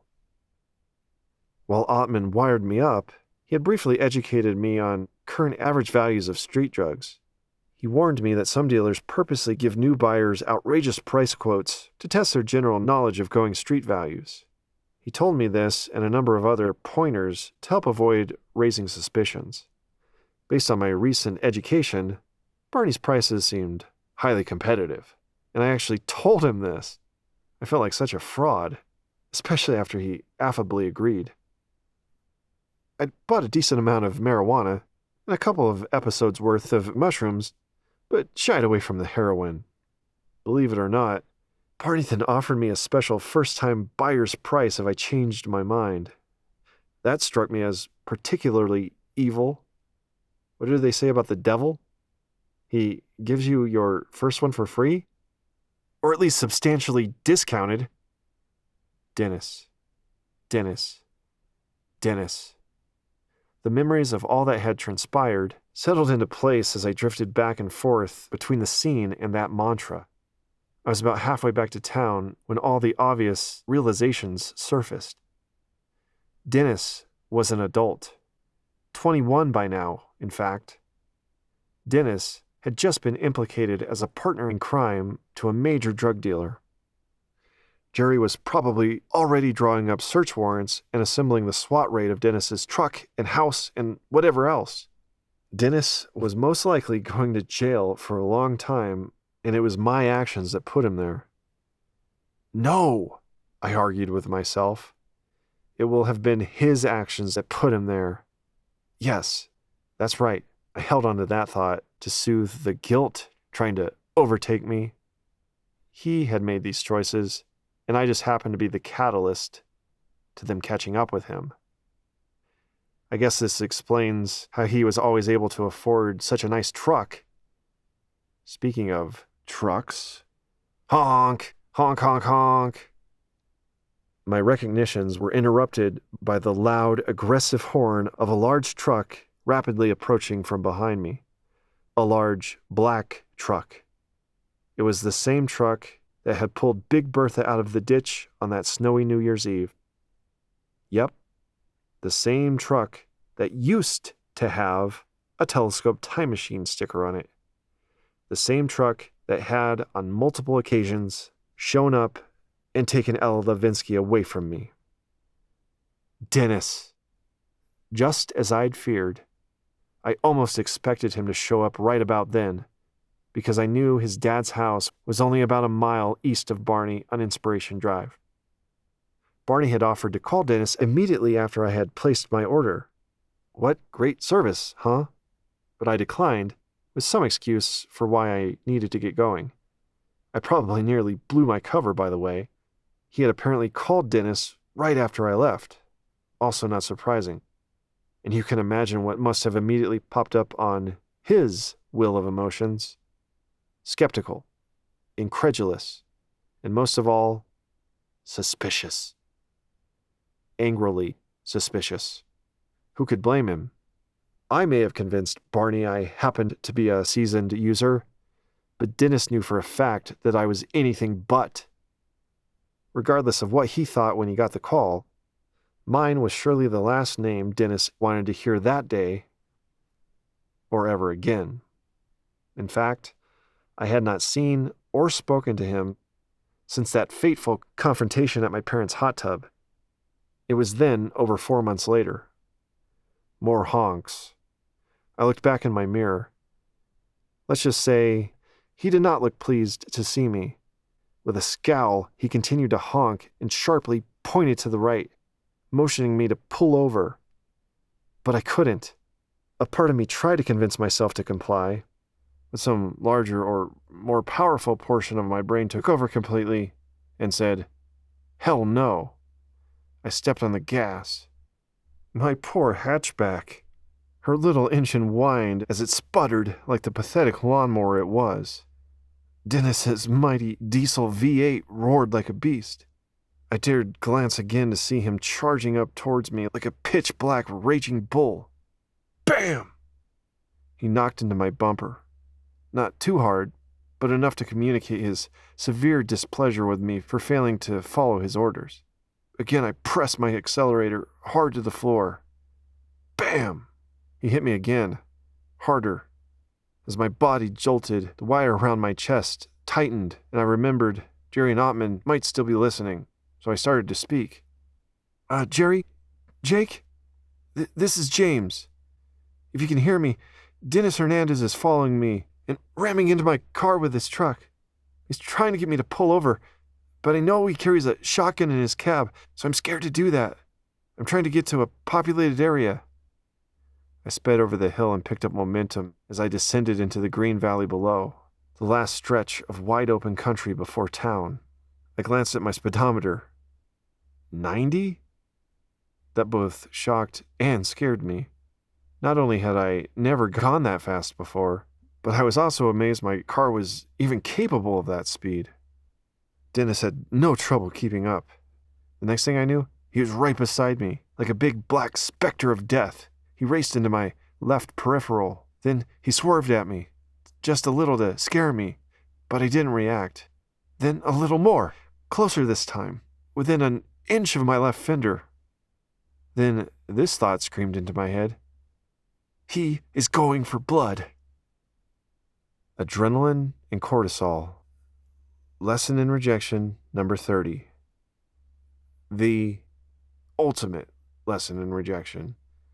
How to cope when someone is trying to fucking kill you. Thanks, Dennis Hernandez. I think at this point, my fight-or-flight brain took over completely. I pressed harder down on the accelerator, but it was already flat on the floor. As we raced down into the valley, Dennis swerved again, sharper, faster, with malicious intent. Duh. Unfortunately, this time I did react. I jerked my wheel to the right and felt like I was on a roller coaster as the back of my car violently threw itself upward. Choked by the squeeze of my seatbelt, my head smacked the vinyl roof above. Then, my world faded out to a vast sea of whiteness. Quiet, unconscious whiteness. And I lost myself.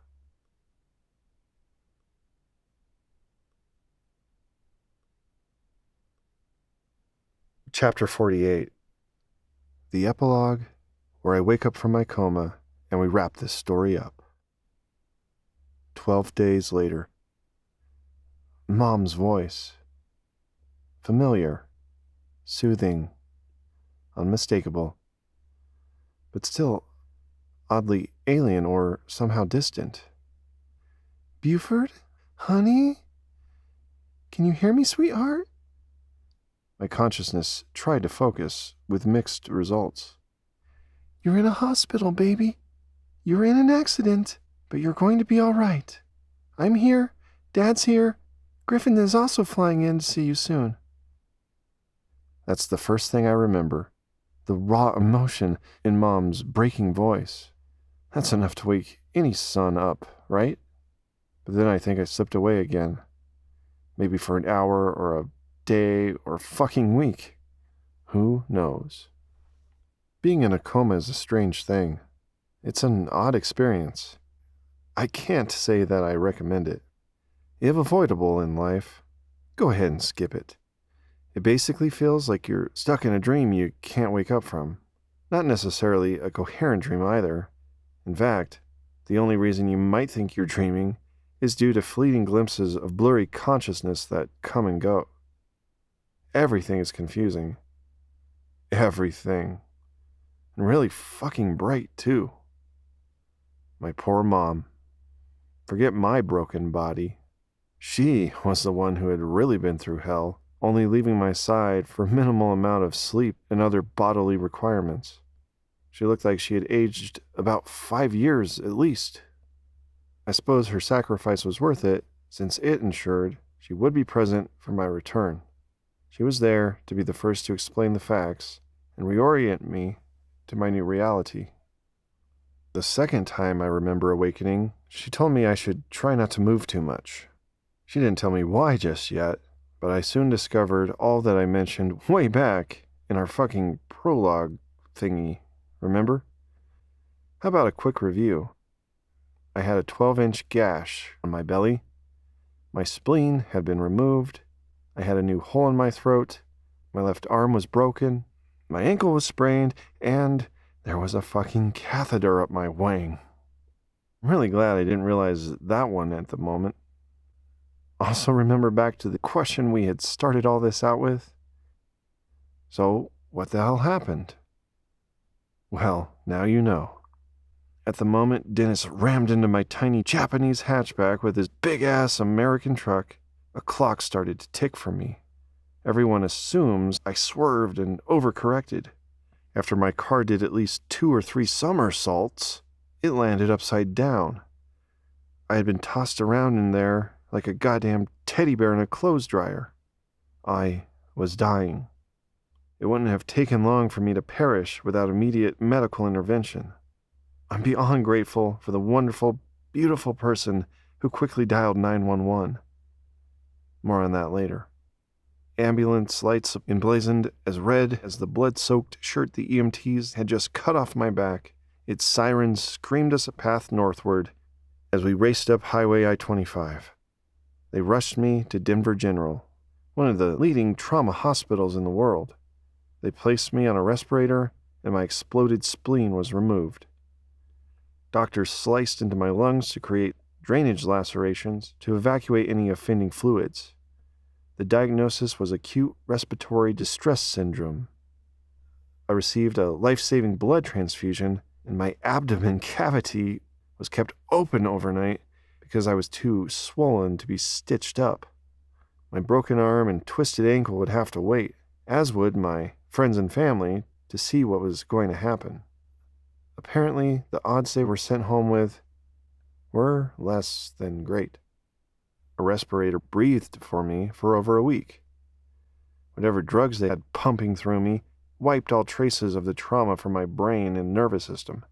Either that or it was a more natural form of dissociative amnesia. This forgetting would certainly be a blessing after all was said and done. Little did I know of the days passing by to the outside world. They kept me in a coma because every time I started to regain consciousness, I would freak out and start pulling tubes out of my body. Mechanical restraints were required. Apparently those weren't doing the trick, so they went with Plan B and sliced that new hole in my throat I mentioned, also known as a tracheotomy. Now I could breathe on my own, and my long road to conscious recovery could begin. Soon, things rapidly came into focus.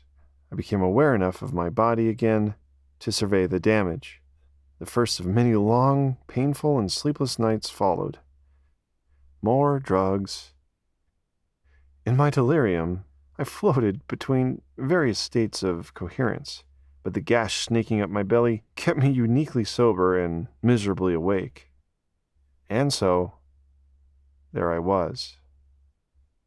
And I wondered, could this possibly suck any more?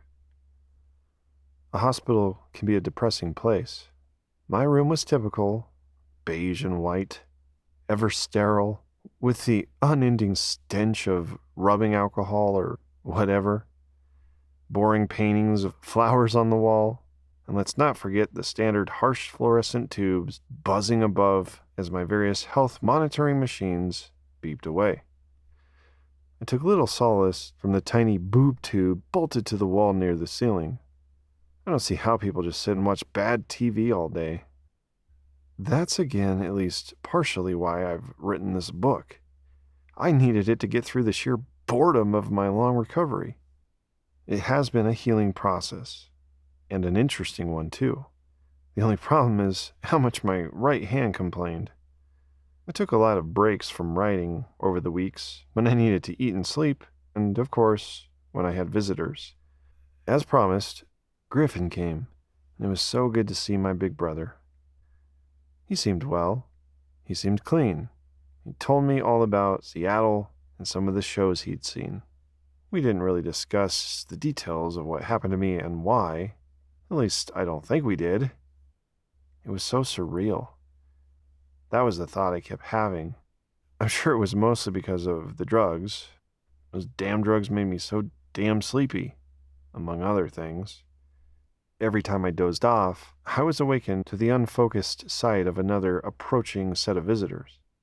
Ray and his parents, Cornelius Maximus Hansen, Spencer and the Scott brothers, all brought with them their goodwill, well wishes, and some get-well-soon type items.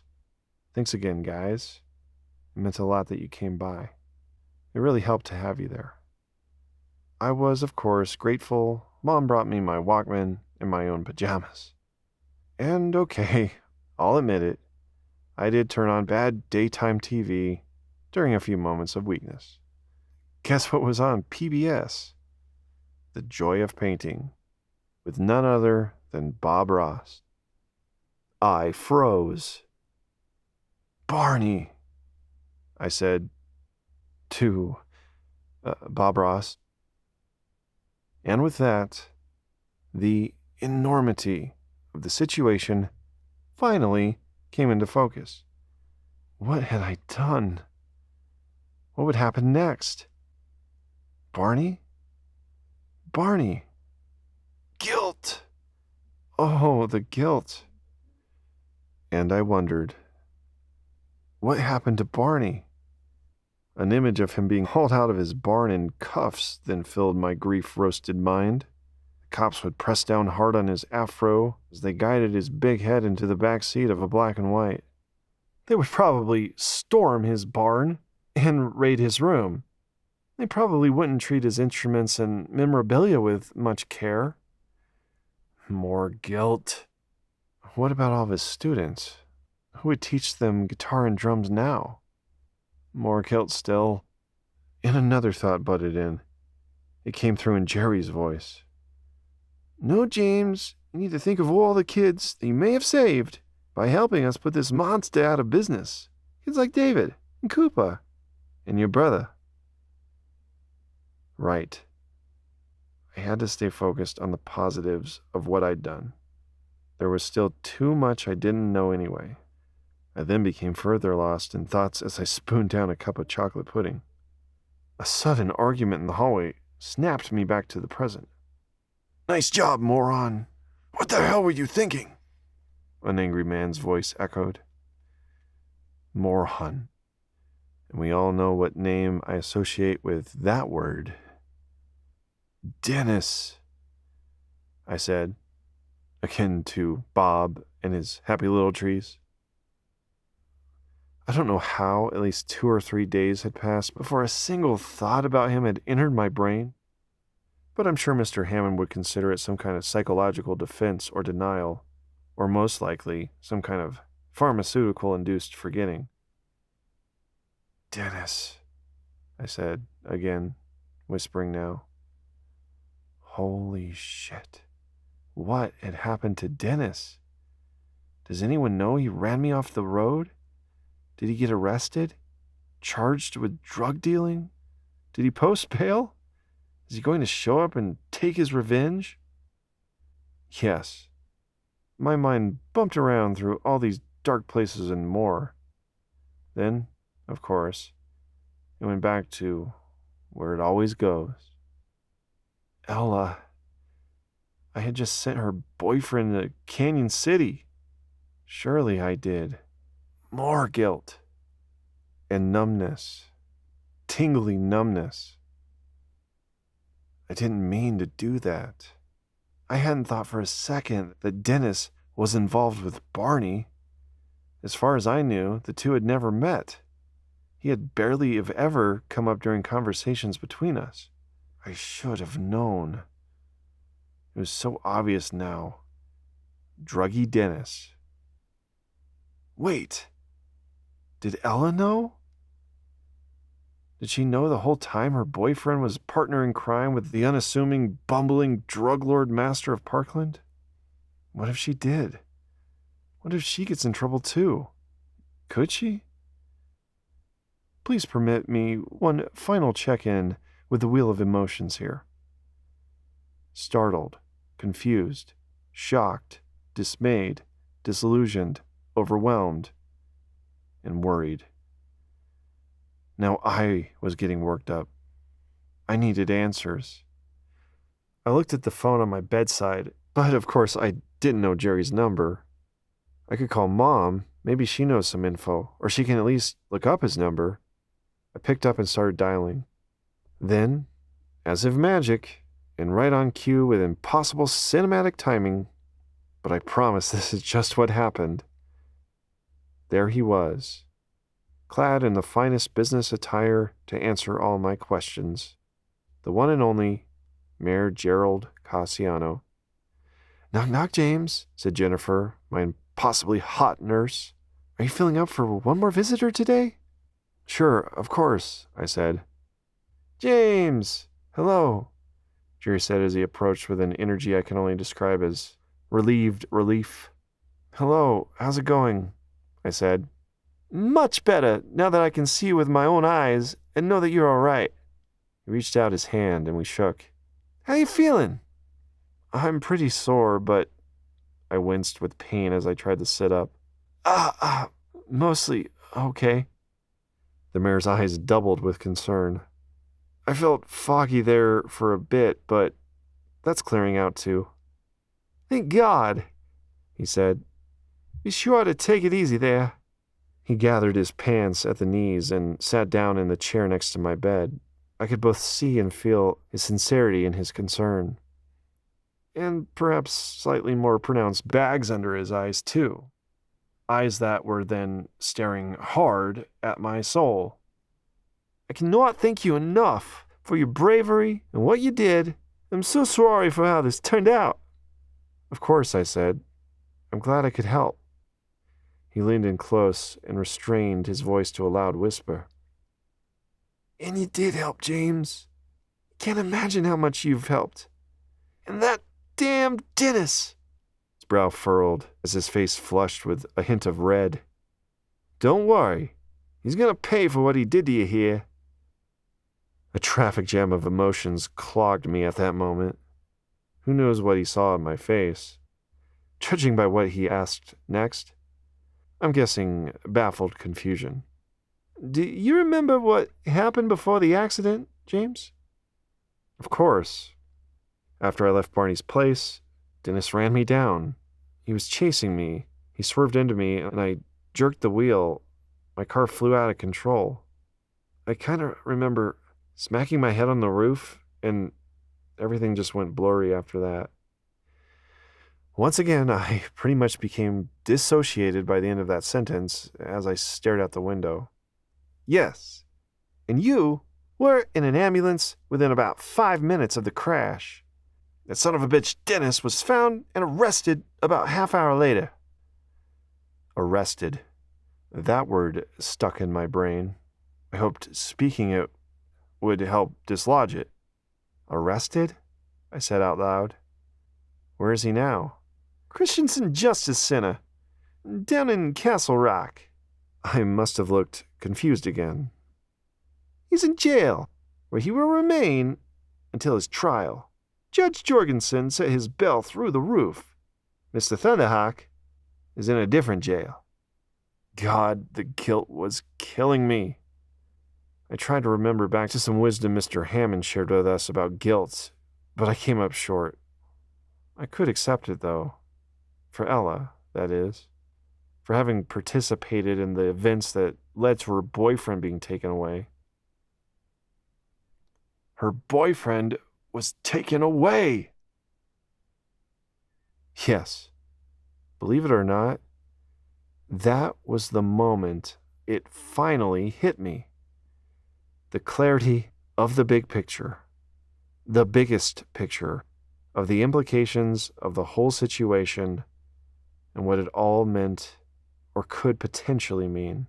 That is, Ella Levinsky's boyfriend, her dumbass, shitty, piece of shit, moron, bastard, cheating boyfriend, had been taken away, and he was going to be put away. He was going away, probably for a long, long time. Jerry was still leaning in with concern. I snapped out of my brief trance. Oh, right. Do you think Barney and Dennis are facing some pretty hefty charges? I asked.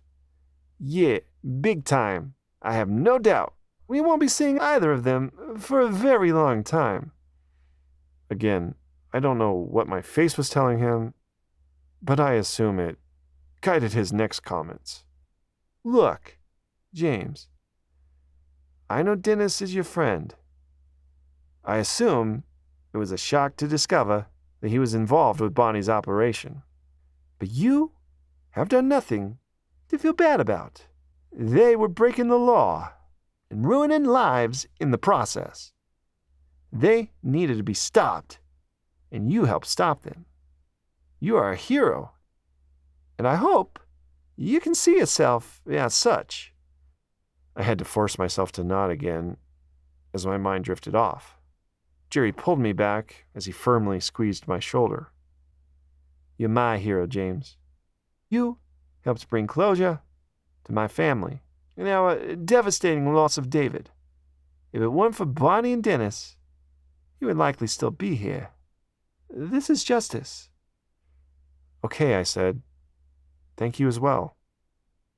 I didn't feel like explaining why I was thanking him. So, luckily, just then my ridiculously hot nurse, Jennifer, appeared again at the doorway with a soft knock. Hey there. One more visitor for you, James.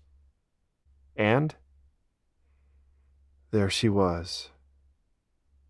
Ella. Sweet, sweet, beautiful, sight for sore everything. Ella, Ella, Ella. In all of her stunning, long-haired glory, and wearing an awesome navy blue Silverchair freak show shirt. Oh, thank you, God. Of course, I had been thinking of her and waiting on and longing for this moment, and I hadn't seen her since that night at the Cranberry Show. This rendezvous was long overdue for us. The moment when we could finally be free. Free to connect, to just be with each other as the friends we were. Uninhibited. And she looked so beautiful, more than ever. Ever! And I felt so grateful to see her. I'll just leave it at that because I'm getting pissed again that I can't even come close to describing her baffling beauty and how she was making me feel at that moment. Holy shit. Hey, there she is, Jerry said, his voice jumping at least an octave in enthusiasm. Our other hero. Ella blushed noticeably and waved him off.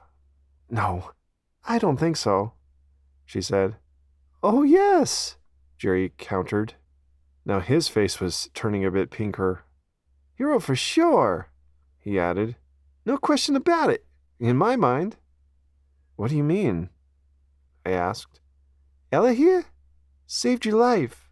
She called 911. She's the reason why the ambulance got there within minutes. She reached into her purse, bag thingy, and pulled out a Nokia and extended its antenna. Pretty much the first real call I ever made on my new cell phone, she said, showing off the device as if she were Vanna White from Mr. Hammond's favorite game show. 911. The most important call you ever made, Jerry said. He glanced at me and gave me another one of his classic winks. Well, I'll get out of your hair and let you two catch up. He patted me on the leg as he stood up. Feel better, James. Get well soon. Oh, and within the next day or two, a friend of mine, Gary Riley, from the Parkland Post, plans to stop by and interview you, if you're up for it.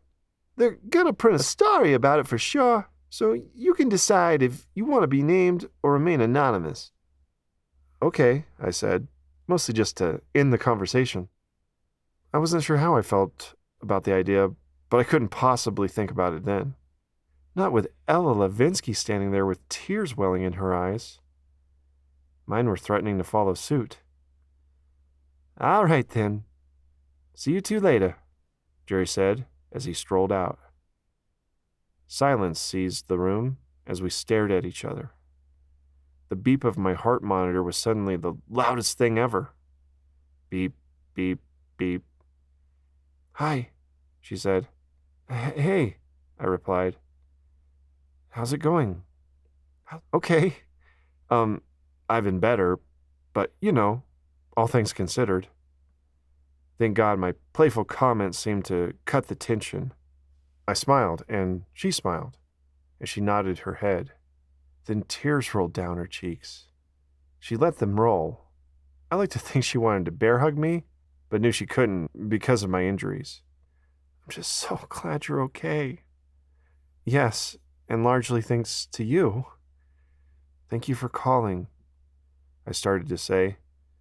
Of course, I was there, she said hesitantly. You were? You were where? I was with Dennis. I couldn't help but to interrupt. I'm so sorry, Ella. For what?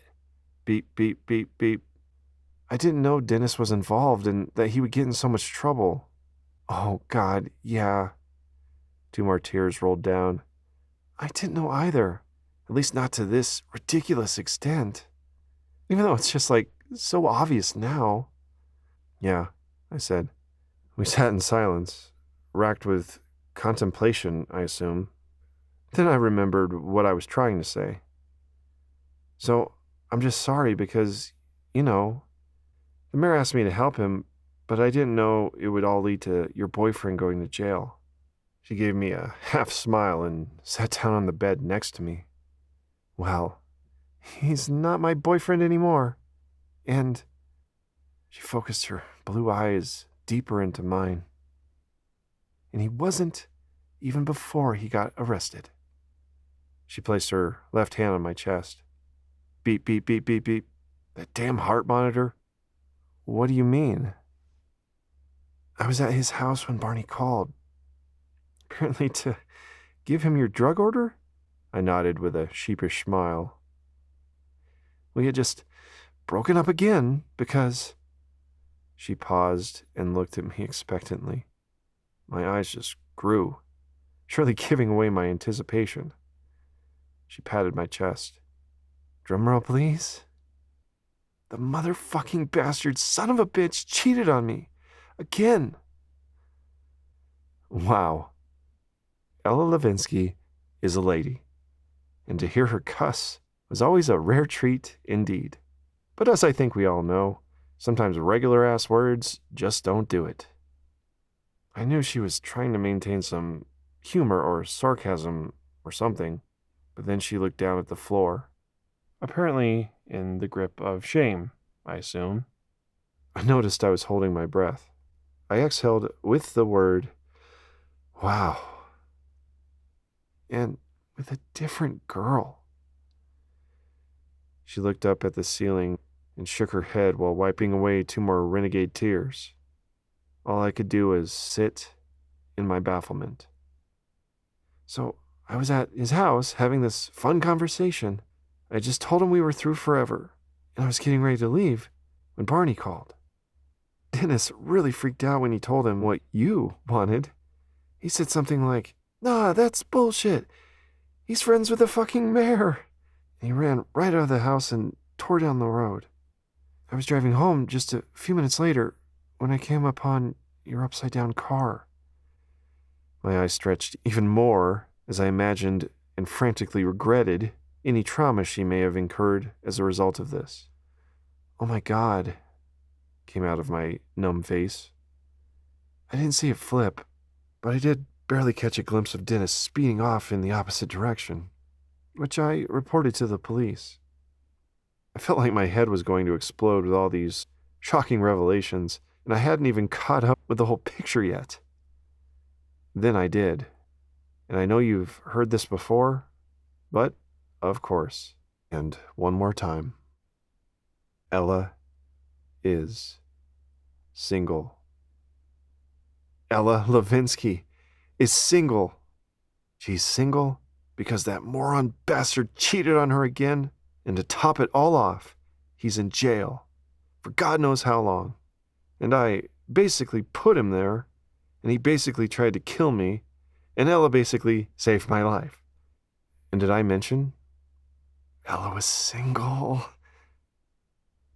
I'm sorry you had to find me that way. Me too. She rubbed me with her hand, which, by the way, was still resting on my chest all this time. At that point, I just had to reach over and unplug that fucking heart monitor. But I'm so glad I did, since I was able to call for help. And it was all over really fast. They took you away and told me you'd be okay. Good, I replied. And I'm so sorry he cheated on you again.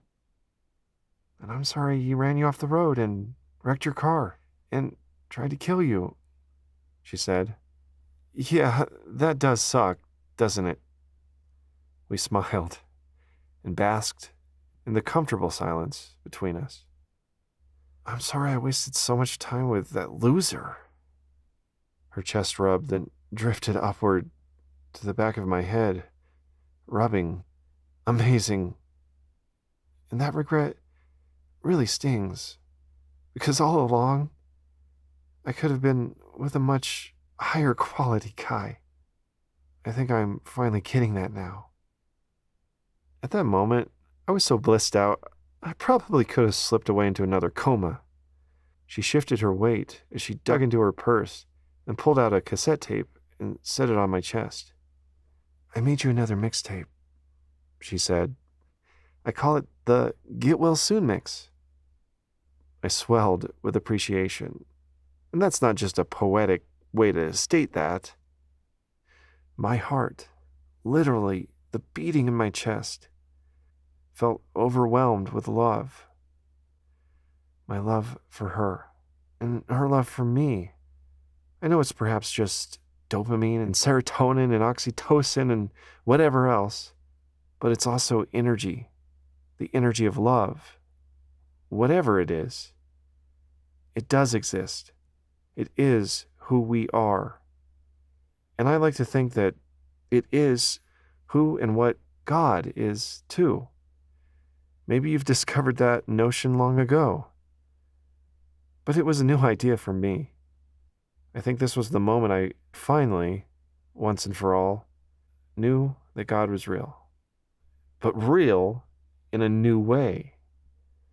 Not just because he, she, it created the splendid being, Ella Levinsky, but because I found that divine essence within Ella Levinsky in my experience of her. This incredible experience of sharing life and our experience of one another, reflecting to one another all the beauty and wonder we are. I held up the tape and smiled. You're the best, I said, a statement that came with a surprise. I never said that to her before, even though, of course, I always thought she was the best, in just about every way. She bit her lip, as if to restrain the joy about to burst from her. And the first song is a surprise. I want you to see if you can guess who it is. Okay, Do I get any hints? It's a brand new song from one of your favorite bands. Actually, one of our favorite bands. It was written by a man who, in a way, shared a tragedy with us. And he's so inspirational because he picked up the pieces and made something awesome and amazing out of it. I said again while rubbing my chin. Intriguing. One of our favorite bands, you say? Yeah, and this song is so awesome, and it's not even out yet until sometime next month. But they were doing a special preview of the new album on the radio at 2 a.m. this morning, so I taped it for you. Awesome. I paused and drank her in. Her eyes, face, and hair, so vibrant. Her delicious scent still lingering strong. Plus, that awesome Silverchair shirt. Thank you, Ella. I looked at the tape and enjoyed her familiar handwriting. I held it and felt loved and an overwhelming sense that everything was going to be okay. And again, the relief that comes with a sense that God is out there and in here and whatever else. He, she, it cares. Let's check it out, I said. Yeah, totally. She reached over and picked up my Walkman and sat back down on the bed next to me. She inserted the new cassette.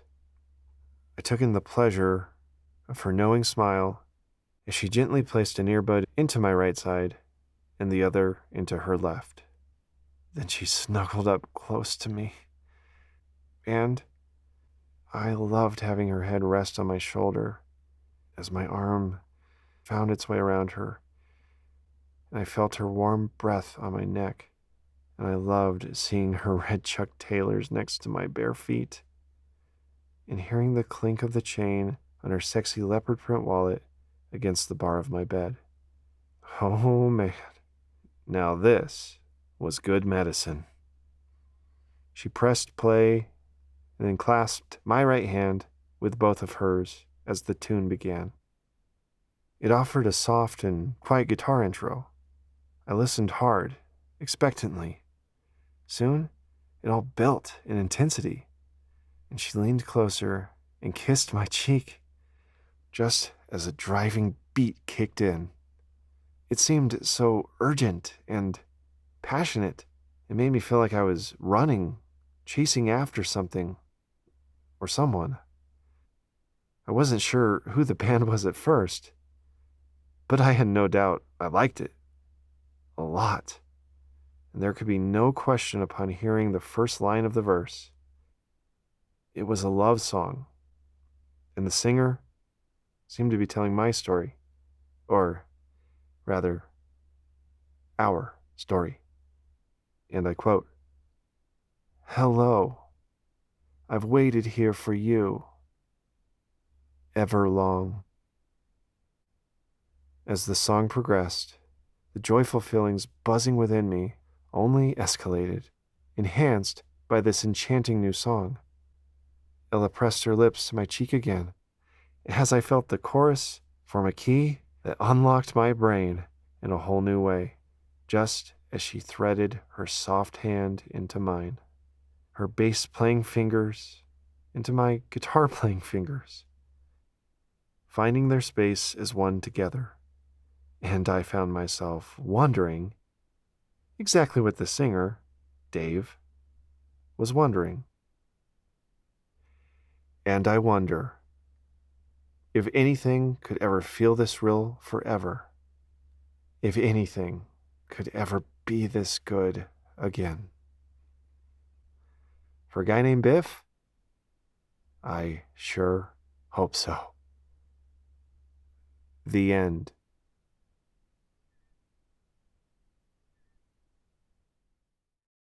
This has been Hello, My Name is Biff. Lessons in Rejection, a novel by Buford Jameson Hart. Text and audio Copyrighted by the author, 2024. All rights reserved. Read for you by the author. Produced and recorded for you by the author. This book is dedicated to the late, great Gary Riley. You're like a good friend who lives on my bookshelf. Thank you for all the laughs and all the inspiration. Acknowledgements. Special thank you to Matt Alvord, who mixed and mastered the audio of this program. And thank you, Matt, for all your encouragement along the way. Thank you to my beta readers, especially my friend, Dr. Seth Yannicone, who is the only person willing to tear my first draft a new asshole. Thanks for your constructive criticism, buddy. You helped make this book better. Thank you to Andy Mack, who contributed a portion in the scene where we meet Barney Thunderhawk.